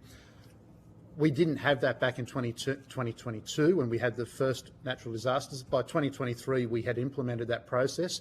But each time we have a natural disaster, there's a new hoop or a new boundary to cross in order to meet the requirements, and it's a bureaucratic process. And I know I live and work in the bureaucratic world, but I find it frustrating that we can't get this money released. We're not trying to hoodwink anyone. We're not trying to rip off the state government. These are genuine communities in need of fixing roads and community assets, and the money's being held up, and the process is quite cumbersome. Yep. Singleton, do you have a view of, the standards of accountability and transparency higher on you than the state government or federal government expect of themselves in their relationship with you? I believe that they are. Constantly you will get a grant, and when you go to acquit it, they will ask for more information than what they actually even asked for at the beginning. So you then have to spend a whole heap of time and money getting that information. That often because they will keep some of the money back, then you're carrying that debt and trying to work through that. And small rural councils don't have the ability to carry that sort of a debt. And whenever you're asking for money, they seem to want to know more, but actually don't respond clearly with what they're prepared to give and how they're prepared to give it. It's often quite vague. Dwight Graham, Singleton Council. I'd just add to that, reinforcing what Upper Hunter said around disaster and recovery type funding. We've regularly waited years to get funding.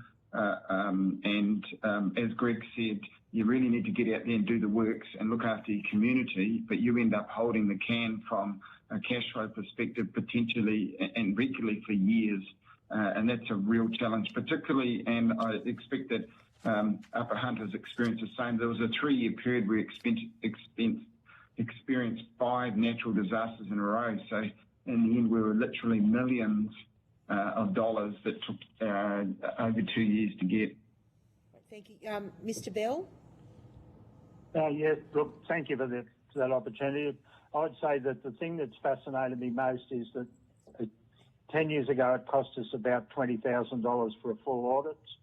It was then taken over by the state government under the audit, the auditor's office, who then appointed the same person that we've had doing our audits for a number of years, and we now pay $140,000 a year for that same audit.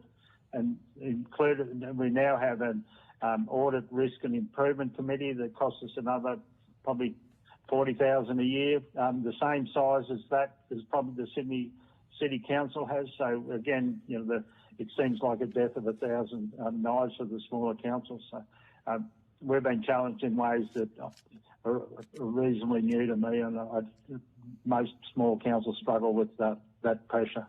Thank you very much. Thank you, Chair. Thank you. I'll go to Ms. Brisky. Thank you very much.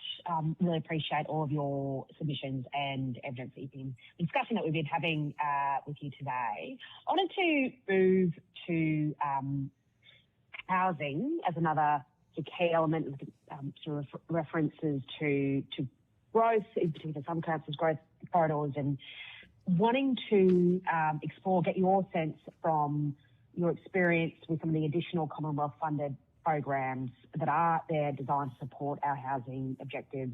This is both the infrastructure, supporting infrastructure programs, as well as other Housing Australia Future Fund and other things.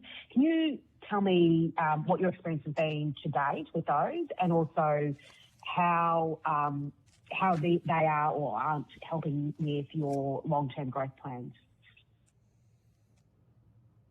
One of the others? I'm happy to go again. Sorry, guys, I seem to be jumping in the first all the time because I'm here. Greg McDonald again. We haven't been successful in any of the housing programs. Now, we don't have a huge growth rate in the Upper Hunter. We've probably got 500 odd lots ready for release that have got DA approval, and the developers are just progressively releasing that as the market can take it up. We've sought infrastructure funding for predominantly sewage upgrades and water upgrades to meet the new growth levels in the township of Scone. The applications we've made so far have been unsuccessful. Dwight Graham, Singleton Council. Similar experience, a little bit bigger and a little bit more growth. We are currently talking with Home New South Wales and some community housing providers around the Housing Australia Future Fund, and we'll look to that. But our key issues have been around infrastructure. Our Deputy Mayor mentioned it earlier in our submission around water, sewer, and we've got a particular intersection that's currently on the New England Highway that's $14 million to fund, and we simply don't have the money. We've applied for a couple of different grants. We have not yet been successful. Thank you. Robert Bell from the Uralla. We've been working with Homes North to look to provide affordable housing in Uralla. So to give you an idea, we're expecting something like 1,700 people to reside in or around our shire. We currently have a population of 6,000 with the renewable energy program. So whether we get site camps being built, or whether we get house that diverse people, whether they fly in and fly out on every weekend, we have no idea at the moment. Under the state legislation, they can build a camp within their development footprint, so they don't need specific approval from council. So trying to get our heads around that, we have done a growth strategy that we're trying to work our way through and encourage developers to work with us on what we want them to see happen, but our water supply won't sustain any further population growth that way.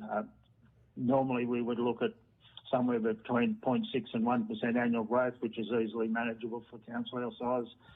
You can imagine what 1,700 new workers might do to our local community. So we're trying to work our way through the challenges. No, thank you for that. In terms of then your experience with the existing programs, given unsuccessful today, do you have any suggestions on how either the process or framework could be improved, or any advice, both for both Commonwealth but also the state involvement as well? So, Robert Bell, I might jump into that given recent discussions with Homes North. Can we remind people that Sydney, Newcastle and Wollongong isn't all of New South Wales? There's a whole lot of the rest of us out here that haven't seen much of that money.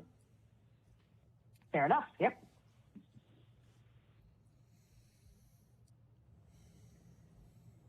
Any other thoughts on ways that we can improve? Greg McDonald. Look, thanks, Robert, for saying what I was thinking. You're right. The focus on housing seems to be high density in that, Sydney, Western Sydney area, and, maybe spreading a little bit up to the Newcastle area.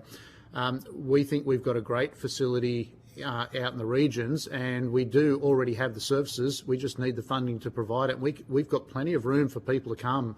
So why there isn't more push to support housing in the regions, because it's generally cheaper to develop. There's a lot of people looking to get out of the Sydney area, and we do have plenty of work for lots of people. We struggle to get professional people into the region, so we've got the space, we can build the homes, we've got the work for them. We just need the funding to support the infrastructure so we can build it. Yeah, thanks, Greg. I might just add to that, Robert Bell from Uralla again. We've seen rental accommodation availability below 1%. We've seen rents go up by something like 50% in the last 2 years. And as you say, we're looking where you want to bring in tradesmen, especially pre-development type workforce. They really do struggle, which is why we've been looking at trying to provide affordable housing for those ones that we want to continue on with, like nurses and school teachers and the like. So we call it affordable housing because they're the ones that can't afford the $700 a week rent for a house, which is used to be really in the $300 to $400 range. So we've seen huge increasing pressures on those sort of people on fixed incomes. Singleton would agree with that. Yeah. We have the same problem of being able to attract people here, and being a mining centre, everything is more expensive. The housing prices have gone up, and the number of people who are living rough in our community has increased dramatically in the last 12 months, which is causing a huge problem in our villages. And we're desperately trying to engage with housing providers. We've got the land, we just need someone to help to come and build them.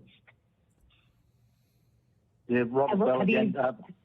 our last bit of land we offered to Homes North for $1. So you can imagine a bit of community angst about that, but we were happy to provide it fully serviced for $1 and just to get development in our town.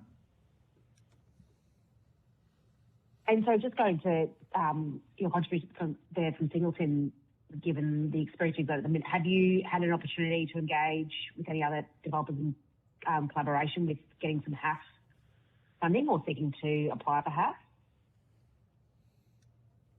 Dwight Graham, Singleton Council. We've been, as I said earlier, we've been engaging with Homes New South Wales. We have it's not quite signed yet, but a memorandum of understanding to work together on it's a council-owned piece of land, 88-lot subdivision. Part of the reason for that is to try and leverage that to, I guess, to apply a bit of pressure to try and get some funding for the intersection, which is certainly holding us up in the regional planning panel, and I'm sure that the other developments, we've got a number of private developments, the same issues happening where they're struggling to get approval because the intersection's believed to be at capacity even post the bypass.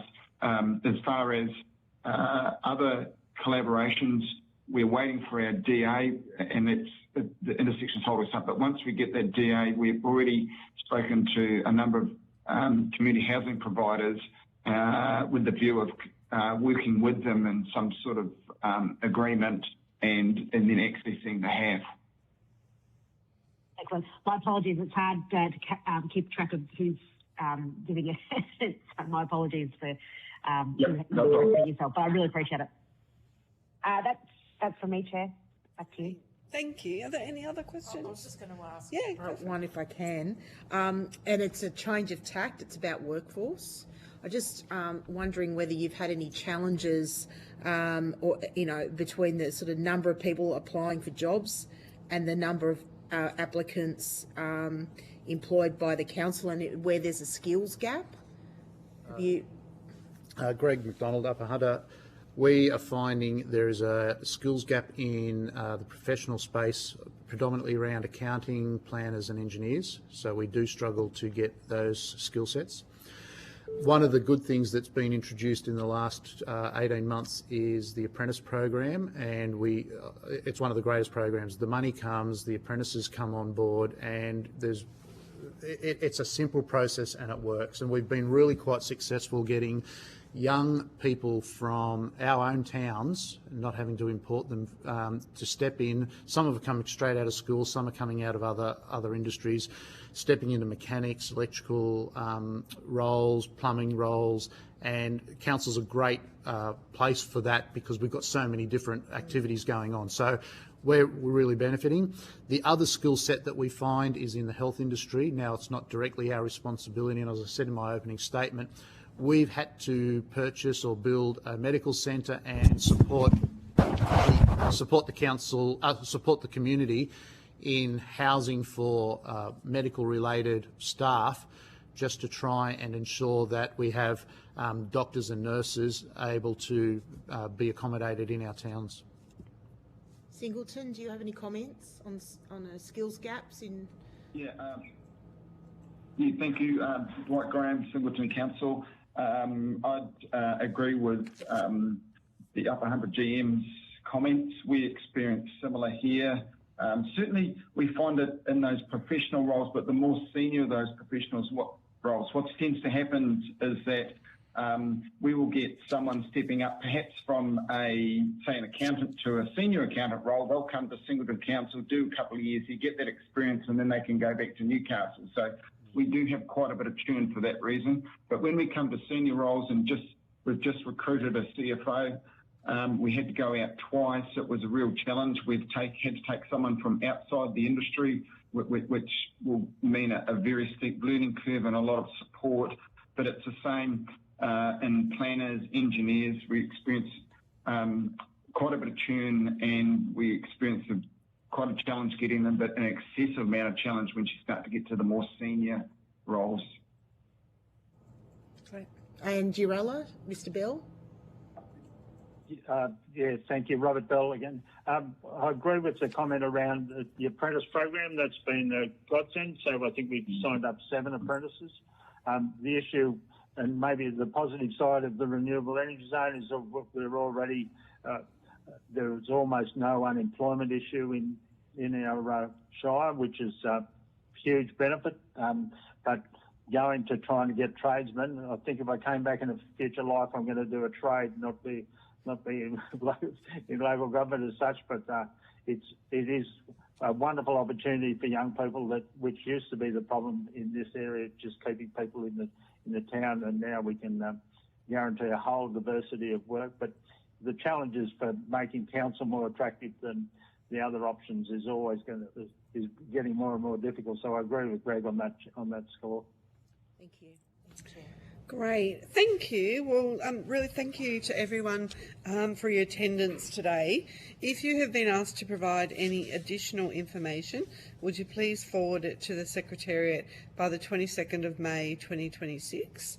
You will be sent a copy of the transcript of your evidence and will have an opportunity to request corrections to transcription errors. I now suspend the hearing.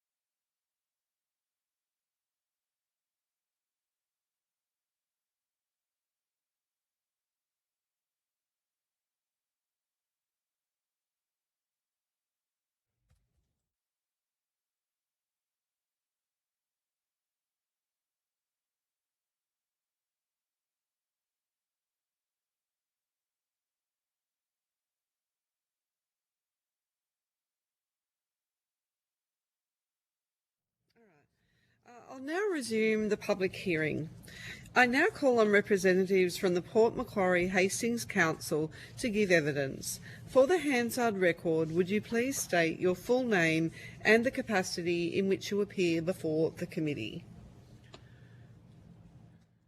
Robert Fish, General Manager, Port Macquarie Hastings Council.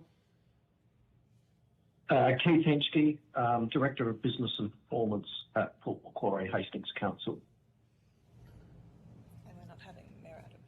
Great, thank you.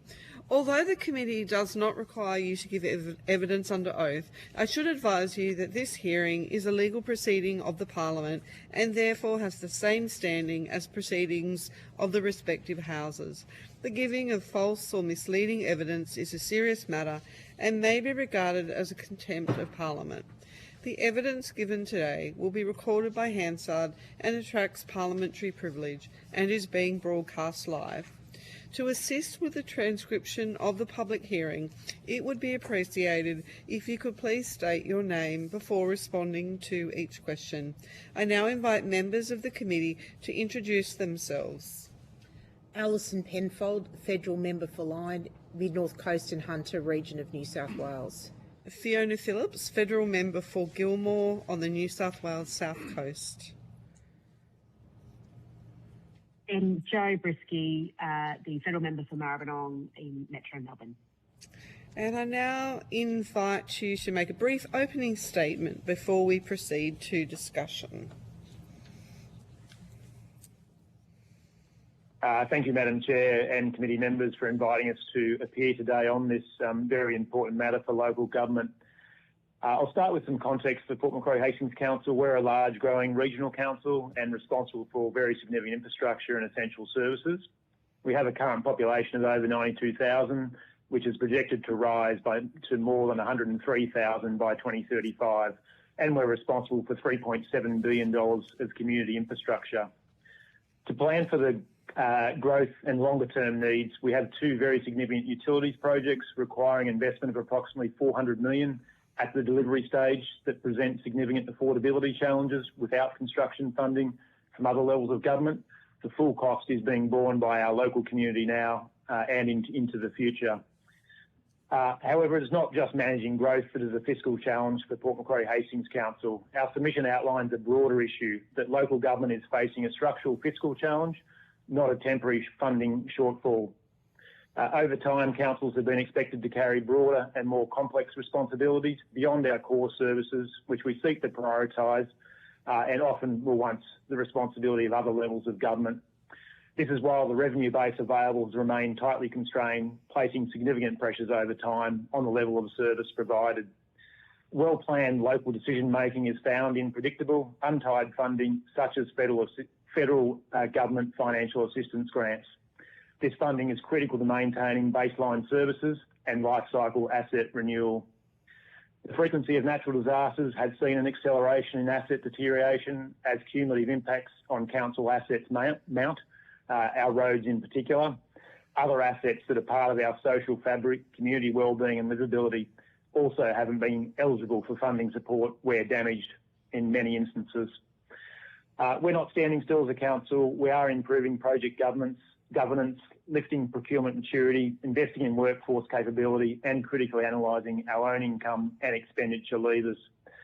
From our perspective, improving financial sustainability is less about creating new programs, with the exception of enabling infrastructure for growth and housing needs, and more about getting the fundamentals right. Port Macquarie Hastings Council encourages the committee to prioritise reforms for the following 6 items. Firstly, stronger base funding, adequate untied funding that keeps pace with real costs to protect core services and renew assets through probably a few avenues. Fairer distribution of the GST between states. New South Wales is currently not getting its share of GST tax revenue. Return to obviously 1% of the federal government taxation income allocation to local government via financial assistance grants. And addressing the impacts of prolonged rate peaking in New South Wales not keeping pace with inflationary pressures. Secondly, fund the full life cycle, infrastructure investment that covers construction, maintenance and renewal, ensuring assets remain safe, reliable and affordable over time. Thirdly, stable multiple-year programs, longer-term coordinated funding pipelines that enable better planning, provide for enabling infrastructure, lower delivery costs and faster outcomes for communities.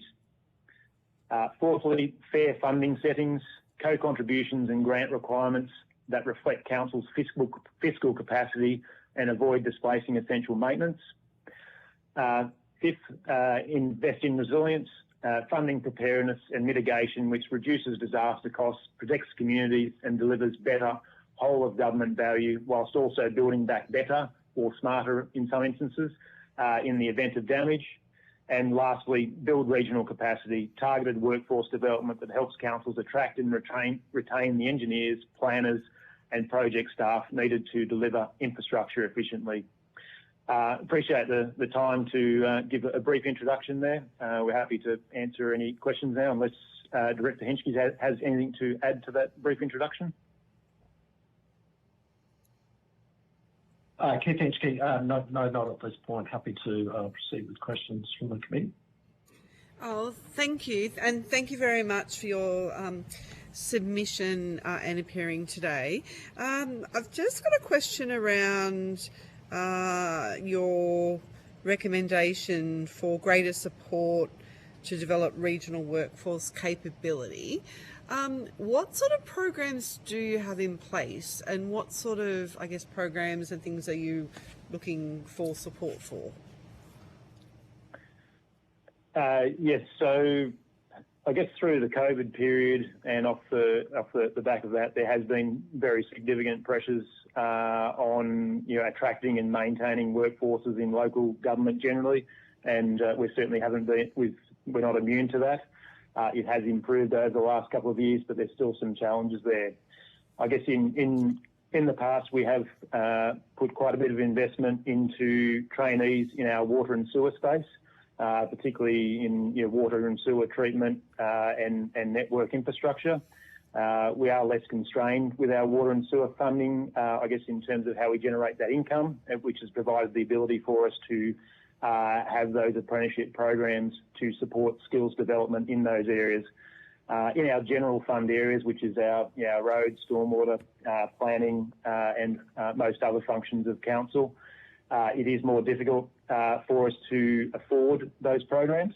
And I guess in recent years it has really highlighted the need to build from within or build our own in terms of having a longer term, skilled workforce and also providing opportunity in our local area. So it's something we're looking at, have looked at very closely, and the New South Wales government's Fresh Start program has provided an opportunity for us over the past year and a half. We have introduced probably 10 to 12, I think at least, trainees, cadets and apprentices into our organisation, which is we put them into engineering, planning, accounting, administration type areas, in addition to construction and maintenance, and also into our water and sewer areas as well. So it's provided a real opportunity for us to progress that. I guess the challenge we have is the ability to fund those programs in the longer term without, I guess, continuation of that program beyond the next couple of years. So it's certainly something organisationally that we will need to look at closely around our future workforce needs. Okay. Well, I go to Deputy Chair. Okay, thank you. Firstly, can I just declare that I am a ratepayer in the Port Macquarie Hastings Council area, in case anybody considers conflicts of interest here.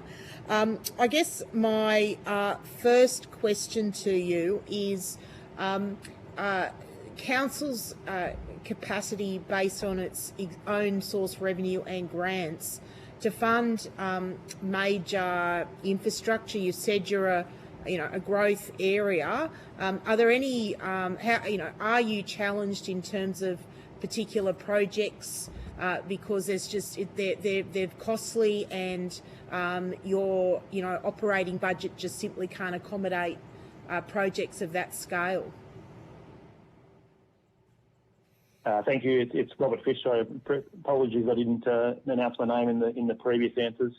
I did mention in the introduction there that we do have two in particular projects, I guess, that are quite relevant in this space, and they relate to our water and sewer infrastructure. So we've got about $400 million tied up in two major projects, being a water treatment plant and also to be built near our Kawara Dam, and our Frumster wastewater treatment plant, which will supplement our existing plant that services the Port Macquarie catchment. And between those two projects, they will support growth for approximately 11,000 new homes within our LGA. And as you can imagine, they are very large projects, and we are currently progressing to the delivery phase of those projects. Our funding sources for them essentially relate to what we have in reserve, future development contributions, and what we generate obviously through our water and sewer charges. But I think, as you can imagine, for projects of that scale, affordability is a challenge, and there needs to be very long-term planning in terms of the lead time that's required to generate the reserves to provide the affordability of those projects. And at present, until last week, we had no funding at all from other levels of government for the construction of those two projects, which essentially meant that in order to service the additional loan borrowings that we would require, we would need to increase our water and sewer charges, which basically means obviously our local community is wearing the cost of that growth or the additional cost of that growth, whilst we're delivering obviously upon federal and state housing targets. We did have $7 million in low interest loan funding support announced a couple of weeks ago from the New South Wales government, but ultimately that is loan support, and obviously council is required to repay those loans.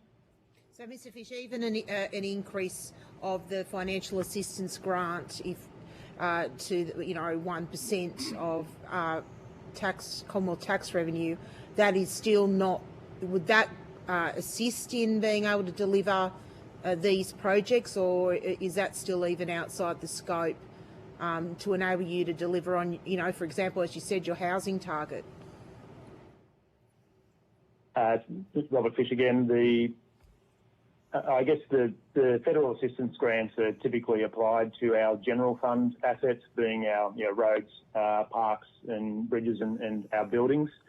I guess the predominant purpose of the federal assistance grants that we use on those assets is around providing for a level of service in maintaining those assets and also the renewal of them. So that's typically where we target the direction of the federal assistance grants, and obviously with the reduction in terms of the percentage of taxation revenue in recent years, I guess means that the real value that we were able to realise from the federal assistance grants is ultimately has been diminished.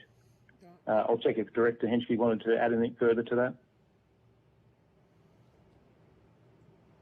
Keith Henschke here. Thanks, Roland. I would probably point out too that these projects are New South Wales declared state significant projects, and some of our discussions with when we're looking at borrowings and our discussions with T Corp, these are probably two of the largest projects ever delivered by a New South Wales council. That kind of at the same time, and to give you a guide of why these are priority and why we, the other levels of government funding is important to us. Historically, say over the last 10 years, the council's borrowings have been around the 40 million mark. For us to fund these projects through our reserves and additional borrowings, we're looking at borrowings in the vicinity of $250 million to deliver these projects. So that obviously comes with significant financial risk, but so it's been very important for us to, look at our cash modelling around these projects. So we have very robust processes, I guess, in understanding how we can still deliver these projects even if there isn't other level of government help, but it comes at significant financial risk. And ultimately, the community is paying for this. Thank you. Can I kind of pivot slightly in terms of, there are the Roads to Recovery program, and which we've heard evidence it's supported. It's a model of funding that is well supported, but there has in the past been bridge funding programs both at a federal and state level. Again, do you have examples of bridge projects that are similarly large-scale replacements that there are currently no funding sources for, and could our Roads to Recovery model be a suitable program to replicate a equivalent bridge program? Robert Fish. Yes, certainly the Roads to Recovery program obviously provides great value for local government, and similarly to the federal assistance grant, it enables us to, a large part of that program gets targeted towards our renewal needs, which is obviously about ensuring that our assets are serviceable and safe for our community to use in terms of our roads. In recent years, there has been a couple of quite significant programs in terms of, I think it's fixing local roads and fixing country bridges, and that has provided some good outcomes for us in terms of renewal of roads and replacement of quite a number of timber bridges. The Fixing Country Bridges program in particular allowed us to address about 13 of our timber bridges.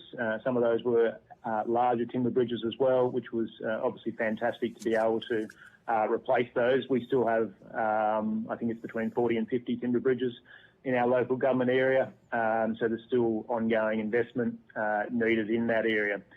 I guess the challenge we have, and I mentioned this earlier, is around, I guess, longer term programs that are in place, I guess, year in, year out, that supports us in our long-term financial planning. So the Fixing Country Bridges program, it was in place for approximately 4 years, which provided some great outcomes across New South Wales. But unfortunately, now that we're off that program is now finished in terms of the projects that our council was delivering. We are now very limited in terms of other sources there. There are the Bridge Renewal Program that receives funding, but typically you might get one bridge every maybe few years under that program. So I think for us the key message is around funding certainty, which allows us to feed that into our long-term financial planning and really understanding our asset renewal or what we're achieving in terms of our asset renewal programs.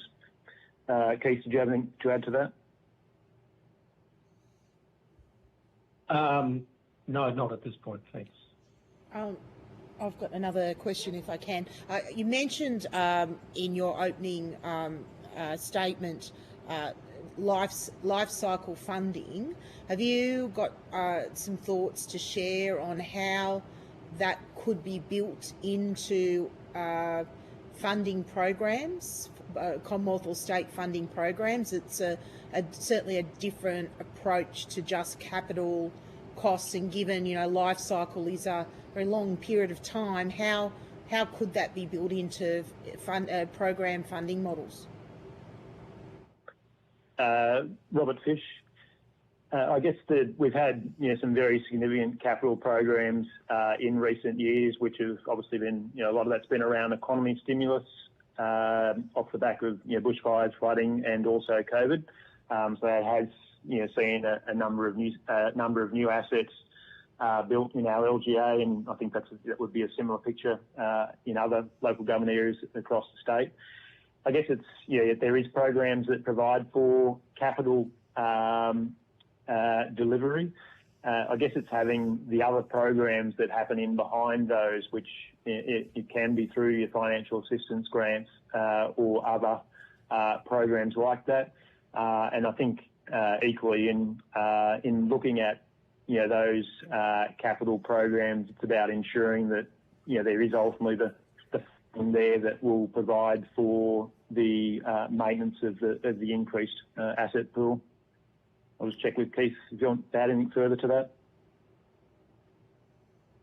Keith Hensky, yes, it is obviously a very complex area of providing that ongoing operational, say, maintenance funding.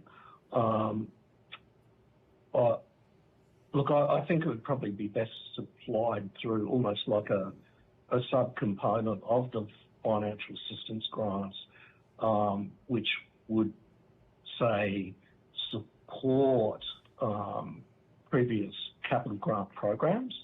That way it could probably be a little bit more controlled from a high-level government perspective. And I think, a degree of, I guess, cost sharing of that ongoing maintenance, because I think one of the issues is it's great to build new things and to renew your assets, but if you don't keep up that regular maintenance, then the deterioration actually happens quicker. So, and ultimately that costs longer costs more in the longer term. So it is a complex question, because it's not historically really how the other levels of government tend to focus on that capital program funding. Thank you, Chair. I'm happy to pause and come back if there's extra time. Thank you. All right, we'll go to Ms. Brisky.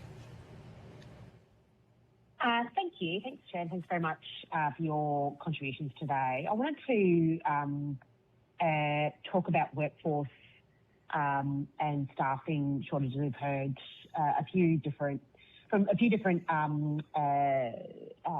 folks over the course of this inquiry around the challenges that exist in that space, especially around sort of some key occupations like engineers and planning and things like that. I just want to, we've heard some things that have been helping and can help, such as cadet programs and apprenticeship programs. Do you have any insight on what could work in this space, or what you've seen elsewhere or that you've experienced that can help address some of the workforce challenges? Robert Fish. I think I probably spoke to this in quite a bit of detail in one of the earlier questions. I think it's, I guess it's the approach in workforce planning. We obviously have under our integrated planning and reporting requirements, we're required to have a workforce management plan as part of our resourcing strategy. But I think it's really that approach to build within, build from your local community, which provides for longer term staff members and progressive build up in skills. So I think there's a shared requirement across all levels of government to ensure that there's funding in behind programs to bring youth into the organisation through trainee programs and those sorts of things. And as I said earlier, the Fresh Start program that New South Wales government have put in place in the past couple of years has provided, I guess, a good kickstart in that regard. We would certainly love to see a program of that nature continue in terms of building our own workforce. Keith, anything for yourself? Keith Hensky here. I concur with that. I think, over the last few years, like Port Macquarie as a region has been a beneficiary of, a place people moving out of Sydney want to come to. So that's alleviated some of the challenges we've had of recruiting some of those professionals at those more senior levels. But in some areas, we've really come to the conclusion around workforce planning and organisational design to grow from those junior levels. Even recruiting at the senior levels with the local government award, we are quite often challenged with the salaries that we can offer to attract people from the cities. A recent example, I guess, is in our technology space, where we need some very specialist skills, and that has been challenging. And it's really probably taken about 3 years for us to get to a point where we have the workforce that we really want and need in that space. Yeah, it's just Robert Fish again. I think, probably the industrial environment that we work within, I guess, presents some challenges around providing for competitive remuneration within our broader industries against other levels of government and also privately. That's good to know. Thank you. Thanks for expanding on that. Appreciate it.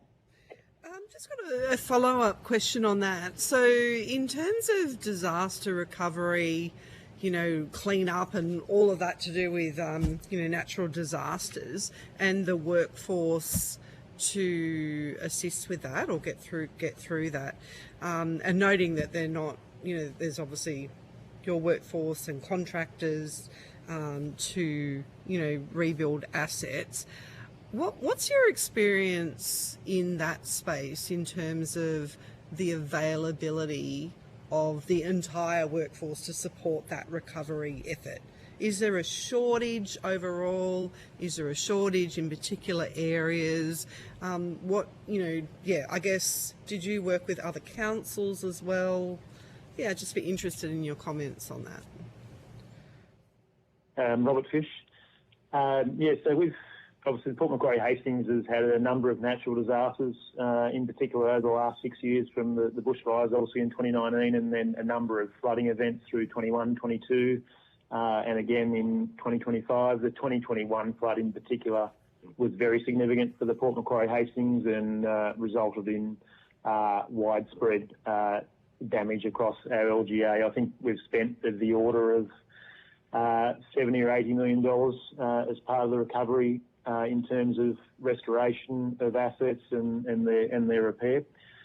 The approach that the Port Macquarie Hastings took was we actually set up essentially a flood cell. So we took a number of staff offline and I guess dedicated them to the task of understanding the damage that we had, managing the claims process, and then ultimately delivering the works. And we've had other public works and other private consultants supporting the delivery of that from time to time, but predominantly it's been an internal delivery mechanism. It certainly worked well for us in moving some of our project delivery staff into that area. It's meant that we've been able to have targeted resourcing, which is dedicated to that process, and I think that's led to some good outcomes on the ground in terms of what we've been able to deliver. So it's certainly a model that we will look to use going forward, and would certainly encourage other local government organisations who do have major disasters to look at similar models.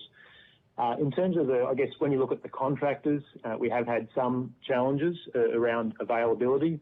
There's just specific work areas which might be, say, for example, slope stability works.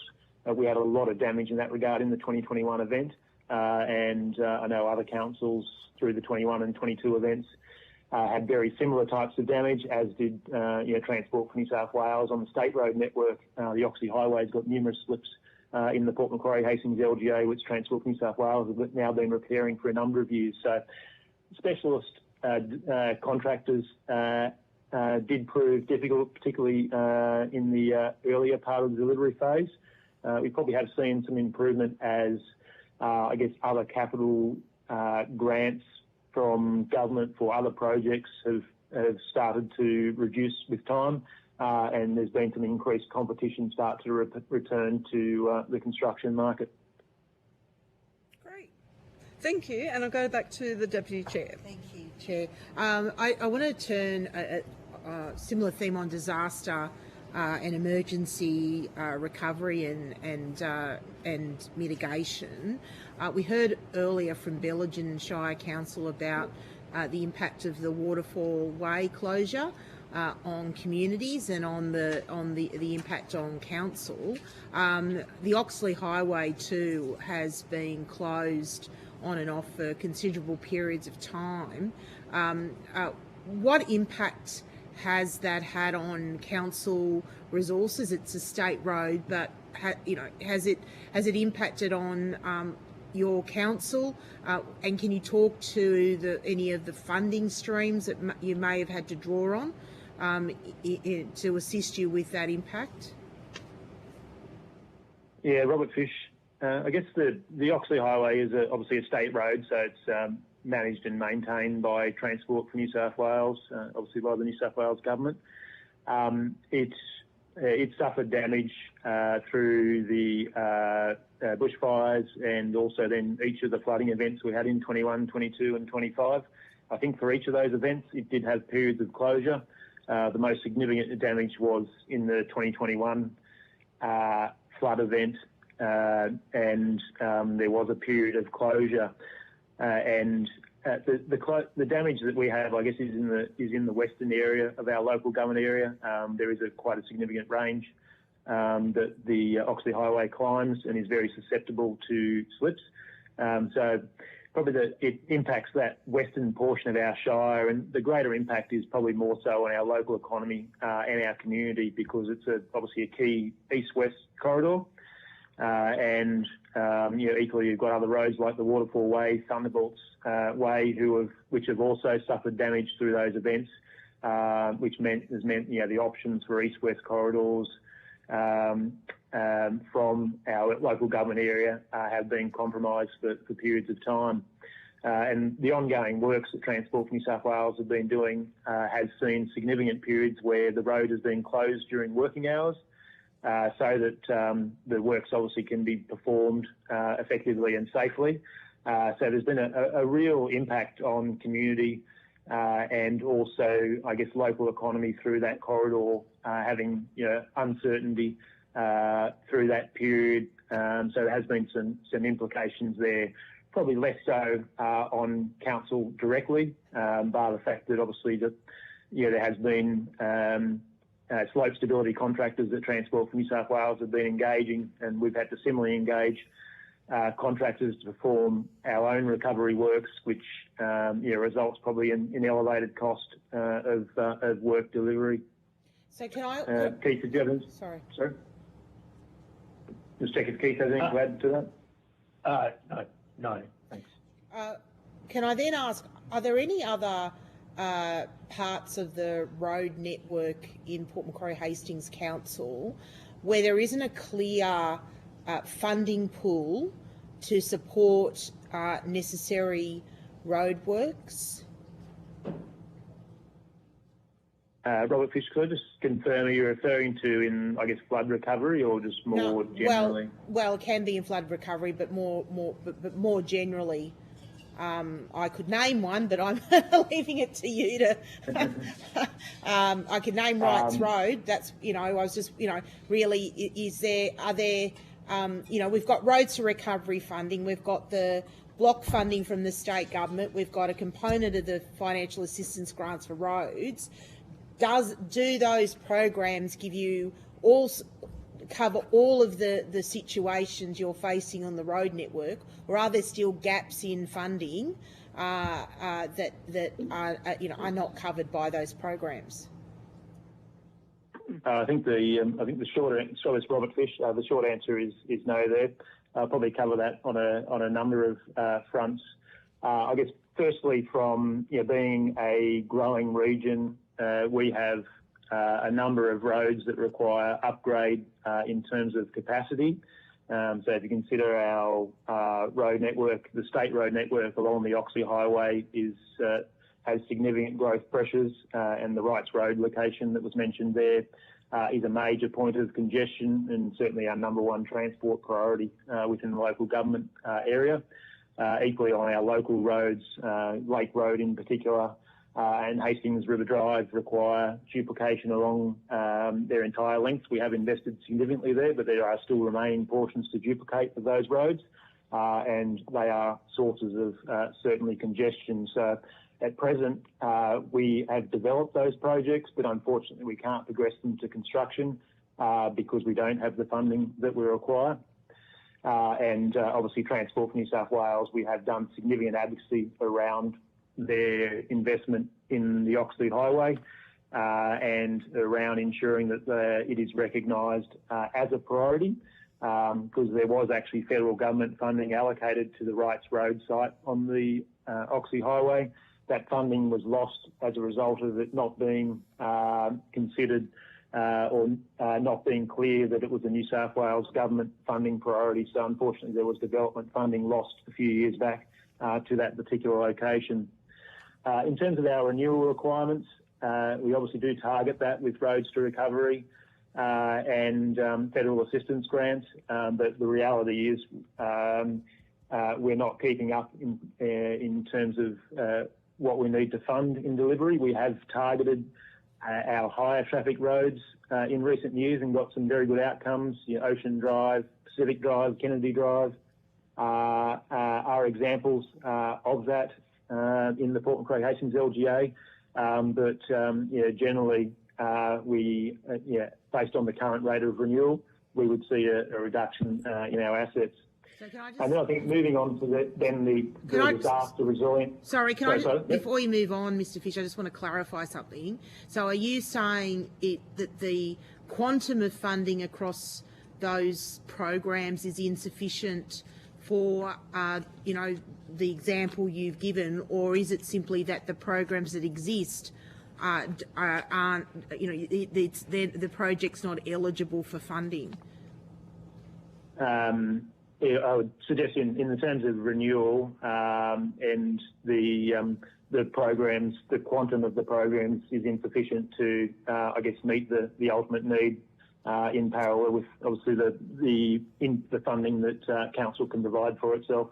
Okay, thank you. Sorry to interrupt. I just wanted to clarify that. That's all right. Want to go on about and then I think on the disaster resilience side of things, we've seen a real cumulative impact on our road network in recent years. So, probably roads that were in quite good condition 5-6 years ago, with the regular rain events that we've had over the last 5 years, we've seen roads go from good condition to quite poor condition, particularly where they're subject to regular inundation. So, for example, Boundary Street, which accesses our airport, is subject to inundation. It is in need of significant upgrades. Settlement Point Road, we've got roads on our North Shore which regularly get inundated. Lawn Road and some of the roads around rural roads around Conboyne, Rowlands Plains area in particular have suffered damage through the rain events that we've had over that time. So certainly funding around resilience and betterment along some of those corridors would greatly assist around getting those assets back online quickly after flooding, and obviously being safe and fit for purpose generally. Thank you, Mr. Fish. Thank you, Chair. Are there any other questions? Okay, well, thank you very much for your attendance here today. It's much appreciated. If you have been asked to provide any additional information, would you please forward it to the Secretariat by the 22nd of May 2026. You will be sent a copy of the transcript of your evidence and will have an opportunity to request corrections to transcription errors. I now declare this public hearing closed.